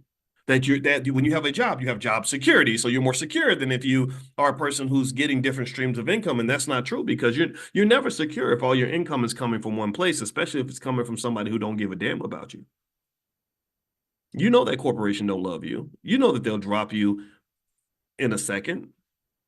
You know that you could die at your desk. They're going to sweep your dead body up and then replace you within a week.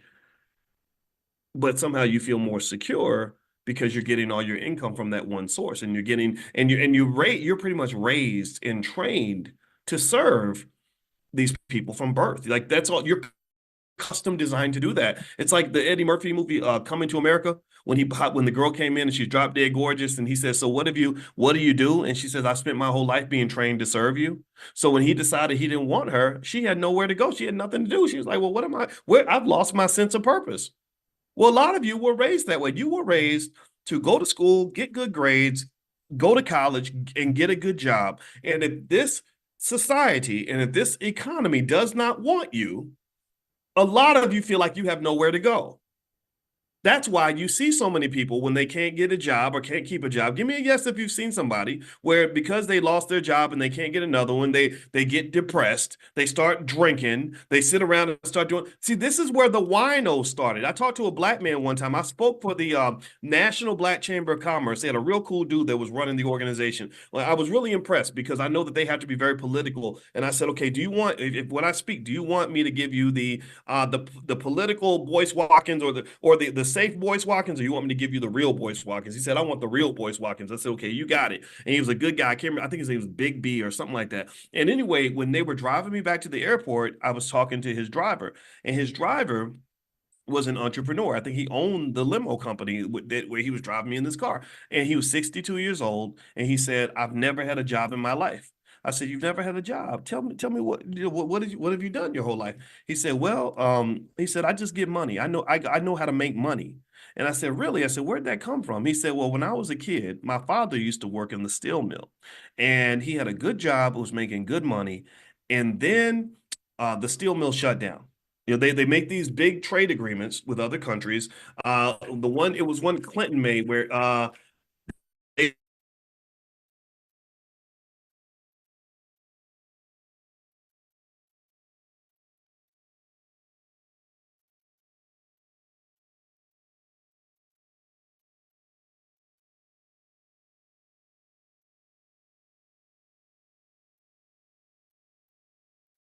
and basically saying, uh-oh, somebody said I'm frozen with no sound. Can you guys hear me? Okay, let me know if you can hear me. Oh, this is bad. Okay, give me 1 second, guys. Let me see. Am I in here? Can y'all? I'm gonna. You can hear me. Okay, yeah. I'm in a hotel, and this hotel Wi-Fi. Lord Jesus. All right, let me. You know what? Let me try. I'm gonna try to switch Wi-Fi's real quick. Hold on, guys. Sorry about that. Okay, hold on. Let me see if I can switch my Wi-Fi. All right, so you guys can hear me. I'm good now. Am I good enough to keep going? Okay, let me know. Interrupt me if I go out again. Okay, so what he said was, he said, my father used to work in the steel. That's what. So let me tell you. So the reason that the manufacturing base in a lot of countries disappeared is because when they let China into the World Trade Organization, China was able to make a product for $1 that would have cost $30 in the United States. So why would you manufacture a product in the US where you got to go pay a worker a living wage and the product's going to cost $30 when you could go make it in China where it's going to cost $1? So that's when you started to see a lot of the major cities that have manufacturing bases just sort of fall apart. Milwaukee, Gary, Indiana, Detroit, places like Akron and Toledo, stuff like that. A lot of the Midwest got hit. So basically, effectively, these sorts of agreements end up harming people. So what happened was, this man told me that when those manufacturing jobs went away, he said that's when the winos started. He said, because you had a lot of black men who had only been trained to work for white men. That's all they knew how to do. So what they did was they would just sit around and drink all day, sit around, drink and play chess all day. When a man loses his sense of purpose, it's hard for him to maintain his manhood. So a man has to maintain some sort of a sense of purpose that goes beyond just showing up to work for this white guy, or anybody. You have to know your value beyond just whether or not you have a job or can get a job. In my view, a better way to look at it would be, okay, I got all this free time now because you don't want to hire me.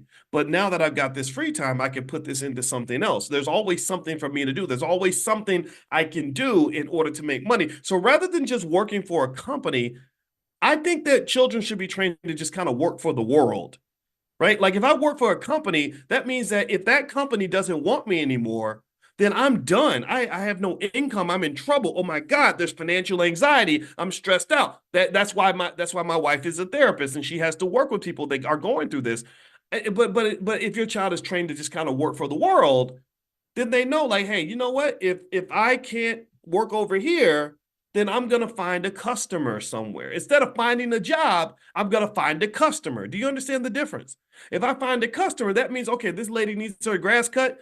That's my customer. This other guy, you need the house painted? You're my customer. Oh, you need me to help come and build something for you? You're my customer. You want to buy this shea butter, whatever it is, you're my customer. So ultimately, I think that it's just as easy to train children to find a customer as it is to train them to find a job. Because when you find a job, all you're doing is trying to find a customer.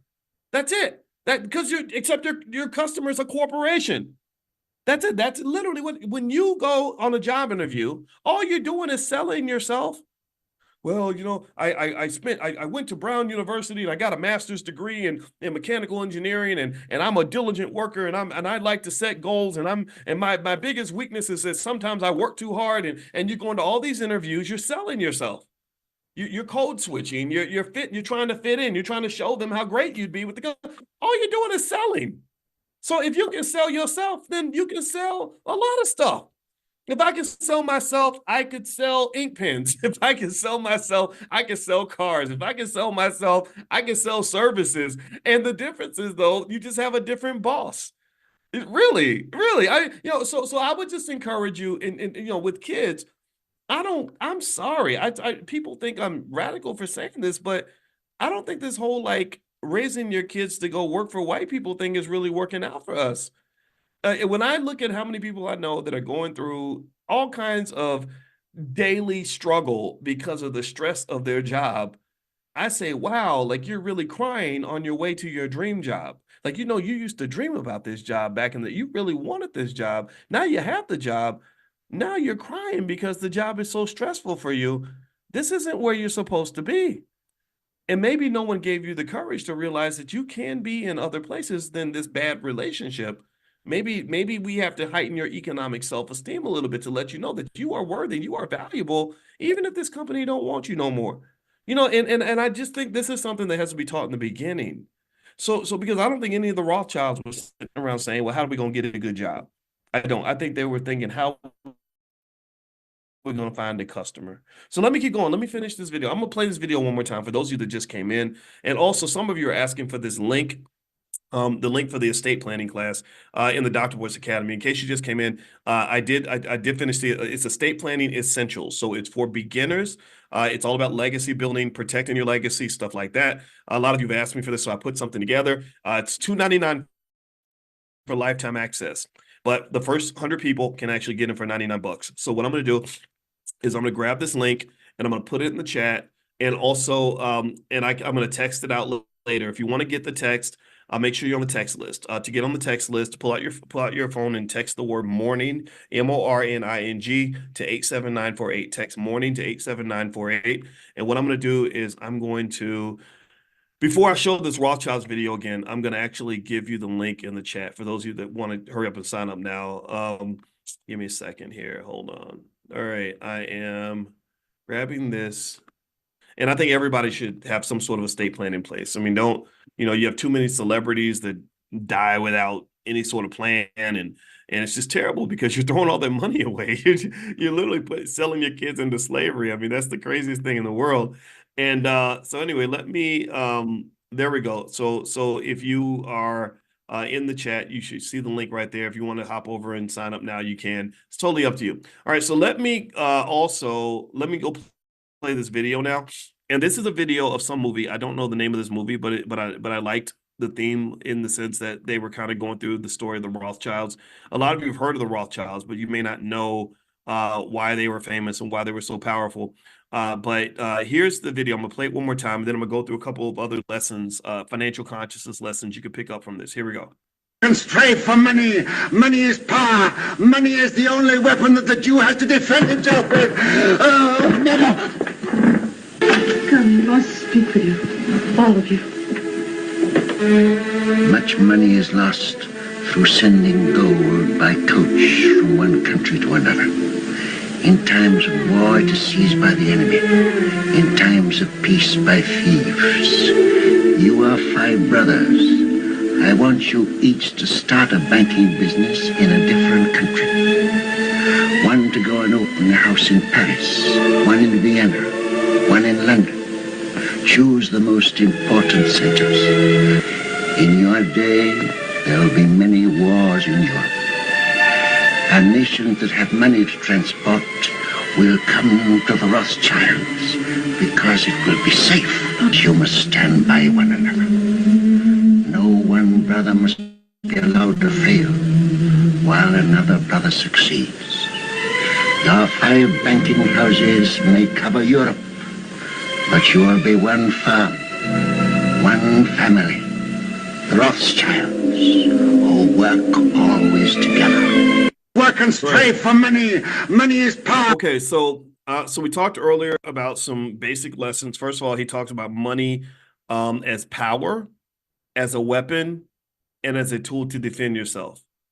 Okay, so that's important to understand from a powernomic standpoint. Never think money is just money. I don't know the name of the movie, Rosa. I wish I could tell you. I just saw the clip and I thought it was great. I'm always looking for some, but I see something where I'm like, oh, this would be great to cover in class. That's what I grab. But if anybody knows the name of the movie, then feel free to share it with me. I'm sure we can Google it. Number two, he talks about another aspect of financial consciousness, which is that when you acquire money, you have to be aware of how people see you. He says that during times of war, money will be seized by the enemy. During times of peace, it will be seized by thieves. The lack of financial consciousness reminds me of this woman that I met who told me that one of her friends, they had a little group of three really pretty girls, and they would keep track of when athletes or rappers would come to town because they feel like rappers and athletes are stupid. But they have lots of money. So what they would do is they would find out what they like and what they want to talk about and stuff like that, and they would show up and basically give the man whatever he wanted, and then they would put a date rape drug in his drink and set him up and basically extort him. They would put the 15-year-old in the bed and say, if you don't give us X amount of dollars, we're going to call the press, we're going to call your wife, we're going to call your football team or whatever, and you're going to lose everything. So men would have to pay money, and it was due to their lack of financial awareness, their lack of consciousness that would cause them to be put in this situation. They don't understand that you can't be a multi-million dollar, multi-billion dollar, whatever commodity and just sort of be hanging out and doing anything that you want. Literally, this is real stuff. I like to use real stories in real life. In fact, I remember my father always telling me that a man who has something to lose should not be in a space with a bunch of people that have nothing to lose, or a woman too. If you've got a lot to lose, you should not be in a space with people who have nothing to lose. Tupac, I think that's why Tupac's not here anymore, to be honest with you. Tupac always wanted to be the same no matter what, but he didn't understand that the more famous you become and the wealthier you become, the way the world sees you is going to change, and you're going to have to adjust with that. So anyway, with that said, he talks about thieves and enemies stealing your money once you get it. Then he talks about diversification. Okay, there's five of you. All five of you are going to go start banks in different countries because we're going to be spread out. We're going to be diversified. That's another rule of economic self-defense. The other thing, too, is he understands the power of family. He says, we have five sons. And he says at the end, he says there's nothing more important than being a Rothschild. He says that no one, he said, you will stand by one another. No one is allowed to fail. You are one family. That is a powernomics principle. That is understanding that many of you, how many of y'all got kids? Any of y'all got kids? Anybody in here? Any parents in the room? If you are a parent or a grandparent, raise your hand. All the parents, because your job is extremely important, and it's the most important job in society. I don't care what anybody else says. One mistake people make in America is we view children as what they call a luxury item. In economics, they call that a luxury item. A luxury item is something that you do that's pretty much a waste of your money anyway. A luxury item is like buying a Coach purse or a Mercedes Benz. You don't need a Mercedes. You don't need a Coach purse. You do it. Why? Well, because you got extra money. You got a little money to burn. You're feeling yourself. So you go ahead and just make it rain a little bit. That's fine. But children are not a luxury item. See, there was a time where children were viewed as an asset. Not in a malicious way, not in an exploitative way, but in a way that said the more babies we have, and if we train these children properly, they become a source of power for the family. We're now gang affiliated. Like, anybody remember when you were little and you ever know that kid at your school who had like 12 brothers and sisters and then 14 play cousins? Anybody remember a family like that back in school? No one would ever beat up anybody in that family because you knew that if they were loyal to each other, you were going to get your ass kicked. Like, you knew they were all going to show up at your house and kill you. You did not mess with the kid who had a bunch of older siblings that were always with them. There was protection there. There was safety there. Well, the grown-up world ain't much different. When you've got people that are with you, that have your back, then you can achieve a whole lot more than if you're trying to operate solo. This is one of the reasons why, since slavery, they have worked so hard to keep us isolated from one another. This is why people like, what was it, Hoover, or the guy that ran the FBI, whatever his name was. This is why they consider Black unity to be the greatest threat to national security in existence. They said, oh my God, if these people all start working together, we're in trouble. We are in trouble. So what I want you to understand is that what this Rothschild father was seeing is that I got 5 sons. Oh, that's a power move. I'm wealthy now. I just ain't got no money. Right? But I'm very wealthy already. I'm a millionaire. I just ain't got no money. And so what he did was he said, you are 5 sons, you will set up 5 banks in 5 countries, and you will be unified. He also said, you will not allow anyone to fail. None of you can succeed while the other one's failing. That's not going to happen. What he's establishing there is a gang. He's establishing what I refer to as an economic gang, and everybody's gang affiliated. Every gang out here has a code of conduct, and gangs aren't just in the streets. It's not just Crips and Bloods and all that. No, gang, the police department ain't nothing but a gang. The Apple computer ain't nothing but a big economic gang. They all got the same little logo. They all follow the same rules. If you don't follow the rules, then they're going to put you out the gang. The North American Free Trade Agreement, NAFTA, is an economic gang. We got together with Mexico and said, hey, homie, look, I got something, you got something. If we work together and set special rules for each other and codes of conduct, we can have more power. The Asian Pacific Union is the economic gang. The European Union is an economic gang. And the problem that you have as an American, particularly as an African American, is that you're constantly inundated with this very rugged individualism. You're constantly inundated with this false idea that you're supposed to do it all by yourself and that you're supposed to be the man. Or you're supposed to be the woman. You're supposed to be the boss. You're supposed to be the HNIC. I run into it all the time. I run into it all the time. I talked to D1 before he went to InvestFest, and we were talking for a long time. And I said, man, I love rap and I love rappers. I said, but some of these dudes, I cannot talk to them because they are so caught up in trying to be the man, trying to dominate, trying to be King Kong this, and I'm the best, and I'm the baddest, I'm the greatest. And it's a reflection of why the whole Black community fails, because you're always looking for this one guy to be the superhero instead of building institutions. It's ego. Maybe it's ego, insecurity, weirdness, bad culture, but this whole idea that it's like one person has to always be the boss and the leader and everything, it makes it so hard to collaborate, because when I approach other aggressive Black males with collaborative energy, sometimes, not all of them, I mean, a lot of them get it, a lot of guys get it, but some people, it's like they see that like threatening, like it doesn't, like they've never seen that before. Like either I'm dominating you or you're dominating me, but we can win together. Like, what's with the scarcity mindset? I think that's a scarcity mindset, to be honest with you. I think it's scarcity because it makes you think that the only way I can be successful is if I push you out of the picture. And that's not how the world works. When you're working together, there's something called synergy. And synergy is where 2 + 2 is not 4. Synergy is where 2 + 2 is 7. Synergy is where we're not getting together to chop up one pie. We're getting together because we're going to make the pie bigger. And then when it's done, each of us will have a bigger slice than we had before. It's magic. And I really think that you should really tune into that. I think that this is something that is cultural. It's cultural, and it's something that can be taught. It's something that simply says, look, man, stop thinking. It's a consciousness concept, actually. It's consciousness, right? Think about it. Imagine a football team where you got a bunch of players who are a bunch of individuals who are all concerned with their own stats and whether or not they got the ball, versus another team that says, look, I'm not worried about whether I get the ball or not. I'm worried about whether or not the team wins. That second team is going to win far more championships than the first team, and there's going to be a lot more success to go around.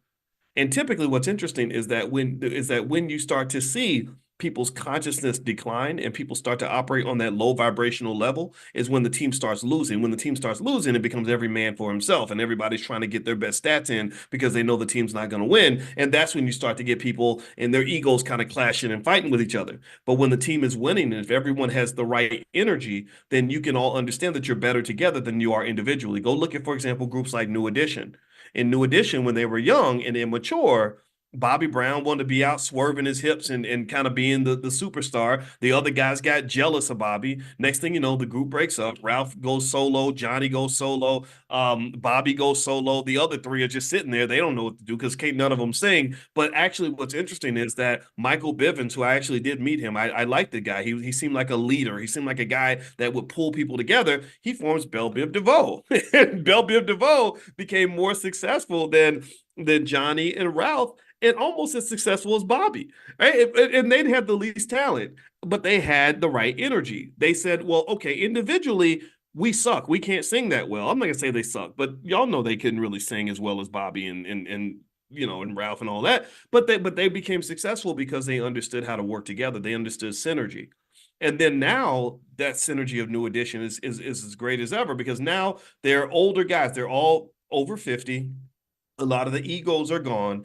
And now you see all six of them on stage. Bobby's up there huffing and puffing, looking like he's about to pass out at any moment. But I love watching that because it reminds me of this basic idea that you really can be far more successful when you are willing to submit to something bigger than yourself. People don't like the word submit. You talk about submit, people are like, I ain't submitting to nothing. I'm going to do what I want to do. I'm going to do it. Well, okay, keep your selfish ass over in the corner and keep on losing by yourself. I'm submitting. Every day I submit to my wife. My wife submits to me. Every day I submit to my family. Every day I submit to my goals. Every day I submit to y'all.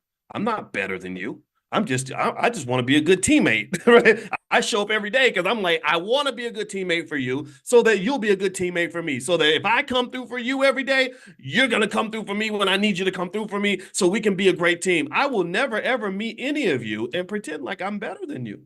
That's it. I'm just not interested in that. Why do I need all that?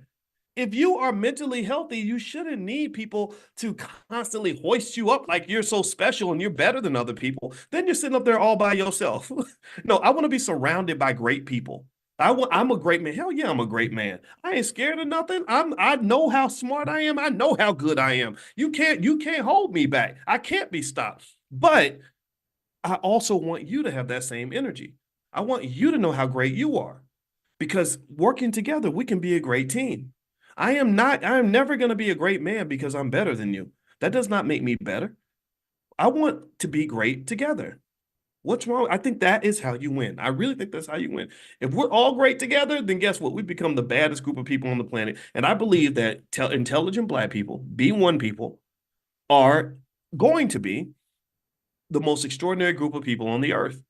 I believe that within the next 20 to 30 years, it's going to take time, but we will be the most economically advanced group of people on the planet. We're going to be doing things that people can only dream of. Our children are going to understand economics at a level that far exceeds anybody else. Do you know I met a kid who was in the Black Business School years ago? I told you I got to bring him up again. Caden, I saw him at InvestFest. Caden was 14. I had not seen Caden since he was 7, but his father, they always check in with me every few years because Caden started off in the Black Business School and everything. And I'm talking to Caden, and I'm gonna tell the story again. I know some of y'all might have heard this, but Caden, literally, I was like, "Is that you, Caden?" And he was talking. He's a real polite kid, and I said, "You're 14. You're about to start high school. That's a big deal. Are you ready?" And he said, "Oh, I already finished high school." And I thought he made a mistake. I was like, wait, no, you didn't. And his father's like, oh yeah, we got high school out of the way. I homeschooled him. We got him through high school. And I said, so where's he going to go to college? And his dad said, well, Caden already makes more money than most college graduates, so he's just going to focus on his business. We went to the White House last week. Like, this is what this kid is doing. And here's what I'm saying to you is that I think we can mass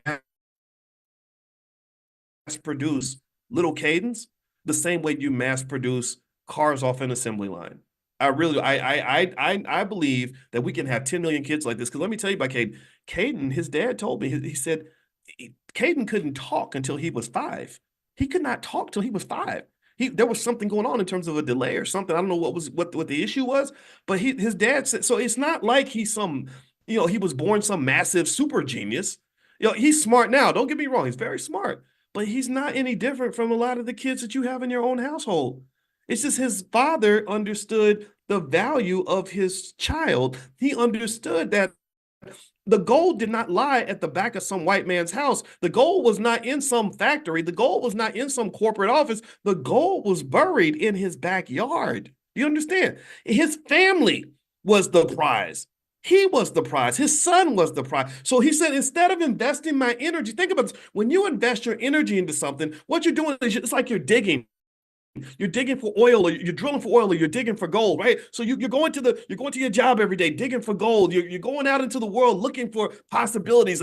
You're like, oh, I wish they would give me an opportunity. But what you don't understand is, for a lot of you, just like it was for the Rothschilds, the gold is buried in your backyard. That's where, in my view, that's where you should be digging. So if you're a parent, grandparent, play parent, step parent, mentor, coach, whatever, understand your multi-million-dollar asset is right there around you. But what we do that is so backward, in my opinion, is we will neglect the kids so we can go off and serve massa. Tell me if I'm lying. Tell me if I'm lying. We will literally, our kids grow up like, I forgot my mama's name because mama's working 14 hours a day. And I understand mama's got to go pay the bills sometimes, but Lord Jesus, we don't even understand. Again, because we look at our children as luxury items. We're like, oh, we have these little badass kids. They cost all this money and whatever. And you do the bare minimum. And then you say, well, you drop them off at some public school so that some white guy can like get into their brain, right? And next thing you know, they're coming home and telling you that you're mispronouncing your pronouns, right? Or whatever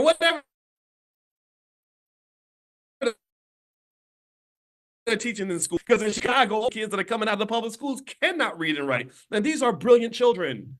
These are our children. These kids are smart.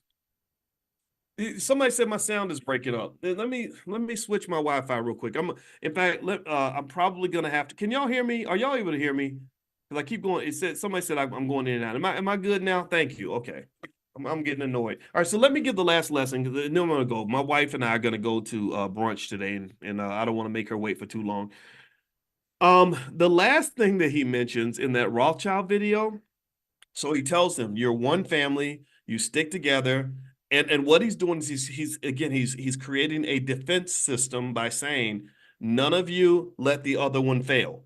This is exactly what I talk about in my book, The 10 Commandments of Black Economic Power. That's exactly what in that book. If you go read that book, you will see that these are the things that I talk about. You have to set up a code of conduct. You take your family, they become an economic gang. Every gang has a code of conduct, and he's giving them the code. He's giving them the game. He's saying, look, this is what you're going to have to do. You're going to have to protect each other. All right. So somebody says my sound is going in and out. You know what? I'm going to switch Wi-Fi real quick so I can finish this point up. So give me 1 second. Let me open up my personal hotspot because apparently this hotel Wi-Fi is a piece of junk.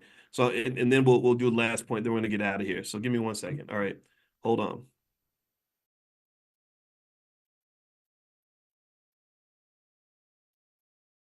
Okay. All right. So I'm back now. Give me a yes if you can hear me okay. Give me a quick yes if I'm coming through all right, because I'm on my phone Wi-Fi now. Okay. And if I have to turn off my video, I will. Okay, great. All right. Thank you so much, April and Gerald and Kelsey and Renee. I appreciate you. All right. So he sets up a mindset early, right? This is so important. He's telling the children, don't go looking out in the world for what you need. Look toward each other.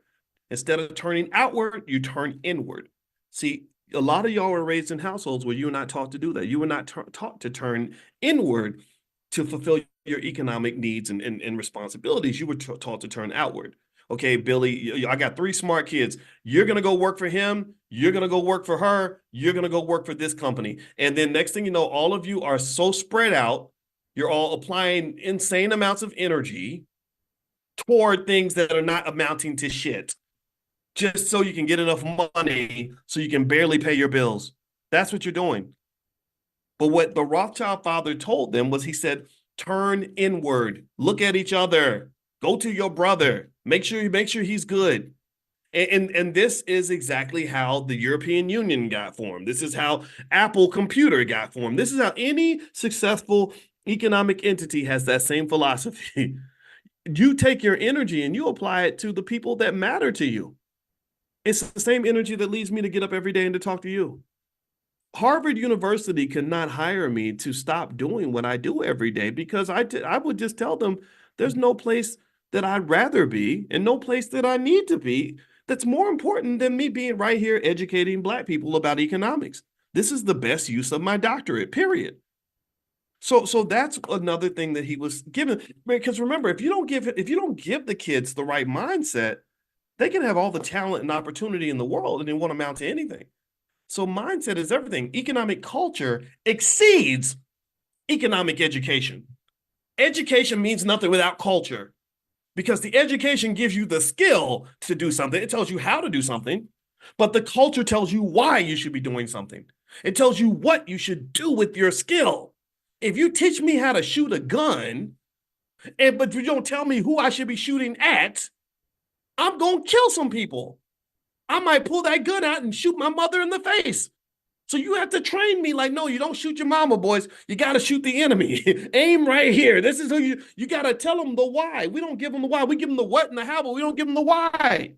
Why are you doing this? The why is where the fire's at. When I come in here acting like a crazy man, jumping up and down, it's not the what and the how that's making me do this. It's the why. I'm doing this because I know that in a few years, we're going to kill it. And I'm going to tell you, I was extra fired up when I went to InvestFest and I said, this is what I was always aiming for. Thousands of Black people getting together only to talk about economics. This is so different from the beginning when everybody acted like it was crazy and weird and stupid and nobody was interested. Now everybody's interested. Now we got our people right where we want them. Now in the next generation, what we do is we're elevating this. We're building on top of this. See, because the Jewish community did not become the most economically capable group of people in the world in one generation. It took hundreds of generations. It took a long time. So ultimately for us, we're still in the infancy of this movement. We're still at the very beginning. Sure, we're doing a lot, but what's going to be amazing is what your grandkids do. They're going to be looking at us 100 years ago and say, this is where it started.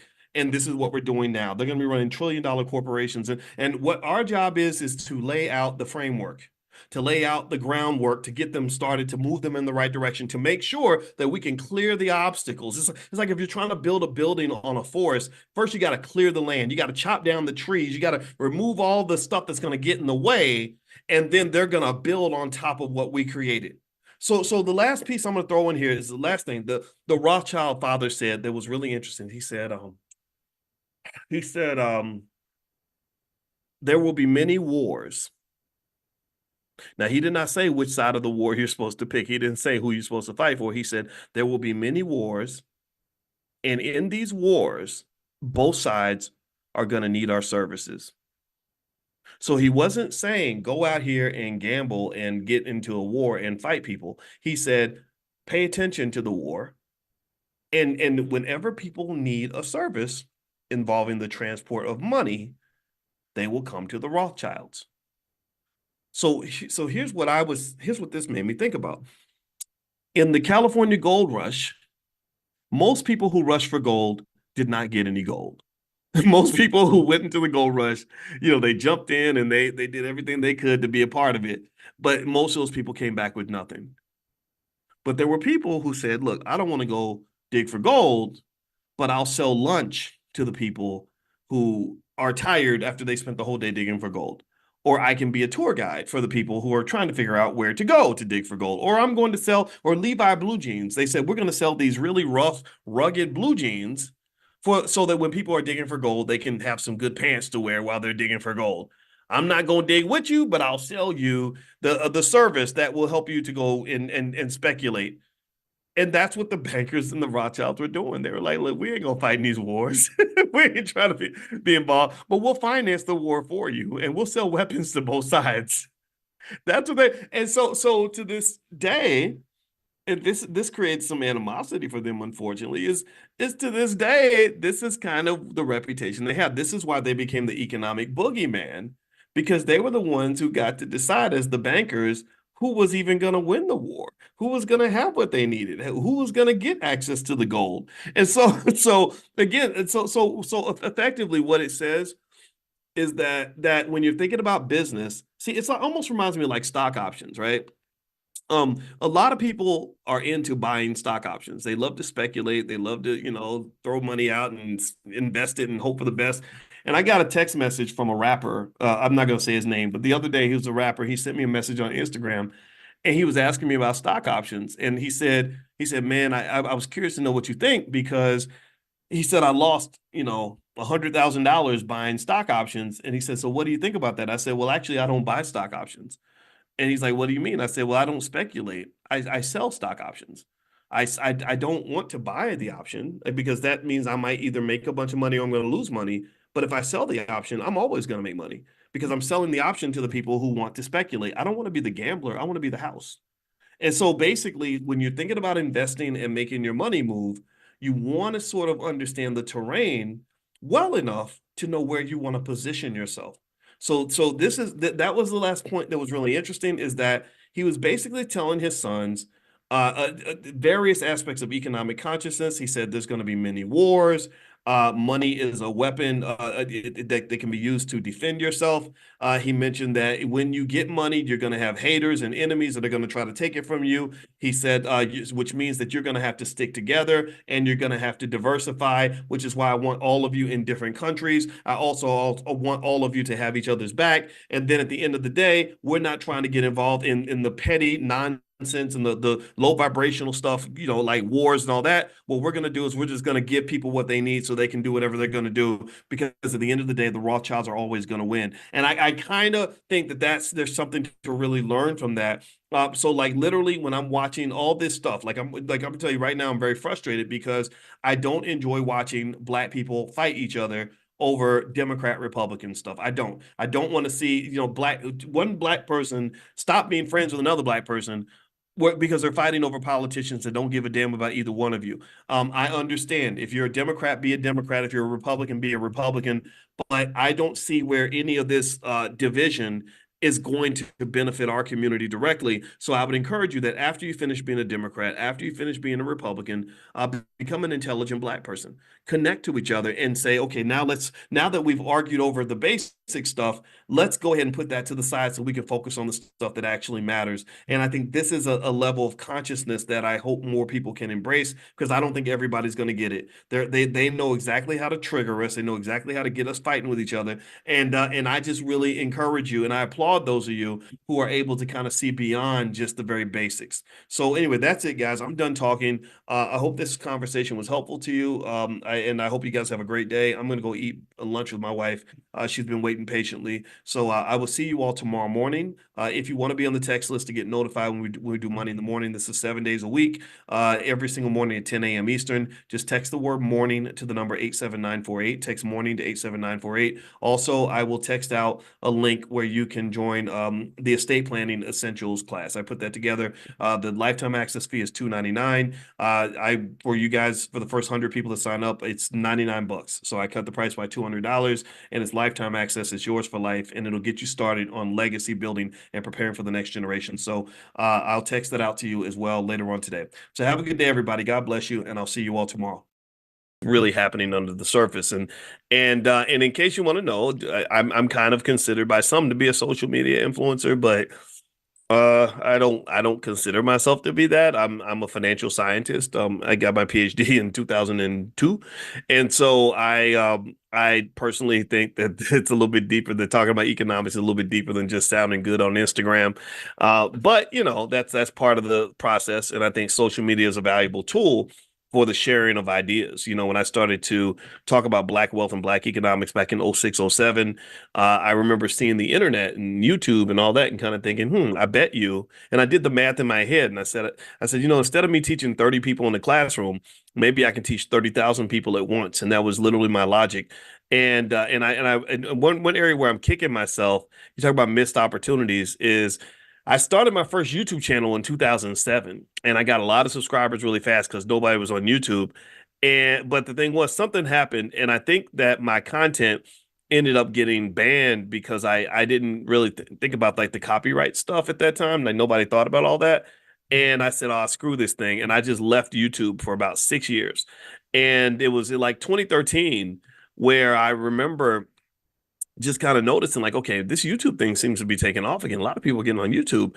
So I got on YouTube. And again, I didn't even realize, like in hindsight, that was early. 2013 was early too. Like 2007 was super early. If I'd really pushed hard in 2007, I think I would have had 10 million subscribers. But even with 2013, it was very easy to get.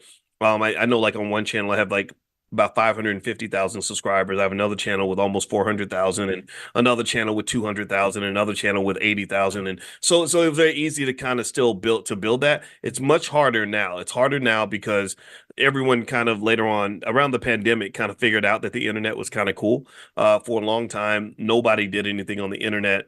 Or I'm gonna say nobody, but a lot of people didn't because they thought that this other stuff like TV and whatever was better. And I think when the pandemic happened, that's when even the celebrities like the Shannon Sharps and people like that started saying, "Oh, wait a minute, there's like this really big thing happening online. Maybe I should look into that."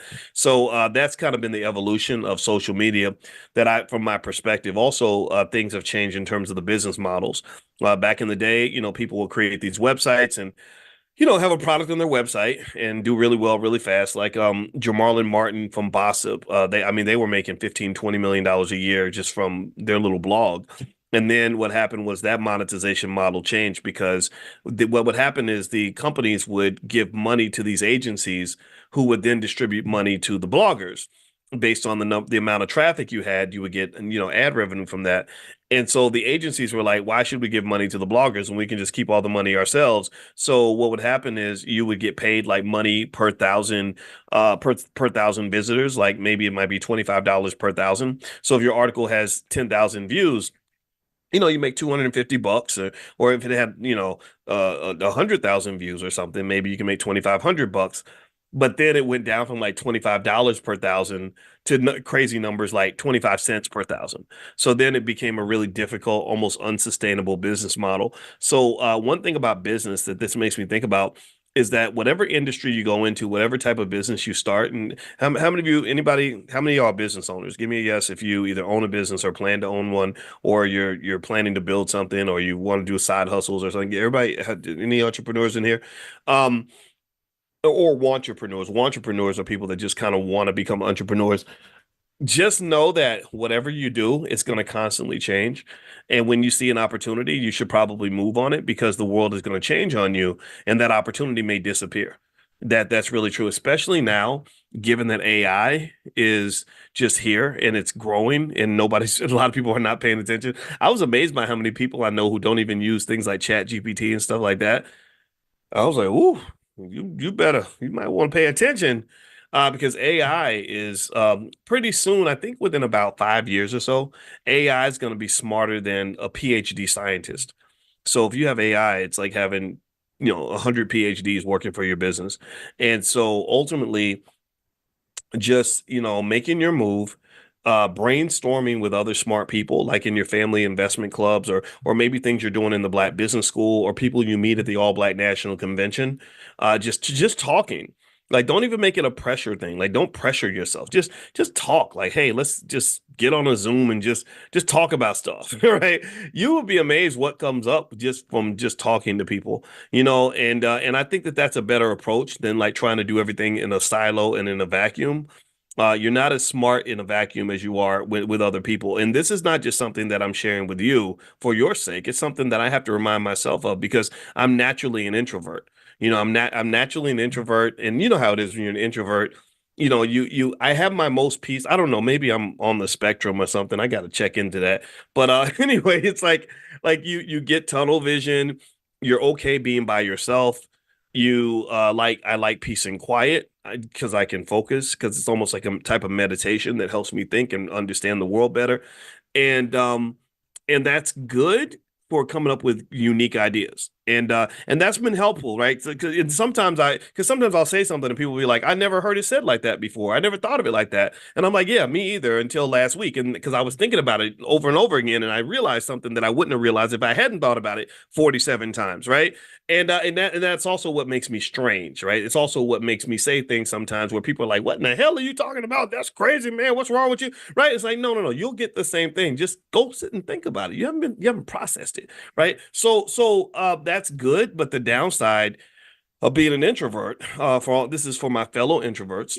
is that you miss out on ideas that are outside of your own. It's very hard for you to see the world in any way other than the way you were trained to see it. That's it. If you get caught in that trap of only having one type of vision, that's your vision, and that's the only vision, which is pretty much a big chunk of the world now because everybody's like fighting each other over like Democrat, Republican stuff and all that, then I think that really, really limits your possibilities. And this is a consciousness exercise right now. We're doing a consciousness exercise because consciousness isn't just leveling up, consciousness is broadening out and is going to additional dimensions of existence, right? So if I can only see the world from one perspective, then my consciousness is limited because I cannot imagine what my perspective looks like from to the person over there. I can't see what I can see what I see. Do you understand? I have a first person visual on everything that I believe, everything that I see, but I can't see what I see from over there. I don't know how I look, to that person over there. All these are types of consciousness because it requires little tools like empathy and our ability to really connect and truly relate and understand other people's perspectives. And people just don't do that anymore. Nobody's really encouraged to do it. Or when you say people should do it, people just get mad and they just want to argue and fight and all that. And I can tell you that this hurts you not just in terms of just what kind of human being you are. It also hurts you when it comes to business. And and again, this is not just me telling you this. This is me reminding myself of this because let me just tell you what happened this weekend when I was in Atlanta. Some of you were around for class this weekend, so you know kind of a little bit of this. But I was in Atlanta. I went to the Black Business Conference with Dr. Ken Harris. I highly recommend it. He's a great guy. Just amazing. Booker T. Washington started that organization. And I can just tell you also, like the individuals in that organization helped me understand Booker T a lot better. If you just write him off as some sort of Uncle Tom, I think you're missing the greatness of this man. I mean, this man really was extraordinary. And to the point where there are people that even speculate that they killed him, that somebody killed him. I don't know if that's true or not, but that's what that's what the story is. And when I was there, I was meeting all these people from different parts of the world. I was meeting, I met a 40-year-old black man who builds houses. I met another brother he's actually from the Nation of Islam who had built an engineering firm and his kids worked for him and he homeschooled his kids. His kids never went to school. Again, I love the Nation of Islam because they have this thing called common sense. Like, why would you let your enemy educate your kids? And they're also action oriented. They're like, no, you're not going to educate my child. And I just respect that, right? I just think it's enormous, and I also respect builders. And he literally was a builder. I think he was able to build houses too. So you have builders, and you're building a business, you're building homes, you're building your children in the right way, and I think that's a recipe for success. His children were very successful as a result of that, and so as I was meeting different people, I just sort of started seeing just so many different perspectives. And then I walked over to InvestFest, which was a different kind of vibe. The Black Business Conference, most people were dressed in business attire. The age range was maybe from the 20s, maybe 25, as high as 75. Probably more so in the 40s, right? But I did meet a young woman named Ketchy. I told you about Ketchy. She left an impression, and she was super smart. She was 30 years old. She read all the Dr. Claude Anderson books and was eager to be around business people that could help her kind of see things and grow and learn. But then I went to InvestFest, right, which has a different kind of approach. InvestFest, to some extent, they're deeply connected to hip hop culture. I think 50 Cent was there, and Steve Harvey and Tyler Perry and things like that. And I went over there mainly because D1 was performing, and D1 is my buddy. Y'all know this, and so I was supporting D and just kind of walking around, and I was seeing a lot of younger people. I saw people maybe in their 20s and 30s, and I got perspectives from them. I talked to a ton of them. A lot of people were stopping me, and if you were one of those people, I appreciate that very much. It was nice to see you and hug you and everything else. And I was just there to learn. I was learning and observing and just kind of seeing different ways of kind of viewing this economic thing. And so one conclusion that I came to that made me really happy is I said, man, this is what's up. This Black economic revolution is going full throttle right now. And I think it's only going to get bigger from here. I think this is just the beginning. This is the infancy. This is what I used to dream about. I told you all that Martin Luther King, his unfortunately they limited him before his death to this dream of little black girls and little white boys holding hands and all that. That's not I mean, you can hold hands whoever you want, but that's not my dream. My dream was something like InvestFest, something like the Black Business Conference, where you've got just thousands and thousands and thousands and thousands and thousands of black people who are unified around one idea. We're not unified around Democrat, Republican. We're not unified around gay, straight. We're not unified around male, female. We're not unified around other. We're unified around economics. Tell me if you agree. Like, I think that if I walk in and I say, black people, we need to build generational wealth, it's going to be almost like unanimous agreement. Like, let's test it right now. Do you believe black people need to build generational wealth? Do you believe that we should have a legacy for our kids? Do you believe that we should have higher income? Do you believe we should own property? Right? All these things are easy ideas to rally around. And I don't even need to know if you're a Democrat or Republican. I don't care if you're from the North or the South. I don't care if you're tall, short, gay, straight, male, female, young, old. We all like, yeah, let's get black people money, right? And so to me, that's a beautiful idea. That's the opening that can help us run the ball to the end zone without any friction, with minimal friction. There's not a lot of disagreement. So I was at InvestFest and I thought it was so great. I was watching this guy, he's the master investor. That's what his name is. I don't know his actual name now. I can't remember his name. But I met one of the founders, the Troy guy. He was very nice to me. We shook hands and he said, "You've been working out?"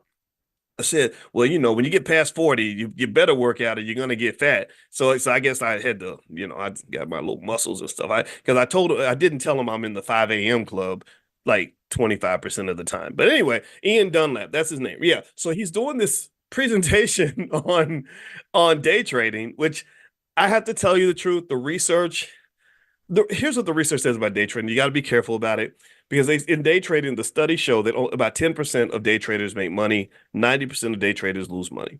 Right. So this is one of the reasons why I don't do a lot of that. I don't, the candlesticks and I know all that. We saw that in grad school. And when I was in my PhD program, they pretty much told us, like, don't endorse that. That is not, but it doesn't mean that it's fine. It's fine, but it's not easy and simple, right? Like, for example, when I mentioned like the $5 a day plan and I say, just buy some S&P 500 stocks and do it consistently and your wealth is definitely going to grow. This has been proven to consistently work for anybody who does that basic thing, right? Whereas day trading is a little more complex.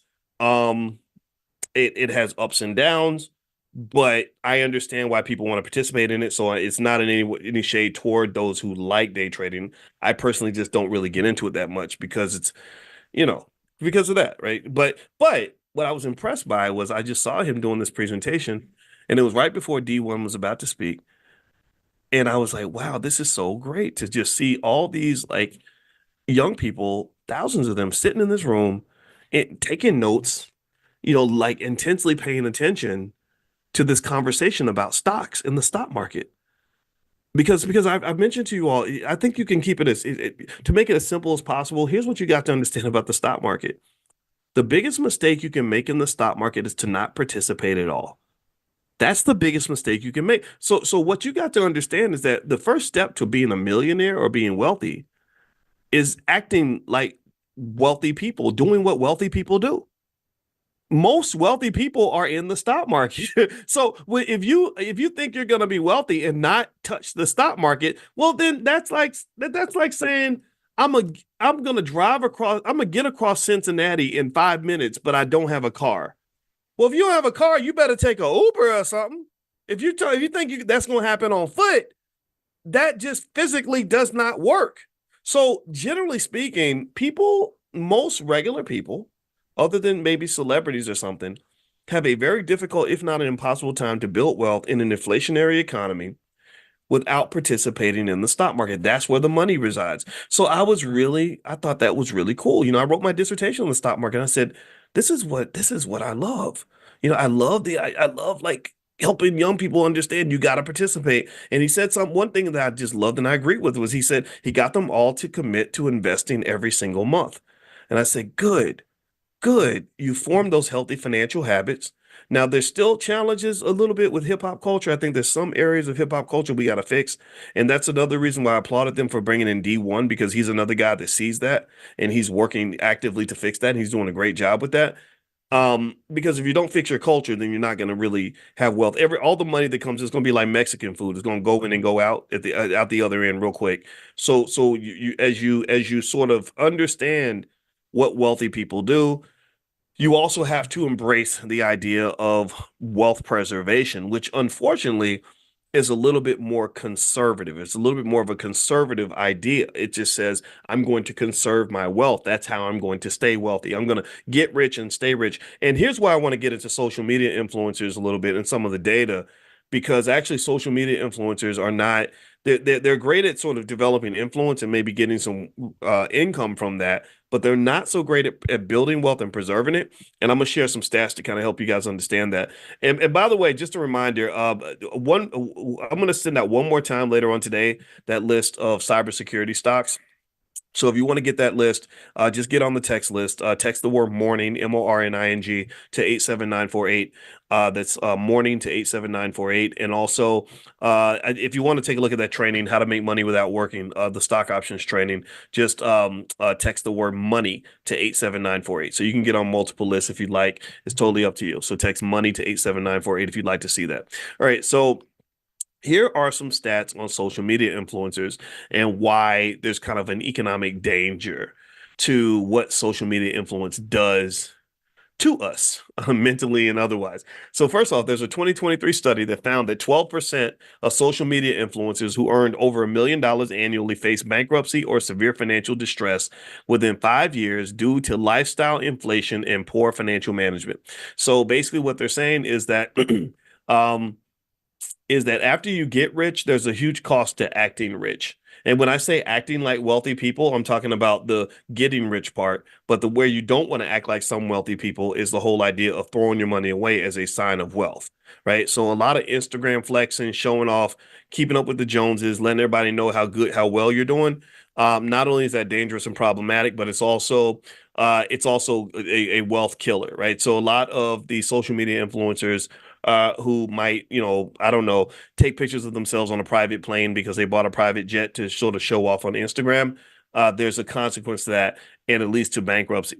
Also, the other thing about being a social media influencer, and I've seen a lot of people who want to be social media influencers, and I would say if you're not prepared to really, really commit to it, I don't know if I would do it because most social media influencers don't make very much money. Let's see. According to another study, they found that in 2022, they did this study. They said only 4% of social media influencers earn more than $100,000 a year, while over 60% earn less than $30,000. So if you're thinking about trying to be a social media influencer, I would encourage you to really pick your niche very, very carefully and really commit to that. That means making the content consistently and regularly and finding your people as quick as possible and understanding product development and things like that. Because if you don't do it right, you can end up very frustrated and feel like it's not paying off because it doesn't pay off for most people. So you got to be really careful with that. They said a lot of social media influencers end up having tax issues. Also, spending habits. They said that 45% of influencers spend more money than they earn, relying on credit to fund their lifestyles. Did anybody see where there's a story where there were two young ladies who were basically known on Instagram for how much money they had, and they both got arrested for drug possession, like because they were literally transporting dope across state lines to fund that social media lifestyle. And this is where it's very dangerous when you have people that are, say, 25, 26 years old that are making money, more money than people twice their age. And they didn't get a trust fund or anything. They somehow magically found a way to make all this money. And unfortunately, sometimes it's because they're doing anything necessary to get that money, and that can have a consequence. Also, they said 65% of influencers confess that they have little to no formal financial education, leading to mismanagement of earnings, poor investment choices, and insufficient savings. And that's really true. Without naming any names, I will say that personally, I have seen a lot of financial influencers where they'll talk and they'll explain something, and I'll be sitting there like literally biting my tongue because I'm sitting there thinking, oh my God, this is so incorrect. but everyone likes them because she's cute or because he said it in a rhyme or whatever. Like the person has swag or whatever, they from the same hood. And I'll be like, I think this is wrong. Like this is not accurate information. How do I say this without sounding like a boomer or just an uppity professor? I'm not trying to be better than anybody, but I think having accurate information is really important. And so as we sort of move forward with this economic revolution, which I think is extremely powerful and valuable, you've got to make sure that there's some space in there for truth or some sort of understanding of like, okay, what actually fits, what actually works and what doesn't. Because I see a lot of people who say, yeah, I want to invest. And then they're investing in all the wrong things, making all the wrong moves, and then it doesn't work out. And they say, investing sucks. It's kind of like dating, like people don't, like usually if somebody says, I hate men or I hate women, and because this keeps happening to me, it's sometimes it's because they're approaching dating in the wrong way. They're picking the wrong people. They're handling situations in the wrong way. They haven't studied it, when I was dating, I don't know if I ever told y'all this, but because I'm a student and a teacher, I was like, well, if I want to be good at this dating thing, let me just read a book about it. I kid you not. And to be honest, I don't know if it's TMI, but when I first started having sex, I was like, I want to understand how to do this well. So I read this book. It was like, what was the book called? It was called don't tell my wife because she'll probably be like, boy, she shouldn't be talking about this publicly. The book was, oh, you know what it was called? I went to the library. This is back in the day you had to go to the library, right? That's why I got the gray in my beard. The book was called How to Make Love to a Woman. Woo! And let me tell you, it worked. Everything in that book worked. So my simple argument is that everything you need to know about life is in a book. Open the damn book. Or as my friend Constance Carter says, she'll be at the convention too, by the way. She says, Google that shit. Like, look it up. Stop trying to solve problems yourself when the answers are everywhere. You're 25 years old trying to figure out life. Go talk to a 45-year-old. Talk to 10 of them. Ask them the same question. You'll get 10 different answers, and then you're gonna what do they call it? Triangulate. You're gonna triangulate your way to a solution. Information is power. Seek knowledge. That's if you want to know the key to one of the keys to happiness, knowledge is the cousin of happiness, in my opinion, because if you have knowledge of self and knowledge of the world, then you'll understand how you operate and how you need to fit yourself into the world. So the best thing that I learned, it just came naturally because all through my PhD program, all I was doing was reading books and thinking about things. That was the best thing that ever happened to me because now when I have a problem, I'm like, okay, let me go look some stuff up. Let me talk to some people. Let me go figure out the answer. The answer's out here somewhere. It's got to be somebody else has gone through this. And then understanding the world means you can say, okay, I don't want to be over there. I want to be over here. I don't want to do this. I want to do that. No, I don't think I want to try smoking crack because that's bad. I think I want to I want to run marathons instead. Another book that I read that was really great was called I read it when I was 30 years old, and it was called What Women Want Men to Know by Dr. Barbara DeAngelis. And she wrote a book also for women to understand men. And that was really powerful because I did not know that women were so different. Like y'all just I was reading this like, oh my God. Like I was no way. Like this lady's crazy. She's making this up. And I would ask my female friends, I would just read stuff. She would have little lists like the top 10 things that turn women off. And it would just be things that seem weird to me, like I don't know, like when your feet are too big, and or you burnt the cheese, the lasagna. I'm joking, but it was goofy stuff. And I was reading it to my female friends. I'll be like, "Is this true?" And it says number three. Is that? She'd be like, "Oh yeah, I hate that. I hate when men do that." So reading books can really go a long way in terms of solving whatever problem you have. And so one of the things that happens with investing, let's circle back to investing, is that a lot of people have a bad view of investing because whoever introduced them to it introduced it in the wrong way. Somebody that you saw on social media who was cute and flashy and sounded good got you to pay $20,000 for a course and you walked away and you didn't learn anything. You didn't actually learn anything that actually worked or actually applied. And this is something that I think has to kind of be sort of dealt with, not so much in a way you have to be critical of anybody, but really in a way where I encourage you to really kind of vet things to understand, like, okay, is this really gonna actually work and really apply? Because if you do investing right and you understand what to stay away from, then I think that I know for a fact it is a much better experience than if you do it wrong. And the reason you want to do it right is because if you get traumatized the first time you invest, then you're going to say, oh, all investing is bad. So this is what happens with a lot of people when they say, oh, I don't put money in the stock market or whatever. And you look at their history, chances are they did try it once and they bought some crazy stuff that their cousin told them to get, and it didn't work out. Okay. All right. So let me keep reading here about social media influencers. They said it says here also over 70% of influencers rely on brand deals and sponsorships as a primary source of income.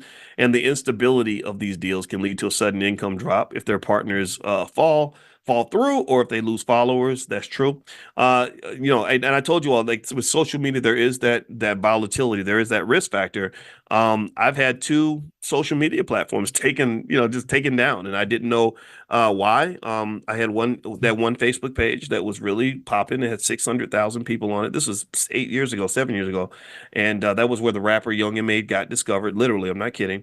And in fact, another famous singer she told me she kind of got discovered on my page. Her name was Victory Boyd. A lot of y'all know about her because her family they have a group called Infinity Song, and they performed at the convention. Victory's world famous now, and I didn't even know this, but I went to Victory's one of her parties, or they have these parties where they'll go to some rich person's house and perform, and all the industry executives will come to see the person perform. So it's like small and intimate, but it's like a whole bunch of people inside a house.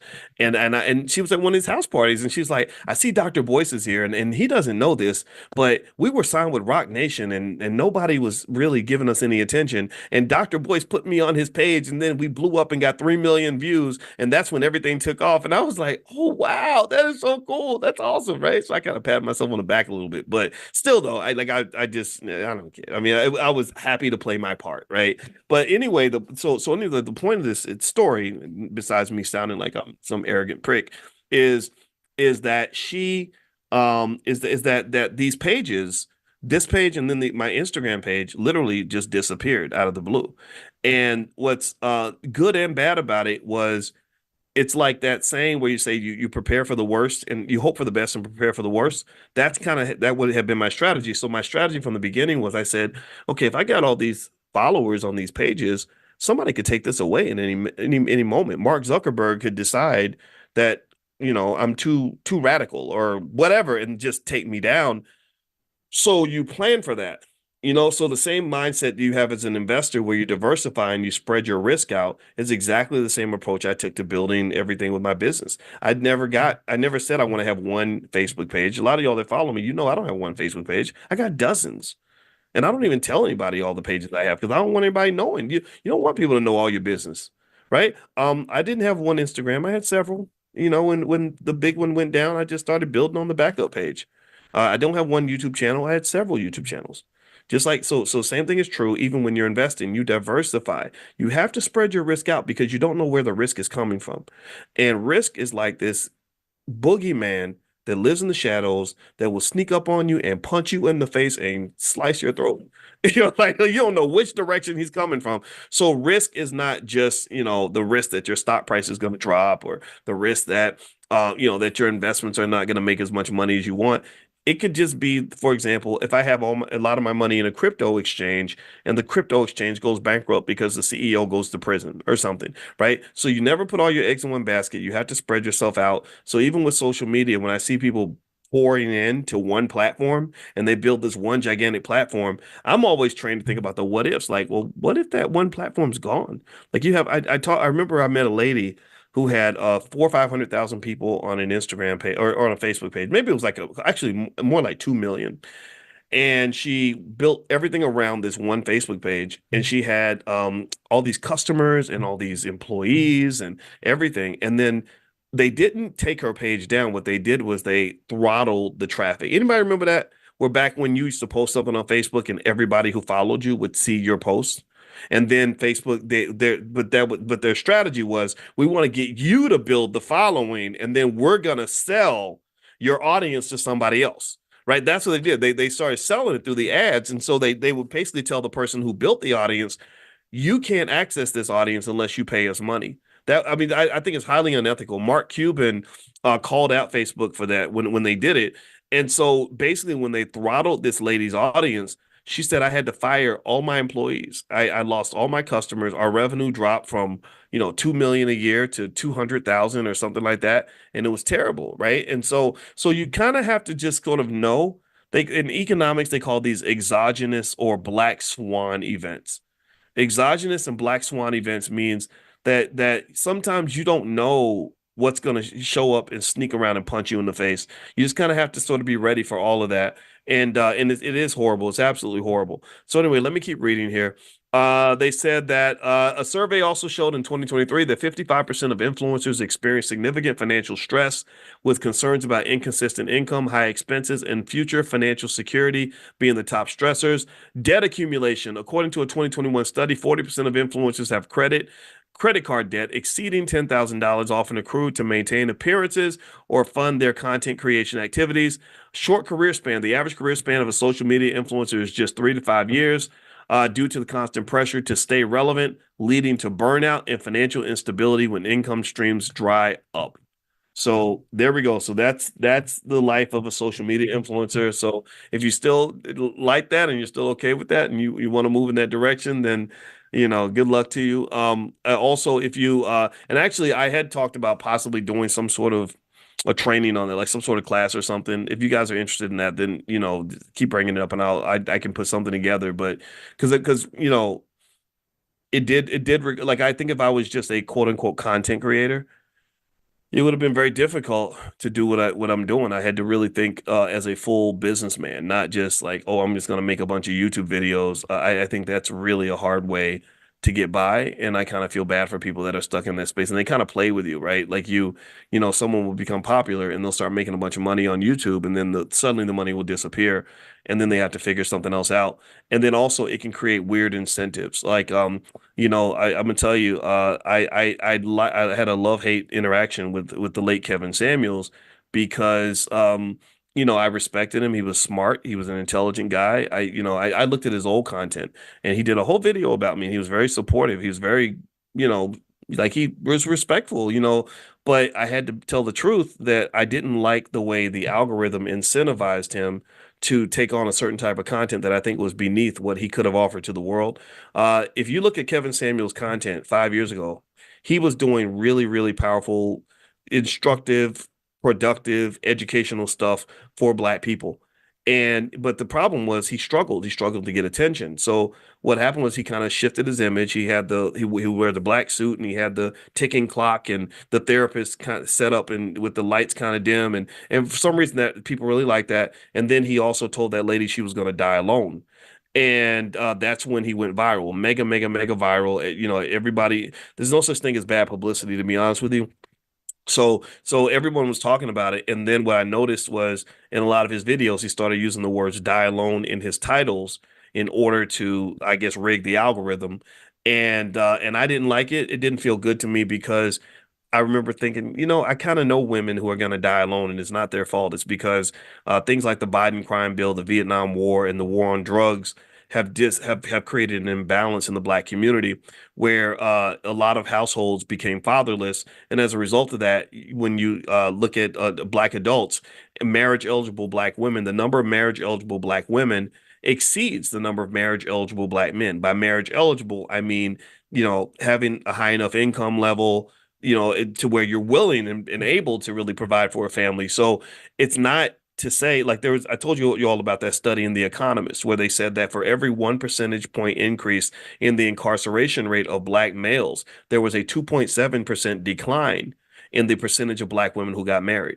Did anybody else know this? How many of y'all knew this? So I'm not here to say that Kevin didn't make some good points. He did. But I think just kind of like oversimplifying a really complex issue kind of bothered me a little bit. And I said that I'm not scared to say what the truth is. I don't care. I got God protecting me, so you can't mess with me. But then the other thing was, through time, the content, it had a kind of a toxic element to it.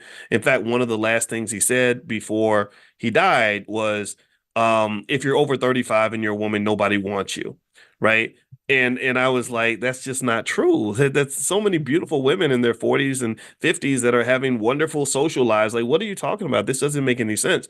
And and then he died. He died alone. He died with this lady that he'd only known, for a couple of days or something. And I was and so I was, and so people got mad at me, but I said, so now you kind of understand, like, men can die alone too. So let's stop acting like women are the problem when all of us are the problem. We're all the problem. We have to all own the problem. I own part of the problem. You own part of the problem. And I think by carrying that load, it keeps us from getting into the blame game where we're looking for scapegoats, where we end up hating each other because our community has been put into this a shit show of a reality, where you're so busy cage fighting with each other that you don't even look up and see who built the damn cage. I told y'all about this. We talked about this yesterday. You're literally so busy fighting the person across the cage from you that you're not thinking, like, who built this damn cage? Who created this this false reality that's causing us to have to fight each other and to be in this weird scarcity mindset. It's terrible. So anyway, I think that the reason I brought up the Kevin Samuels thing is not because I'm here to disrespect him. The man passed. I want to be respectful, but I had to defend also women because when you talk about dying alone, I have a cousin in Louisville, Kentucky, my hometown, who actually opened up a house where the house is specifically for Black women who have cancer, who have nobody for them, who have nobody in their life to help them. And that, so I'm very sensitive to that kind of thing.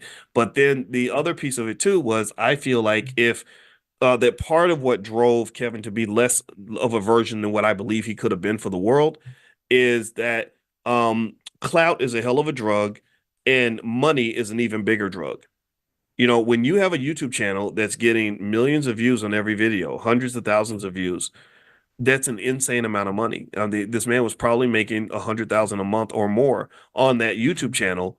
And what happens is that the money can make you sort of say, okay, I got to cater to the money. If you get to the point where the tail is wagging the dog, and that's not the way it's supposed to be.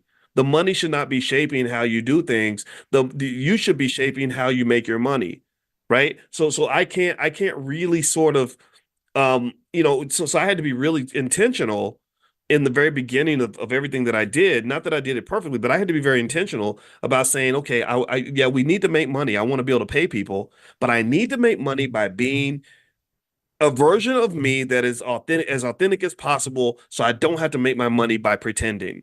I don't have to make my money by lying. So what happens is that I get uninvited to a lot of spaces. I told you all when DL Hughley called me and cussed me out and whatever. Like, so now I go to InvestFest and Steve Harvey's running InvestFest and he's friends with DL. So of course, politically I'm out of the loop. I never expected to be. People were like, well, why aren't you on the stage in InvestFest? I'm like, well, because if I were them, I wouldn't invite me either, because now it's political, right? Now I'm the guy who says these things that make people think I hate rappers, which is not true. I have lots of friends that are rappers. I love hip hop, which is why I want to help change it.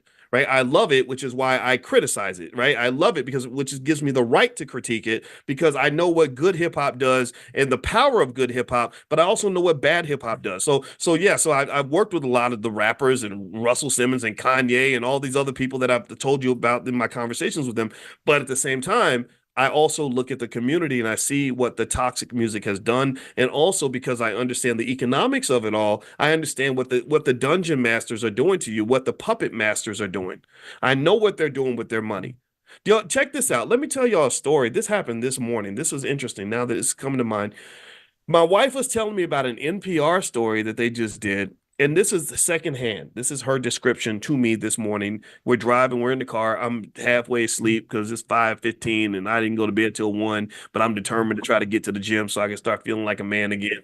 And I'm just listening to my wife talk, because you got to listen to your wife. If you don't listen, they're going to get mad at you. So I'm listening and I'm just like, really? Oh, wow. That's wonderful, dear. Just doing what I'm supposed to do, trying to play the good husband role. But I'm really kind of tired, to be honest with you.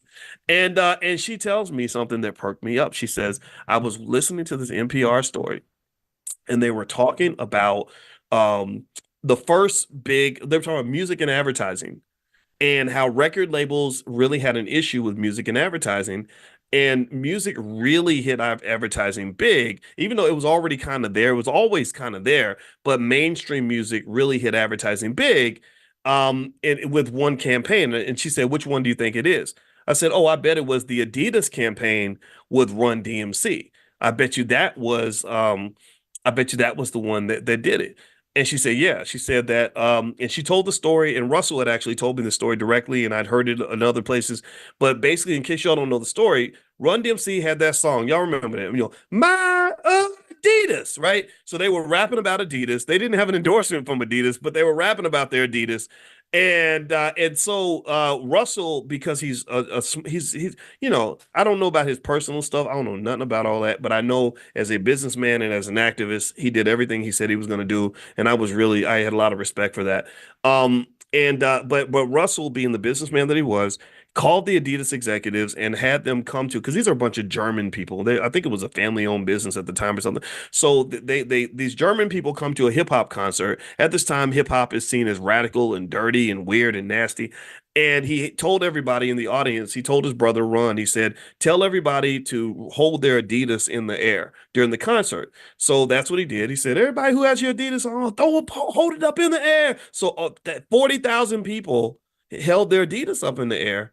And that was Russell's evidence to Adidas, like, look, hip hop has power. Like they were the original social media influencers. They can make people buy stuff. So that was when Adidas did a deal with them. And what Alicia told me that was really interesting, I did not know this, is she said that people in the music industry had a big issue with that advertisement campaign. They had a big problem with the Adidas campaign. And the reason they had a problem with it is they said, you're promoting prison culture to the youth. Did y'all know that? They said, you're promoting prison culture. You're telling people to walk around with their Adidas to have no shoestrings in the shoes. And that's what they do in prison, just like sagging pants. This is before sagging and all that, right? But apparently walking around with shoes with no laces in it was prison culture. And they were like, we don't want to promote prison culture. And I thought that was really interesting. I thought that was really fascinating. Now, obviously, they got past their reservations. They promote prison culture everywhere.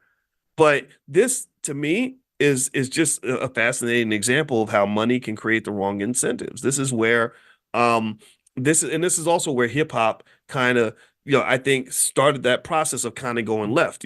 I think that as much as we want to, people in my generation want to look at today's music and say, I can't believe they're doing that. A lot of that kind of started in our generation. Even when yesterday I was listening to Luke apparently Luke from Two Live Crew is like, now he's a political analyst or something. He's like Team Kamala and stuff. Nothing against that, but that's what's happening. So I was listening to a live that he was doing where he was talking to people about the election and everything, and of course they were basically saying anybody who doesn't vote for Kamala is stupid. And I remember hearing Luke make he made a video where he was basically saying, anybody who is popping their coochie and shaking their butt and all this other stuff, they have us to thank for it. They should thank Two Live Crew because we were the first ones to rap about that. And I remember thinking, I don't think I'm proud of that. Like that's not to me, that's not the kind of generational legacy that I'd want us to leave. Like we really taught you how to disrespect yourself. We taught you how to have irresponsible sex. We taught you how to degrade your women. We taught you how to just be sloppy, disrespectful men. Like I'm not proud of any of that. I don't want any part of that. And even at that time, I'll tell you the truth, even at the time when it all came out, I was like, this is terrible music. This is goofy. This is not is everything about just nasty, weird, irresponsible sex? Like, is nothing sacred? I mean, is there nothing valuable about this experience? Like, is everything got to be reduced to a party and an orgy and going to the club? And, so I kind of feel like with hip hop, I actually like the idea that there are people who understand that some elements of toxic hip hop have become kind of this cesspool of nasty, ugly racial stereotypes, very anti-family behavior, anti-woman, anti-black male, minstrel show behavior, that is ultimately self-destructive, that ultimately will lead to your children going to prison. So it's also anti-youth in that way. So as much as if you're a conservative and you might want to accuse certain groups of grooming children in a certain way, and I do believe that that kind of is, things are changing, right? I think that, like it's very uncomfortable for me that they want to talk so much about sexuality to children, and so I do think that there's some grooming there. You got to remember, you've let hip hop artists groom your children for prison. You've let hip hop artists the worst ones. I'm not talking about the good ones, not the bad ones. You let them groom your child to become a drug addict. We've allowed them to groom our kids to become criminals, to put themselves to get killed at an early age. So we, so as much as we might want to point at the youth, I mean, these are our kids, and so all of us have some role to play in this destruction, and it goes back to the economics for sure, because you have no economic benefit to having a 20-year-old boy that's sitting in rehab costing his family money when he could be out conquering the world and doing great things and bringing wealth into the family. He could be a 20-year-old millionaire, but instead he's a 20-year-old drug addict. Do you understand? She could be a 22-year-old engineer that's adding to the family wealth, but instead she's a 22-year-old hoochie mama city girl that just wants to go pop a coochie for anybody that gives her $20 in a bag of Cheetos. See, you got to understand the differences. You got to understand the shadow cost of destructive culture. The shadow cost is, remember, that's the opportunity cost. That's that cost that you're paying, but you don't even realize you're paying it because you never see the money, so you don't think there is any money there. Let me give you an example. When I was at InvestFest, a kid came up to me who had been part of the Black Business School for many years, and his name was Caden, Kayden. And I saw him, and he's like 14 now. I said, Caden, oh my God, you've grown. Last time I saw him, he was 7 or 8. Caden, I asked, so I knew Caden because Caden is really big into financial literacy. And I said, so how you been? What you been up to? So he's with his dad. We were sitting there. D1 was about to go on stage, and it was in the InvestFest crowd. So I was kind of in the corner, and in the dark area. So, and let me tell you, first off, I asked Caden, I said, you're 14. Wow, you're starting high school. That's a big deal. You know what he said? He said, oh, no, I already graduated. I said, what? And I looked at his dad. I said, what, wait, did he say graduated? His dad said, yeah. We got him through high school already. I said, okay. Way to go, black man. This is awesome. And then I said, so what's he gonna do now? Is he gonna go to college? And he said no, because he makes 10 times more money than the average college graduate. Here's a picture of him at the White House. Like I said, this is what I'm talking about. This is what our children are capable of when you don't allow their brains to be polluted and infested with thug, hoochie, nonsense, ignorant culture. Because remember, Caden could just as easily be like a 14-year-old who's on his way to becoming addicted to Molly Percocets and in rehab. I know parents like that, by the way. I know parents who have really extraordinary, talented, intelligent young sons who are 19 years old in rehab because they got them hooked on fentanyl at an early age. I know multiple families like this, right? So that's what Caden could have been that. But you know what happened? His father intervened. His father said, no, you're not getting my child. The devil ain't coming up in my house because I'm the man of this house. And nothing's coming into this house, and nothing's going to poison my children. Nothing's going to intervene in their lives without my permission. And that required a degree of intentionality. And what I saw with Caden was I saw the potential of what our young men and young women can become when we stop sitting around letting other people raise our kids for us. When we stop letting other people tell us who we are, and we stop letting other people tell us who we're supposed to be. It's so what I'm saying is that overall, when I look at hip hop and I look at it in a real complex way, that's why nobody can really put me in a box. They try to say, oh, you hate rappers. No, I don't. I got 50 friends. I got more rapper friends than you got. Or, oh, you da. No. Let's talk about that.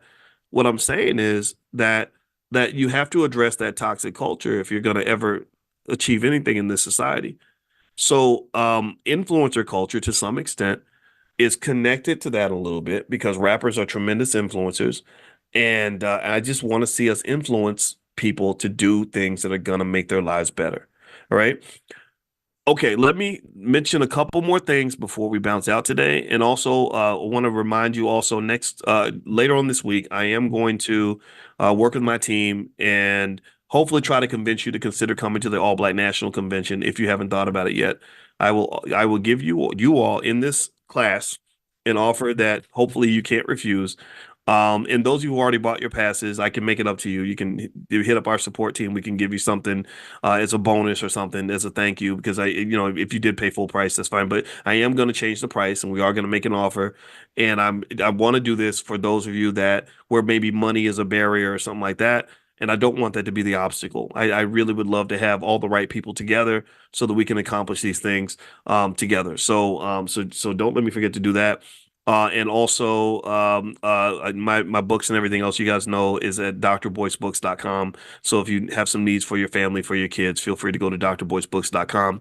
And later on this week, Dr. Lene Javette, who's our Dean of Entrepreneurship in the Black Business School, is going to do a special event basically for those of you that are interested in creating side hustles or businesses for yourselves and for your families. That's going to be for free. That's going to be on Friday. I will text you all the link to that event. Just get on the text list. Make sure you're on the text list. Text the word morning, MORNING, to 87948. So text morning to 87948. I'll send you all this information via text later today and during the week. So kind of look out for that. Be on the lookout for that. All right. So let me just give you a couple quick facts. We were talking about social media influencers and how they don't make as much money as you think. Also, let me end with a couple of facts about sort of what social media does to you. When you watch people flaunt their wealth on social media, you must be extremely careful because studies, they're starting to research this and conclude that it really disrupts your mental health, especially if you're sitting there watching other people appear to live these perfect lives and your life is normal, in which all of our lives have problems, but people don't put those problems on social media. So here, a 2022 study in the Journal of Social and Clinical Psychology found that 62% of social media users reported feeling anxious or depressed after viewing posts showcasing wealth, luxury items, or extravagant lifestyles. So when you see somebody showing off how much money they got, or they took a picture next to their new Mercedes with a bow on it, and they typed the word hashtag blessed or something on the post, it does have an effect on you. And I encourage you to become emotionally intelligent, get in touch with your feelings. And if you start feeling that way, talk to yourself about it, kind of process what's going on and sort of shift your behavior. Like maybe you have to unfollow somebody or whatever so that you don't have to have that feeling inside of you. Okay. Jealousy is just a horrible feeling to have, and especially anxiety and depression. Actually, the next statement I want to make here relates to envy and resentment. Social media makes you jealous. It says here, according to a 2023 survey by the American Psychological Association, 45% of respondents admitted to feeling envious or resentful after seeing friends or influencers flaunt their wealth on social media, leading to feelings of inadequacy and lowered self-esteem. So what I would say to you, two things. Number one, be careful about that. I think jealousy is just such a toxic emotion. It doesn't make you a better person, more attractive. It makes you unhealthy in so many ways because it's hard for you to count your own blessings when you're counting everybody else's blessings. A lot of times we lose our sense of gratitude when we start gaining that attitude where we are looking at other people and what they have and how they're doing, and we somehow feel we're competing with them. You got to get out of that cycle. And again, I told you, if I believe if you start feeling that way, you should just unfollow whatever accounts are making you feel. All of us have those people we follow to just get on our nerves or make us mad. And so just hit the little silent button. That way you won't see their content if that makes you feel better. Maybe it's me. Maybe I need to maybe I don't like the flaunt. So that's the other side of it too. I also believe if you are doing well, why do you have to tell everybody how well you're doing? Why tell people, I'm not a poor person. I make money, right? But I'm not interested in trying to show myself sitting in first class or riding a private jet or driving a luxury vehicle. I think that that's shallow and weird and pathetic. And also, I think that makes people forget how blessed they are. So just just kind of detach from that. They also said that 41% of this is a study at the University of Pennsylvania. They found that 41% of social media users experience increased financial stress and pressure to keep up with others after being exposed to posts about luxury purchases and vacations. So a lot of competition can emerge out of that. FOMO, another study showed that 56% of social media users, more than half, reported experiencing FOMO, fear of missing out, when they saw others enjoying their lavish lifestyles, leading to impulsive spending and poor financial decisions. Decreased life satisfaction. I could keep going. Increased spending behavior, body image concerns, mental health impact on the youth. These poor babies. Oh my God, it's terrible for them. Reduced self worth. I could keep going down the list. I just want to encourage you to just understand that social media is this big, monstrous variable that all of us are connected to. That, in my view, is something that has to be managed. It has to be managed in a proactive way because the Zuckerbergs and the people that make billions of dollars getting you to scroll, through these algorithms, um, these people have basically hacked human emotions, and they've hacked your brain, and they've gotten you to the point where you can't stop scrolling. They know exactly what to put in front of you. They know exactly what kind of bells and dings and beeps to put on the phone to keep you connected and engaged. And these individuals don't care about you. They just pretty much want to use you so they can make money. So don't let social media use you. Use social media. You need to use it. Don't let it use you. All right. Take it from a guy who's does a lot of stuff on social media. So maybe I can almost be an expert at it by now. I have no idea. But anyway, that's it, guys. I'm gonna let you all go. I will see you all tomorrow for Money in the Morning. If you want to get an invitation, make sure you're on the text list. Text the word morning, MORNING, to the number 87948. So text morning to 87948. And also feel free to go to theblackbusinessschool.com if you want to see what we have going on in the Black Business School.